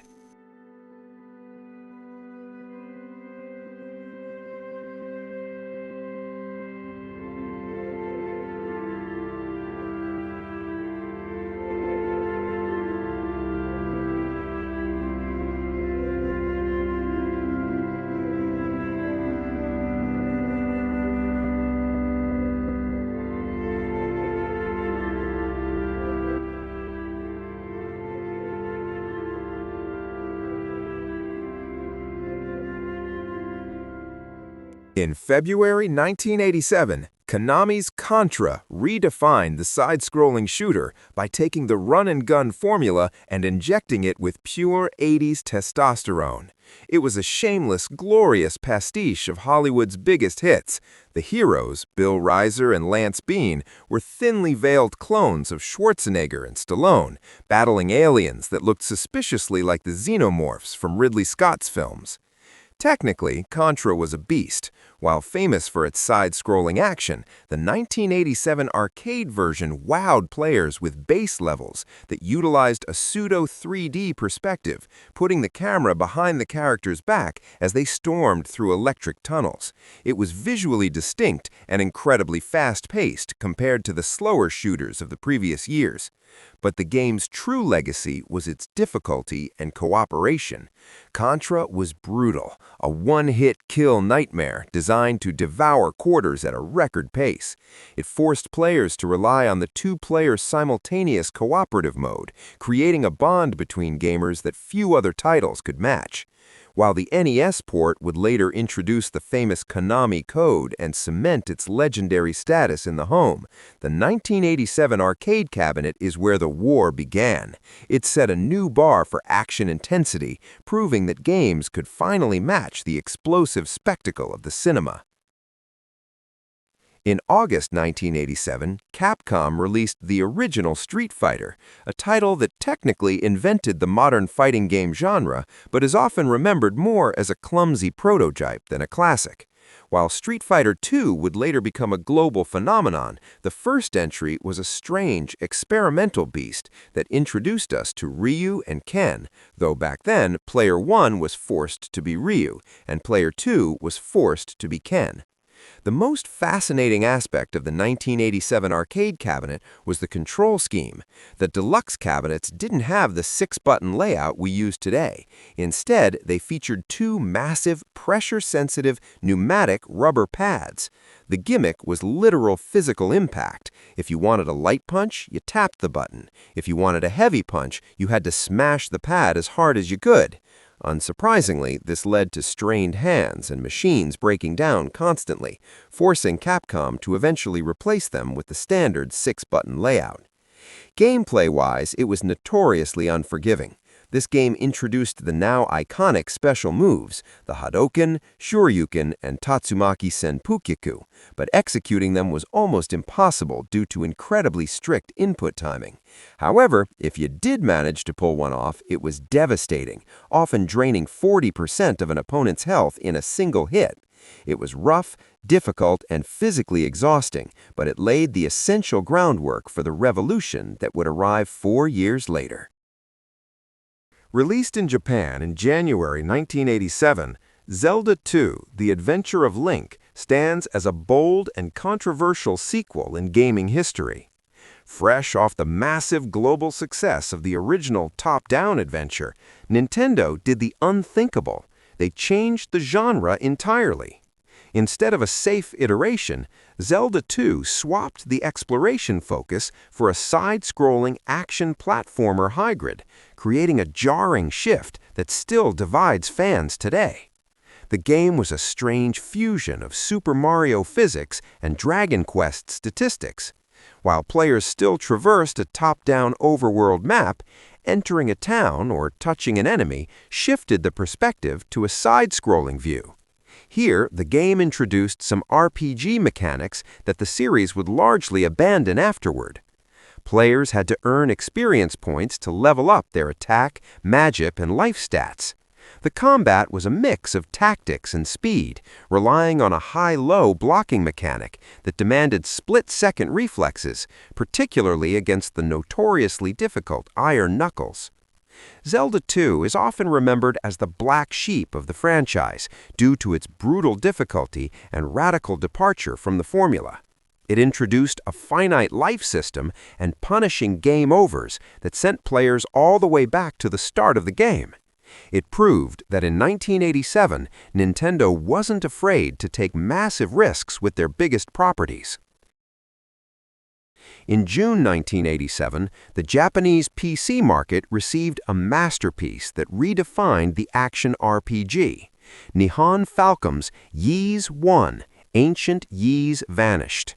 At a time when the genre was becoming synonymous with crushing difficulty and obscurity, looking at you, Hydlide, Falcom marketed Ys with a revolutionary tagline: "Now, RPGs are getting kind." They stripped away the frustration to focus on flow, speed, and story. The game introduced the world to Adol Christin, the red-haired adventurer, and the bump combat system borrowed from Hydlide. Unlike Zelda, where you pressed a button to swing a sword, Ys required you to simply ram Adol into enemies to attack. While it sounds primitive, it was deceptively tactical. Hitting an enemy head-on caused you to take damage, so players had to master the art of clipping foes off-center or striking from behind. This mechanic removed the friction of button inputs, making the gameplay incredibly fluid and fast-paced. Equally important was the soundtrack. Composed by the legendary Yuzo Koshiro, the music of Ys was a watershed moment for the industry. Blending progressive rock with high-energy synth melodies, tracks like First Step Towards Wars pushed the PC-88 sound chip to its absolute limit, creating an atmosphere that was miles ahead of the bloop-beep standard of the era. Ys 1 proved that RPGs could be accessible without being shallow, spawning a franchise that is still thriving nearly 40 years later. In July 1987, a young designer named Hideo Kojima forever changed how we play action games with the release of Metal Gear on the MSX2 computer in Japan. Before this title, action meant shooting everything that moved. Kojima, however, faced a huge technical problem. The MSX2 hardware simply couldn't handle many moving sprites on the screen without flickering. His solution was brilliant in its necessity. Instead of fighting the enemies, what if the player had to avoid them? This limitation birthed the tactical espionage action genre. Players took control of Solid Snake, a rookie operative infiltrating the fortress state of Outer Heaven. The gameplay was genius, a stark contrast to the run-and-gun chaos of Contra. It introduced mechanics that are now standard vocabulary in gaming. Enemy vision cones, the panic-inducing exclamation alert sound when spotted, and the reliance on a transceiver radio for support. You weren't an invincible super soldier, you were vulnerable, forced to memorize patrol patterns and hide in trucks to survive. While many Western gamers are more familiar with the NES port released later, a version Kojima famously disowned for its poor translation and the baffling removal of the actual Metal Gear robot boss fight, the original MSX2 version was the true masterpiece. It introduced a cinematic narrative to gaming, weaving a complex plot of nuclear proliferation and betrayal that was light years ahead of the Save the Princess stories of the time. In 1987, Metal Gear didn't just ask you to shoot, it asked you to think. Released in Japan in August 1987 on the Famicom Disk System, Castlevania II: Simon's Quest represents one of the most ambitious and polarizing pivots in gaming history. While the original Castlevania was a straightforward linear action game, Konami decided that the sequel needed to be something far deeper. They effectively created one of the earliest Metroidvanias, abandoning the stage-by-stage structure for a non-linear open world that felt massive for the time. The game's atmosphere was revolutionary, anchored by its innovative day and night cycle. Every few minutes, the action would pause, and the infamous text would scroll, "What a horrible night to have a curse." As day turned to night, enemies became twice as strong, shops closed their doors, and the safety of the towns evaporated. This mechanic introduced a genuine sense of dread and urgency that was rare in 8-bit gaming. It also shifted the mechanics toward an RPG style. Simon Belmont now had to collect hearts as currency to buy improved whips and crystals, and he had to level up his health to survive. However, Simon's Quest is perhaps most famous for its cryptic nature, exacerbated by a famously poor English translation. The game was filled with villagers who offered confusing or outright lying hints. This led to moments of intense frustration, most notably the Deborah Cliff puzzle, where players had to kneel in a specific spot with a specific crystal for several seconds to summon a tornado, a solution so obscure it arguably created the first generation of gamers who relied on schoolyard rumors and strategy guides to progress. But despite its flaws and confusing progression, the game gave us Bloody Tears, one of the most iconic tracks in video game music history. Capcom released a title that would become the gold standard for action platformers, Mega Man, originally released as Rockman in Japan. At a time when games were becoming increasingly complex and cryptic, like Zelda 2 or Castlevania 2, Mega Man stripped things back to pure, unadulterated precision. However, it introduced two mechanics that were absolutely revolutionary for the era. First was the stage select screen. In 1987, gaming was almost exclusively linear. You played level 1, then level 2, then level 3. The developers decided to break this rule for Mega Man. Upon pressing Start, players were presented with a grid of 6 robot masters: Cutman, Gutsman, Iceman, Bombman, Fireman, and Electman. You had total agency to tackle the game in whatever order you chose.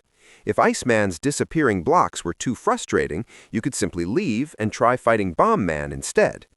This non-linearity gave players a sense of freedom that was unheard of in action games back then. The second innovation was the rock, paper, scissors combat system. When you defeated a boss, you stole their weapon. Not as a trophy, you could actually use it. This turned the game into a strategic puzzle. The game wasn't just about reflex, it was about knowledge. You quickly learned that Cutman's scissors were devastating against Electman, and Electman's beam decimated Iceman. Despite being marred by famously terrible box art in the North American release, depicting a middle-aged man in a cheap costume holding a pistol, the gameplay was so tight and the music so catchy that word of mouth spread rapidly. It wasn't a massive blockbuster sales-wise in '87, but it laid the foundation for a franchise that would see over 20 sequels and spin-offs. It proved that tight controls and smart design were timeless. In the landscape of 1987 adventure games, players were used to being knights, space janitors, or wearing leisure suits. Sierra Online changed the narrative with the release of Police Quest: In Pursuit of the Death Angel. While King's Quest offered escapism, Police Quest was obsessed with a gritty, uncompromising reality that the genre had never seen before. The game's authenticity came from its designer, Jim Walls. Walls wasn't a typical game developer. He was a retired California Highway Patrol officer who had been introduced to Sierra founder Ken Williams. Consequently, the game didn't play by video game logic, it played by the California Vehicle Code. Players took on the role of Sonny Bonds, a beat cop trying to bring down the drug lord Jesse Baines. But before you could catch the bad guy, you had to attend the morning briefing, walk around your patrol car to inspect the tires, and ensure you had your baton. This mundane attention to detail was the game's genius. It was a procedural in the truest sense. Using Sierra's text parser interface, you had to type in proper police radio codes and follow strict arrest protocols. If you pulled a suspect over and forgot to radio in your location, you might get shot. If you didn't follow the chain of evidence, the case would be thrown out of court. Police Quest was unforgiving, punishing players for the slightest deviation from the law, effectively serving as a training simulator for civilians. In 1987, it proved that an adventure game didn't need magic to be compelling. The tension of a routine traffic stop was more than enough to keep players glued to their keyboards. Released in Japan on January 26, 1987, barely half a year after the original, Dragon Quest II turned a successful game into a national religion. The launch was chaotic, with thousands of students skipping school and adults calling in sick to queue for a copy. This specific release event is what birthed the famous, though slightly exaggerated, urban legend that the Japanese government had to step in and force Enix to release future games only on weekends to prevent economic stalling. Mechanically, Dragon Quest II evolved the genre at lightning speed. The most critical innovation was the party system. You were no longer a solitary warrior. You now controlled a team of 3 descendants of Erdrick: a prince, which was a warrior class, a cousin, roughly representing a paladin, and a princess, which was the mage of the party. This introduced team-based strategy to console RPGs for the first time, forcing players to manage healing and attack spells across multiple characters mid-battle.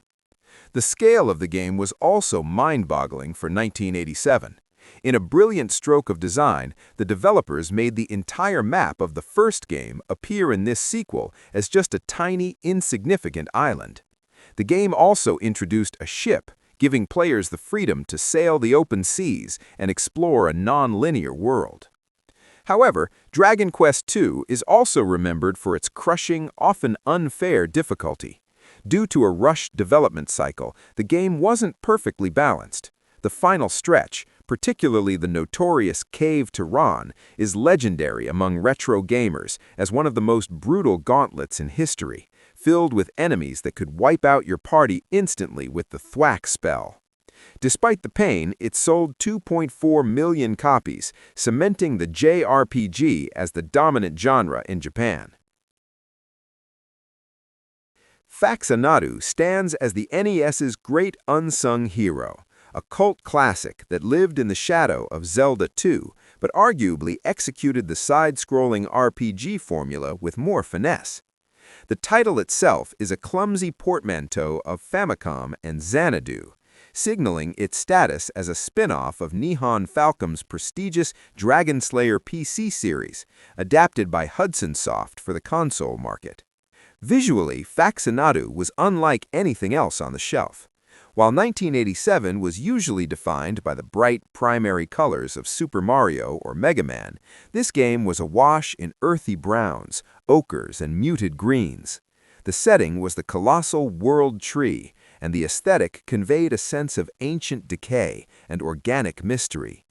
You weren't just exploring a castle, you were navigating a dying ecosystem filled with mist and monsters. This melancholy atmosphere was amplified by a hauntingly Baroque soundtrack that remains one of the system's best. Mechanically, it was a robust action RPG that avoided the jarring perspective shifts of Zelda 2. Players had to manage a delicate economy, grinding for gold to purchase keys, the wall-breaking mattock, and increasingly powerful magic. Instead of a traditional level-up system, players visited gurus to increase their rank, or mantra, a title that dictated the maximum amount of gold they could carry and provided the password to save their progress. For those who played it, the game is best remembered for the wing boots, items that allowed for temporary flight, a moment of pure freedom in a game that felt heavy and grounded. Faxinadu remains a masterclass in 8-bit world-building, proving that a game could be brown, gritty, and absolutely beautiful.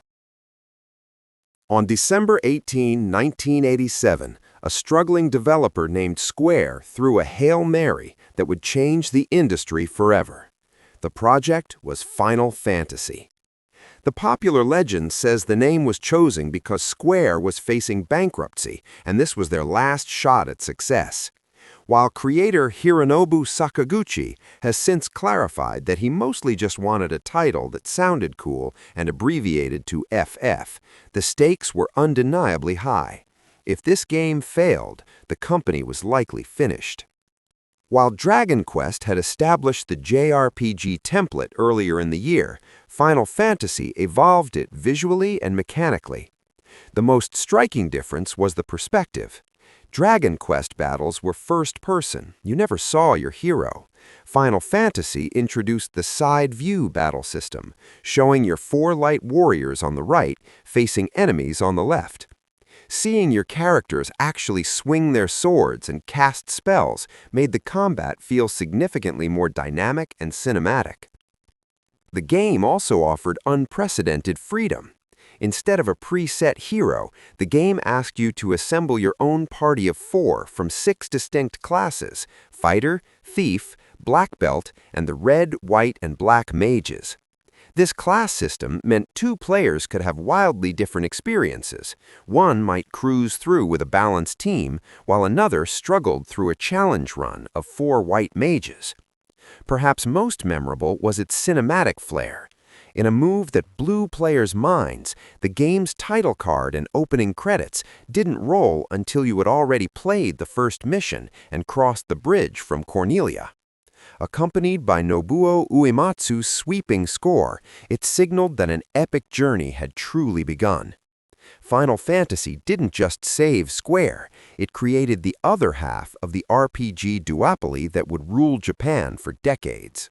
When we think of the golden age of retro gaming, our minds usually drift to the early 80s arcade boom or the mid-90s 3D revolution.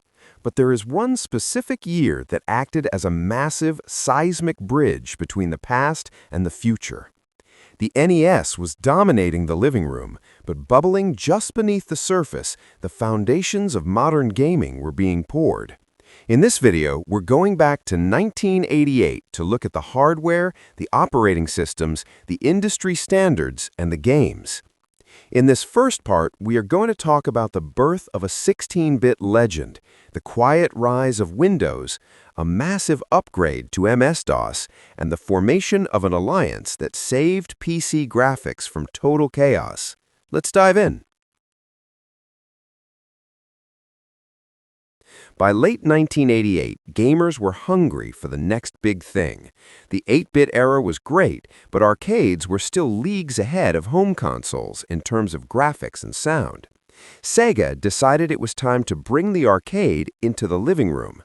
On October 29, 1988, Sega launched the Mega Drive in Japan. We'd later come to know it as the Genesis in North America. This wasn't just a minor upgrade. This was a technological beast. Sega built the Mega Drive around the Motorola 68000 processor. If that sounds familiar, it's because it was the exact same processor powering Sega's massive arcade cabinets at the time, like the System 16 board. So let's dive deeper.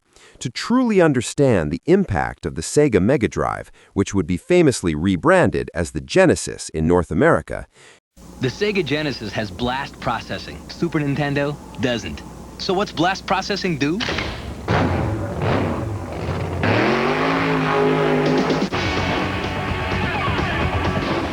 have to look at the massive leap it represented over its predecessor, the Sega Master System. Designed by a hardware R&D team led by Masami Ishikawa and Hideki Sato, the Genesis was built from the ground up to solve a specific problem. Sega's Master System, despite being a highly capable 8-bit console, was getting absolutely crushed by the Nintendo Entertainment System in Japan and North America. Ishikawa and Sato knew they couldn't just build another standard console. They needed to bring the authentic, high-speed arcade experience straight into the living room. The key to this revolution was the architecture. The Master System ran on an 8-bit Zilog Z80 processor. It was great for the early to mid-1980s, but it struggled to handle massive, complex sprites and fast-scrolling backgrounds. The Genesis, however, was a true 16-bit powerhouse. At its heart was the Motorola 68000 CPU running at 7.6 MHz. This was a legendary piece of silicon, the exact same chip that powered high-end personal computers like the Amiga and the Apple Macintosh, as well as Sega's own successful System 16 arcade cabinets. By using this architecture, Sega made it incredibly easy for developers to port massive arcade hits directly to the home console with minimal compromises. The differences between the Master System and the Genesis were night and day. Visually, the Master System could only display 32 colors on screen simultaneously, from a palette of 64. The Genesis doubled that on-screen count to 64 colors from a much richer palette of 512, alongside significantly higher resolutions and the ability to display up to 80 sprites on screen at once without massive slowdowns. Then there was the audio. The Master System relied on a basic programmable sound generator, producing standard, relatively simple 8-bit bleeps and bloops. The Genesis introduced the Yamaha YM2612 FM synthesizer chip. This gave the console its legendary, gritty, metallic, bass-heavy sound, a driving force behind the iconic, fast-paced soundtracks of games like Sonic the Hedgehog and Streets of Rage. Interestingly, Sega didn't just throw the Master System's old Zilog Z80 chip out. They kept it inside the Genesis to act as a coprocessor for sound management. As a brilliant side effect, this meant the Genesis was actually perfectly backwards compatible with Master System games on a hardware level, which players could easily play using the Power-Base Converter add-on. Beyond the silicon, the Genesis brought vital advancements to the physical gaming experience. It popularized the ergonomic, crescent-shaped controller with a dedicated start button and 3 action buttons. This was a massive, comfortable upgrade from the Master System's stiff, rectangular 2-button pad with a pause button awkwardly placed on the console itself. Later in its lifespan, the Genesis architecture allowed for what Sega famously marketed as blast processing. While it was heavily used as an aggressive marketing buzzword, it was based on real tech, the console's direct memory access controller, which could transfer graphics data to the video RAM incredibly fast. This allowed for the lightning-speed scrolling seen in Sonic games, a sense of momentum that rival consoles struggled to replicate without dropping frames. Ultimately, Ishikawa and Sato's 16-bit machine didn't just replace the Master System, it modernized hardware standards, broke Nintendo's absolute monopoly, and kicked off the fiercest, most entertaining console war in video game history. Meanwhile, over in the PC space, things were looking a little blocky. PC gaming was mostly text-heavy or running strictly out of command lines. But in mid-1988, Microsoft released a crucial update, Windows 2.1. To fully grasp the monumental shift that Windows 2.0 and its crucial 1988 update, Windows 2.1, brought to the computing world, we first have to look at the environment they were born into. Since the early 1980s, MS-DOS was the undisputed dominant force in PC computing. However, DOS was strictly a command-line interface. Operating a computer meant staring at a blinking cursor on a black screen and memorizing rigid text commands just to open a file or format a disk. Furthermore, DOS was inherently single-tasking. If you were typing a document and needed to do a complex calculation, you had to save your work, completely close your word processor, launch a calculator program, write down the result, close the calculator, and reopen your document. Microsoft's first attempt to visually streamline this process, Windows 1.0 in 1985, was widely considered a clumsy failure. Heavily restricted by hardware limitations and a desire to avoid legal wrath from Apple, who had popularized the graphical user interface with the Macintosh, Windows 1.0 did not allow application windows to overlap. Instead, windows were tiled side by side. If you opened 3 programs, the screen automatically carved itself into small, cramped, unusable boxes. It was essentially just a graphical shell awkwardly sitting on top of DOS. Windows 2.0, released in late 1987, completely shattered those limitations. Its most defining feature was the introduction of overlapping windows. For the first time on a Microsoft platform, users could freely resize, move, and stack application windows on top of each other, creating the digital desktop spatial metaphor we still use today. Windows 2.0 also introduced desktop icons, standardized keyboard shortcuts like Alt-Tab for switching between programs, and changed the confusing Windows 1.0 terminology of iconize and zoom to the now universal minimize and maximize. It was such a dramatic leap forward in usability that it prompted Apple to file a massive copyright lawsuit against Microsoft, claiming they had stolen the Macintosh look and feel. But the true technological breakthrough arrived in mid-1988 with the release of Windows 2.1. Microsoft realized that PC hardware was evolving rapidly, so they split the operating system into 2 distinct hardware-optimized versions, Windows/286 and Windows/386. Windows/286 was designed to take advantage of the high memory area on Intel 8286 processors. By moving core Windows data into this previously untapped memory space, it freed up precious conventional memory, allowing larger, more complex programs to run without crashing. However, Windows 386 was the absolute game changer, and it represented a massive technological advantage over raw MS-DOS. It tapped directly into the advanced architecture of Intel's new 80386 processor, specifically a hardware feature called Virtual 8086 mode. This allowed Windows 386 to create virtual machines inside the computer. For the very first time, a PC user could run multiple completely separate MS-DOS programs simultaneously, with each program running in its own dedicated overlapping graphical window. This was true preemptive multitasking. You could have a Minesweeper game in one window, a word processor open in another, and a clock ticking in the corner, all without the system grinding to a halt. By breaking the single tasking constraints of MS-DOS and ditching the cramped tiled interface of Windows 1.0, the Windows 2.x era transformed the IBM-compatible PC. It lured major software developers to the platform, serving as the very first graphical home for legendary applications like Microsoft Excel, Microsoft Word, and Aldus PageMaker. It proved that the future of computing was not typing syntax into a void, but rather a dynamic, visual, multitasking workspace. But what about the graphics that computers ran at the time? IBM had introduced the VGA standard, which allowed for 640 by 480 resolution, or 320 by 200 with 256 colors. It was beautiful. The problem? IBM kept it proprietary. Other companies started making clone graphics cards with higher resolutions, but they all used completely different coding.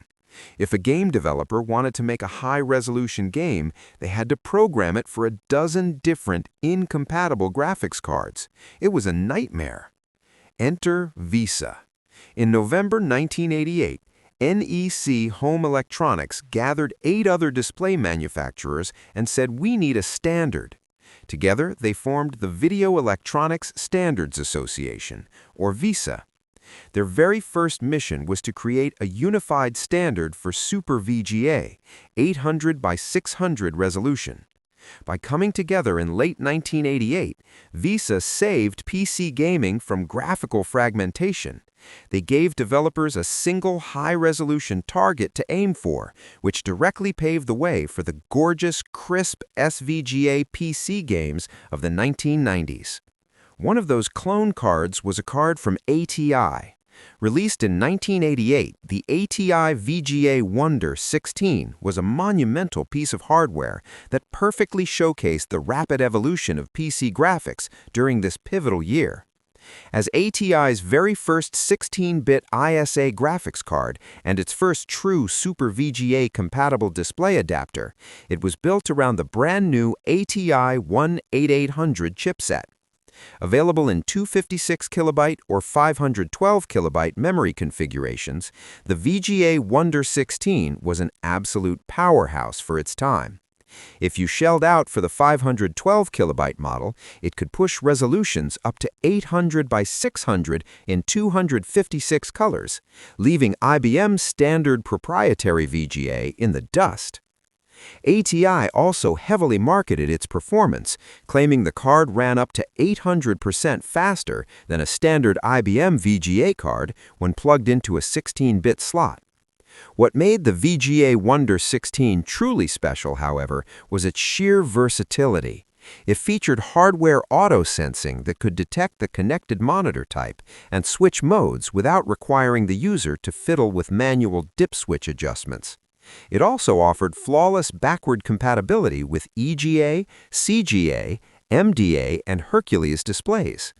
As a brilliant bonus, the card included a built-in bus mouse port, saving users from having to buy and install a dedicated mouse expansion card, and it was even bundled with a Microsoft-compatible Logitech mouse. It was the ultimate premium graphical all-in-one upgrade for the late 1980s PC gamer.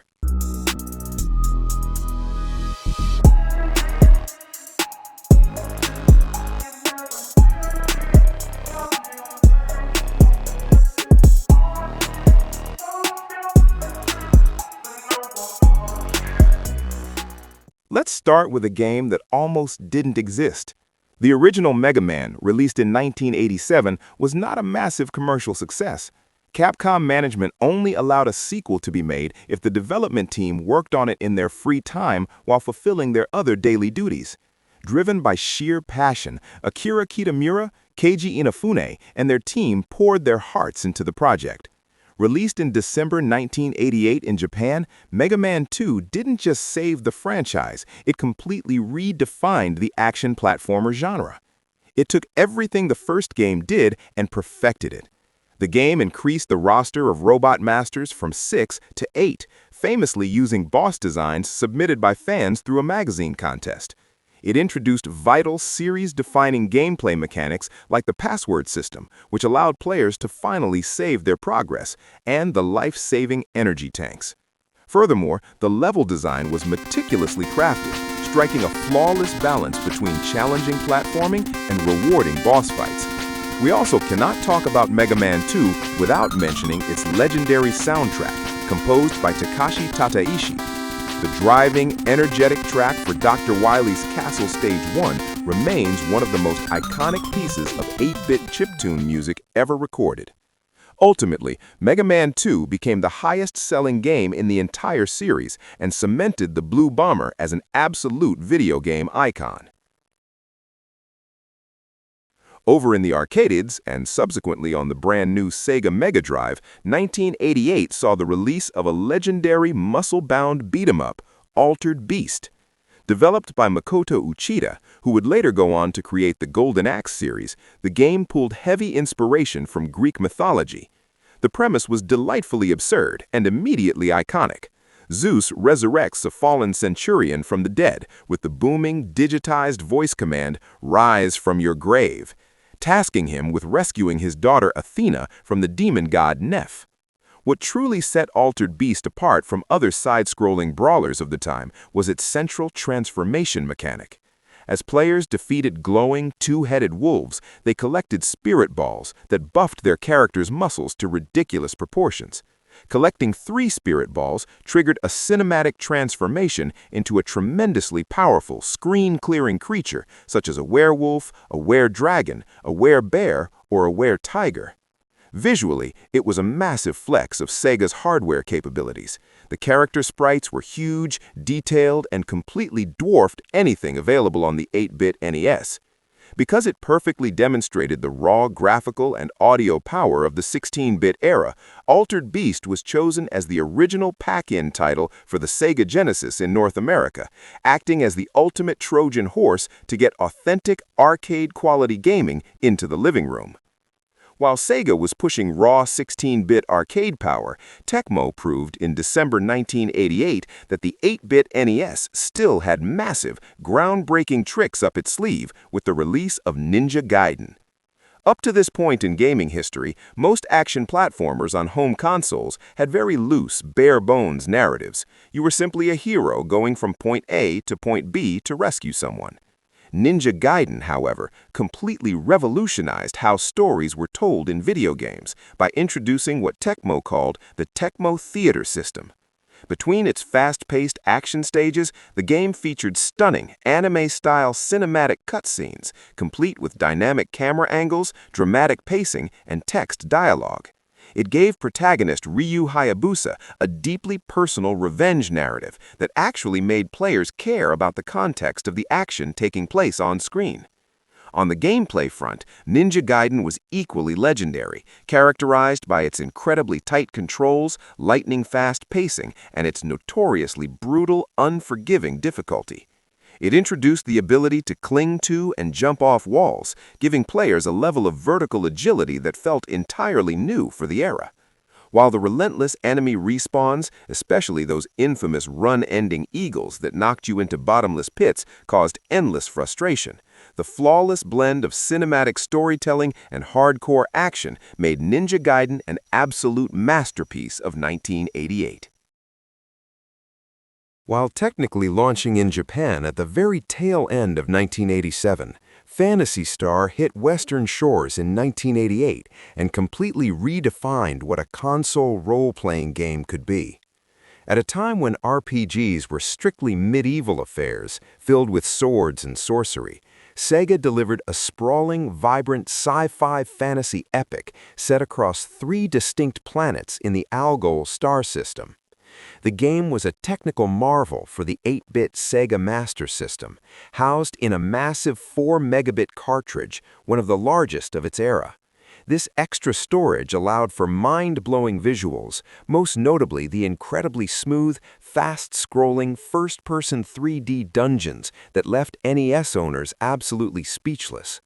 Beyond its technical achievements, Phantasy Star was groundbreaking for its narrative. It featured a strong female protagonist, Alice Landale, embarking on a deeply personal, story-driven quest to avenge her murdered brother and overthrow a galactic tyrant. With its battery-backed save system, gorgeous anime-style enemy sprites, and a beautifully composed soundtrack by Tokuhiko Uwabo, Phantasy Star didn't just compete with its 8-bit RPG rivals. In many ways, it completely surpassed them, laying the groundwork for one of Sega's most beloved and enduring franchises. Following the explosive success of the original Contra in 1987, Konami unleashed Super Contra into arcades in early 1988, proving that the run-and-gun genre was here to stay. Taking control of the iconic muscle-bound commandos Bill Rizer and Lance Bean once again, players were thrown back into a brutal, high-stakes war against the alien Red Falcon organization. While the core, frantic, side-scrolling gameplay remained beautifully intact, Konami made several key changes to elevate the experience. Most notably, they completely ditched the pseudo-3D into-the-screen base segments from the first game.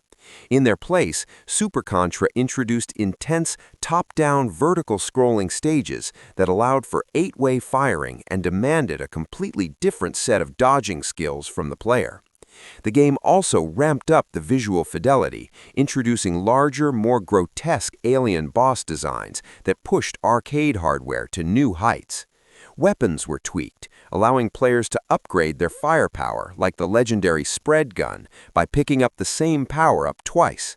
With a steeper, unforgiving difficulty curve and a blistering, adrenaline-pumping soundtrack, the 1988 arcade release of Super Contra solidified the franchise's reputation as the undisputed king of cooperative arcade shooters.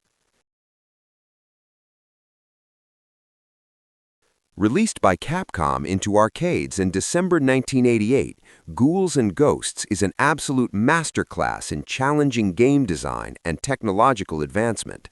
As the highly anticipated sequel to the 1985 hit Ghosts and Goblins, this game marked one of the earliest high-profile uses of Capcom's legendary CP System 1 arcade board. This hardware leap resulted in a staggering upgrade in graphical fidelity, treating players to breathtakingly detailed sprites, macabre multi-scrolling atmospheric backgrounds, and a hauntingly beautiful synth-heavy soundtrack. Returning hero Arthur the Knight was given crucial new abilities to survive the nightmare. For the first time, players could shoot directly upward as well as downward while jumping, adding a massive layer of vertical strategy to the combat. The game also introduced the Golden Armor, a spectacular upgrade that allowed Arthur to charge up devastating, screen-clearing magic attacks that varied depending on which weapon he was holding. However, all these upgrades were strictly necessary because Ghouls and Ghosts retained the franchise's soul-crushing, legendary difficulty. True to the sadistic vision of director Tokuro Fujiwara, players who miraculously managed to beat the game were stripped of their victory and forced to play through the entire grueling campaign a second time just to see the true ending and fight the real final boss. In the annals of video game history, the story behind Super Mario Bros. 2 is one of the most fascinating. Released in North America in October 1988, this game was actually fundamentally different from the grueling, ultra-difficult sequel Japan received 2 years prior, later known to the West as The Lost Levels.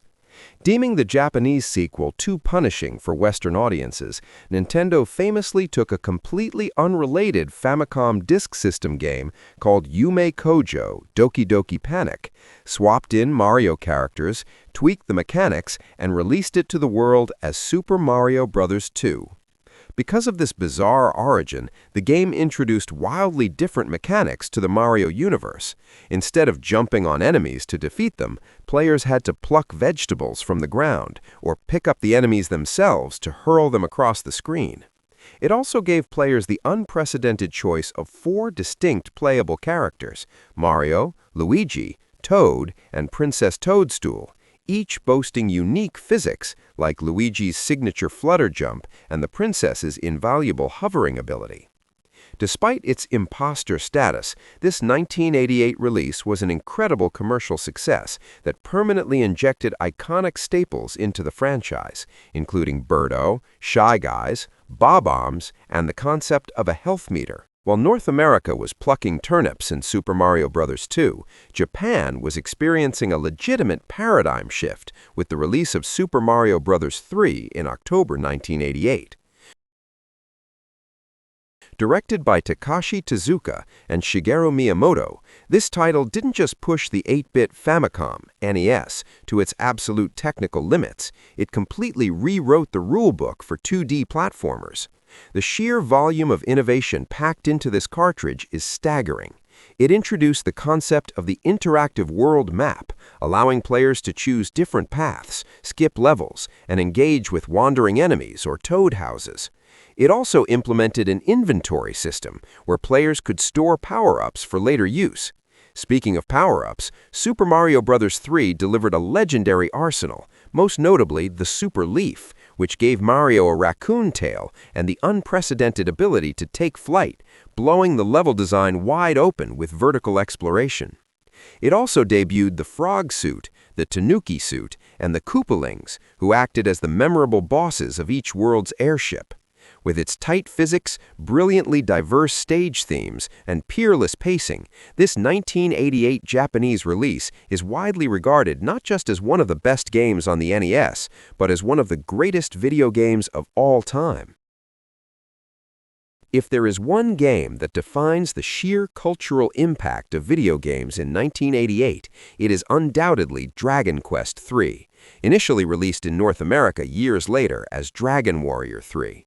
When Enix launched this monumental RPG in Japan in February 1988, it triggered an actual nationwide phenomenon. The hype was so astronomical that massive lines wrapped around city blocks and widespread truancy from students and absenteeism from workers famously forced the Japanese government to urge Enix to only release future Dragon Quest games on weekends. From a gameplay perspective, the hysteria was entirely justified. Yuji Horí's masterpiece perfected the traditional JRPG formula. Its crowning achievement was a deeply customizable class and job system.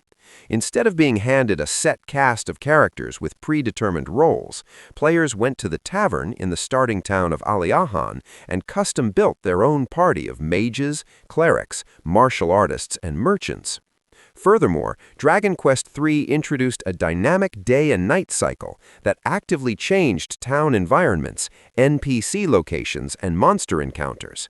By combining Akira Toriyama's iconic character designs, Koichi Sugiyama's sweeping symphonic score, and a massive globe-trotting world map, Dragon Quest III didn't just top the 1988 sales charts, it solidified the RPG genre as an unstoppable mainstream force in the gaming industry. In 1988, Richard Garriott pushed the boundaries of computer role-playing games to unprecedented new heights with the release of Ultima V: Warriors of Destiny. Following the establishment of the noble 8 virtues in the previous game, Ultima V took a brilliantly dark and mature narrative turn. The beloved Lord British has gone missing in the underworld, leaving the realm of Britannia under the tyrannical rule of Lord Blackthorn. Corrupted by the sinister Shadow Lords, Blackthorn twists the virtues into a set of draconian authoritarian laws where minor infractions are punished by death. This forced players into an incredibly nuanced moral gray area. Instead of being a celebrated hero, the avatar becomes an outlaw fighting against a corrupted system. From a technical standpoint, Ultima V was an absolute marvel. It introduced a highly sophisticated day and night cycle that radically altered the gameplay. For the very first time in the series, non-player characters had their own daily schedules. They would wake up, go to work, eat, and sleep at specific times. You could even interact with the environment in unprecedented ways, like playing a harpsichord or pushing grandfather clocks. With its staggeringly detailed world, deep tactical combat, and mature storytelling, Ultima V set a new gold standard for the PC RPG genre in 1988. While the original Wonder Boy was a straightforward, relentlessly fast-paced arcade platformer, its sequel, Wonder Boy in Monsterland, underwent a massive metamorphosis. Although it initially hit Japanese arcades in late 1987, its incredibly popular and highly influential port for the Sega Master System arrived in 1988, completely changing the landscape for Sega's 8-bit console. Developed by Weststone, the game took the bold step of blending traditional side-scrolling platforming with deep role-playing game mechanics, creating an early, vital blueprint for the action RPG genre. As the hero Bok Lee, players were no longer just running to the right and throwing stone axes. Instead, defeated enemies dropped gold coins that could be spent in various shops scattered throughout the levels.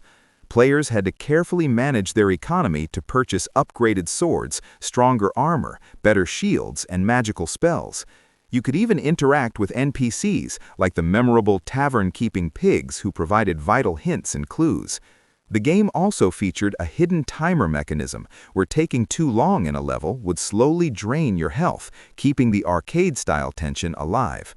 By successfully marrying the immediate thrill of an action game with the satisfying progression of an RPG, Wonder Boy in Monsterland became a definitive, must-play title in 1988.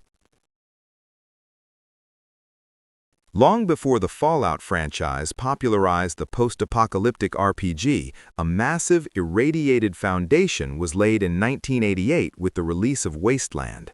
Developed by Interplay Productions and designed by a team that included Brian Fargo and Michael Stackpole, Wasteland traded the tired tropes of medieval fantasy for the scorched, mutant-infested deserts of a post-nuclear World War III survival scenario. You took command of a party of desert rangers, remnants of the U.S. Army, tasked with investigating disturbances across a desolate, unforgiving landscape.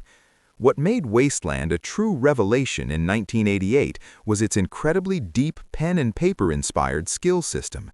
Instead of simply attacking or casting spells, characters had specific, highly specialized skills like lockpicking, metallurgy, cryptology, and even toaster repair.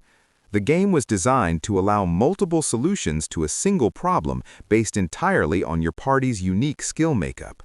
Furthermore, Wasteland featured a persistent world, which was a staggering technical achievement at the time.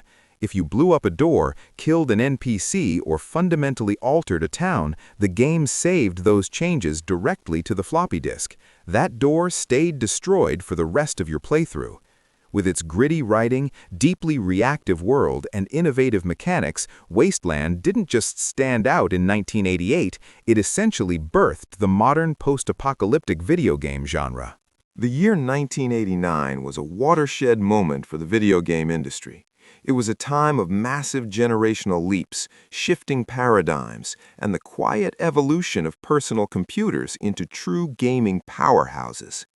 To understand how the landscape changed, we first have to look at the hardware driving personal computers. In April 1989, Intel introduced a piece of silicon that fundamentally changed what computers could do, the 80486 microprocessor. When Intel officially unveiled the 80486 microprocessor in April 1989, it did not represent a mere step forward in computing power. It was a colossal, industry-shaking leap. To understand the magnitude of this silicon behemoth, you have to look at the physical architecture. The 486 was the very first x86 processor to shatter the 1 million transistor barrier, packing roughly 1.2 million transistors onto a single piece of silicon. This was more than quadruple the density of its predecessor, the highly successful 80386. But Intel didn't just use those extra transistors to blindly increase clock speeds. They completely re-engineered how the processor handled data. One of the most critical architectural breakthroughs was the inclusion of an on-die Level 1 cache. Prior to 1989, processors had to constantly reach out to the system's slower main memory to retrieve instructions and data, creating a massive performance bottleneck. The 486 integrated 8 kilobytes of lightning-fast static RAM directly into the CPU core. By keeping the most frequently used data right next to the processor's calculation engine, the 486 virtually eliminated this wait time. Furthermore, Intel introduced a tightly integrated 5-stage instruction pipeline. This meant the processor could fetch, decode, and execute different parts of multiple instructions simultaneously. Because of these efficiencies, a 486 could execute many instructions in a single clock cycle, making it roughly twice as fast as a 386 running at the exact same megahertz. However, the most important innovation for the future of the video game industry was the integration of a floating point unit, or math coprocessor. Before the 486, complex decimal math, the exact type of heavy calculations required to calculate physics, trace lighting, and render three-dimensional geometry, was painfully slow unless you bought a completely separate, highly expensive coprocessor chip, like the 80387, to plug into your motherboard. With the 486, Intel baked the math coprocessor directly into the main die. Suddenly, high-speed floating-point mathematics became a standard baseline rather than a luxury add-on. While the 486 was initially priced at a premium and targeted strictly at high-end servers and professional workstations in 1989, forward-thinking game developers immediately understood the implications. This chip provided the raw, unadulterated horsepower required to break gaming out of the two-dimensional realm. The complex aerodynamics of hardcore flight simulators, the shifting terrain of voxel-based engines, and the textured, unshaded polygons that would soon define the 3D PC gaming revolution of the early 1990s were simply impossible on older hardware. The 486 provided the vital architectural foundation that would soon allow developers to build immersive, three-dimensional worlds, ultimately transforming the personal computer into the most powerful gaming platform on the planet. At the exact same time, the software landscape was preparing for a seismic shift. MS-DOS was the absolute standard for PC gaming, but Microsoft was busy behind the scenes finishing up Windows 3.0. Although it wouldn't officially hit retail shelves until early 1990, 1989 was the year the development kits were circulating, and the tech industry knew a massive change was coming. Windows 3.0 finally gave PC users a graphical interface that was pleasant to use, breaking the reliance on stark text commands. It introduced vastly improved memory management that allowed programs to break past the restrictive limits of older DOS environments. And it bundled a simple application called Solitaire. By integrating a highly addictive card game right into the operating system, Windows 3.0 covertly turned millions of office workers and everyday computer users into gamers, proving that interactive entertainment wasn't just for hardcore enthusiasts. Outside the realm of personal computers, 1989 was the year the home console market exploded with innovation. Nintendo completely revolutionized how and where we play games by releasing the Game Boy. It wasn't the first handheld console, but it was the one that perfected the formula. When Nintendo released the Game Boy in Japan in April 1989, and later that summer in North America, it didn't just introduce a new piece of hardware, it effectively birthed the modern portable gaming industry. Designed by legendary engineer Gunpei Yokoi and his R&D team, the Game Boy was built on a brilliant counterintuitive design philosophy known as lateral thinking with withered technology. In an era where tech companies were desperately racing to push the most cutting-edge, expensive hardware possible, Yokoi took the exact opposite approach. He believed that utilizing cheap, well-understood, and highly available components would lead to a more accessible, reliable, and fundamentally practical device. From a purely technical standpoint, the Game Boy was vastly underpowered compared to its looming, technologically superior competitors like the Atari Lynx or the Sega Game Gear. It featured a custom 8-bit sharp processor, completely lacked a backlight, and displayed graphics in exactly 4 murky shades of olive green on a 2.6-inch dot matrix LCD screen.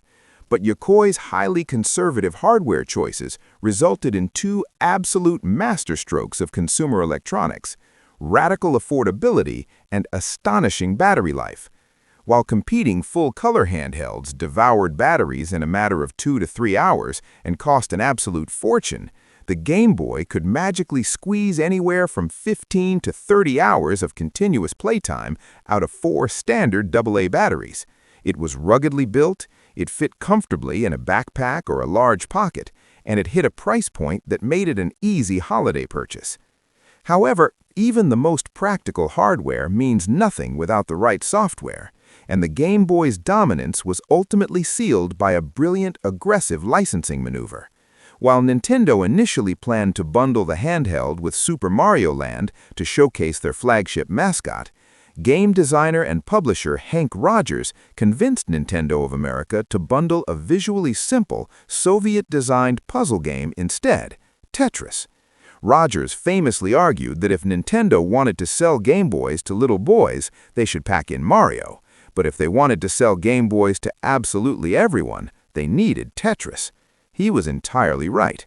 The combination of the Game Boy's pure portability and the fiercely addictive, hypnotic loop of falling tetraminos created an unprecedented cultural explosion. It completely transcended traditional gaming demographics. Business executives were suddenly playing it on long flights, adults were playing it in waiting rooms, and kids were utilizing the system's revolutionary link cable to battle each other head-to-head on the playground. By intentionally sacrificing raw graphical power for unmatched convenience and securing the ultimate killer app, Nintendo's 1989 Gray Brick didn't just enter the handheld market, it conquered it entirely. laying a foundation that the company would dominate for decades to come. Looking back, 1989 wasn't just another year on the calendar. Between the raw processing power of the Intel 486, the incoming accessibility of Windows 3.0, the dawn of the 16-bit console era, and the birth of portable gaming as we know it, 1989 served as the blueprint for the modern video game industry. In the realm of role-playing games, 1989 delivered a title that completely redefined the scale and maturity of the genre with Sega's Phantasy Star 2 for the Genesis. At a time when most console RPGs were strictly adhering to medieval high fantasy tropes involving swords, dragons, and saving kidnapped princesses, Phantasy Star 2 offered a sprawling, dystopian science fiction epic. Set on the terraformed planet of Mota, players were thrust into a complex world grappling with rogue biological experiments, oppressive planetary computers, and environmental collapse.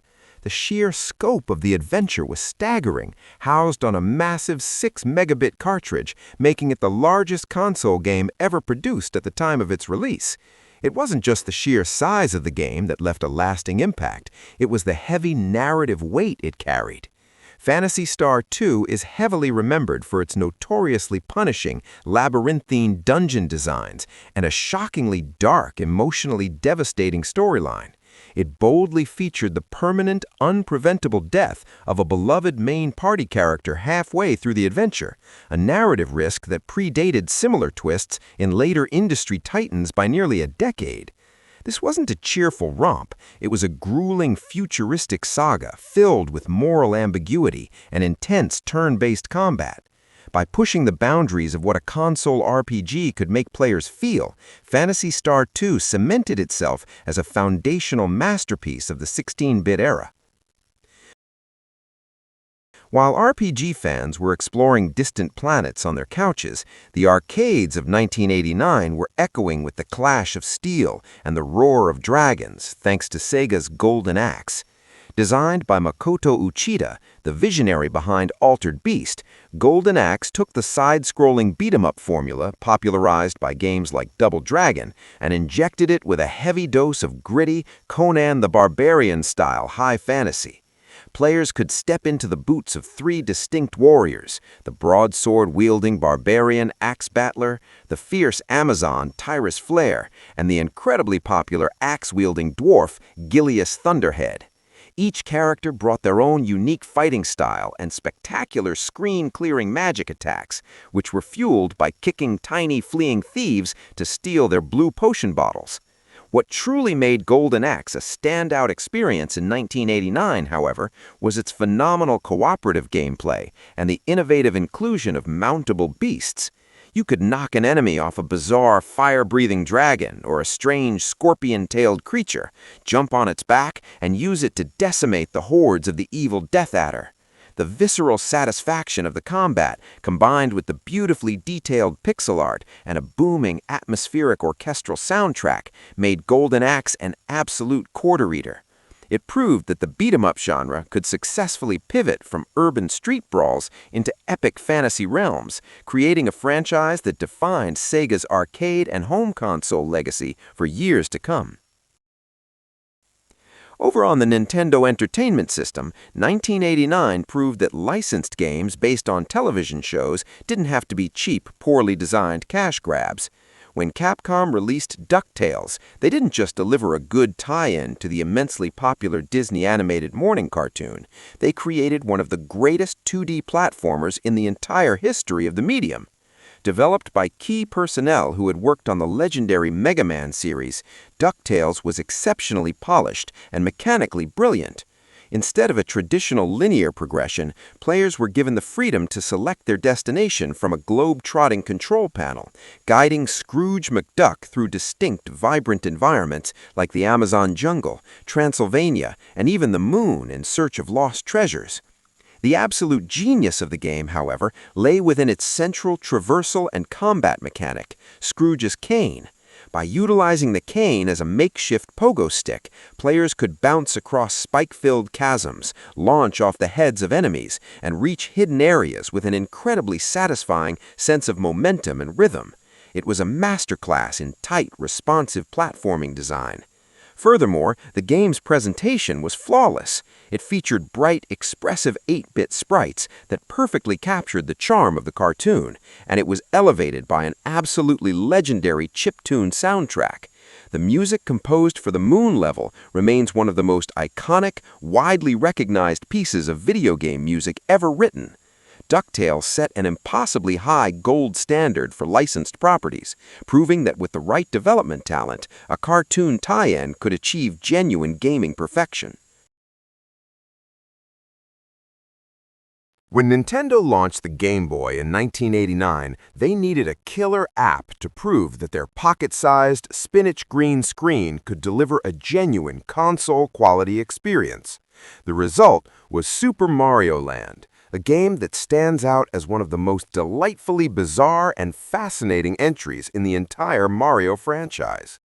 Because traditional Mario creator Shigeru Miyamoto was busy with other projects, development was handed over to Game Boy hardware architect Gunpei Yokoi and his Nintendo R&D1 team.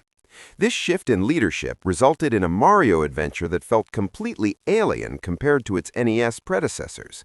Instead of rescuing Princess Toadstool from Bowser in the Mushroom Kingdom, Mario traveled to the exotic realm of Sarasa Land to save Princess Daisy from an evil space alien named Tatanga. The traditional rules of the series were thrown entirely out the window. Koopa shells exploded like bombs instead of bouncing away. Fireballs bounced off walls and collected coins, and the game featured completely out-of-character side-scrolling shoot-'em-up levels where Mario piloted a submarine and an airplane. Despite its weirdness, or perhaps because of it, Super Mario Land was an absolute masterclass in portable game design. The sprites were tiny to accommodate the small screen, but the controls were incredibly tight, and the music was wonderfully catchy.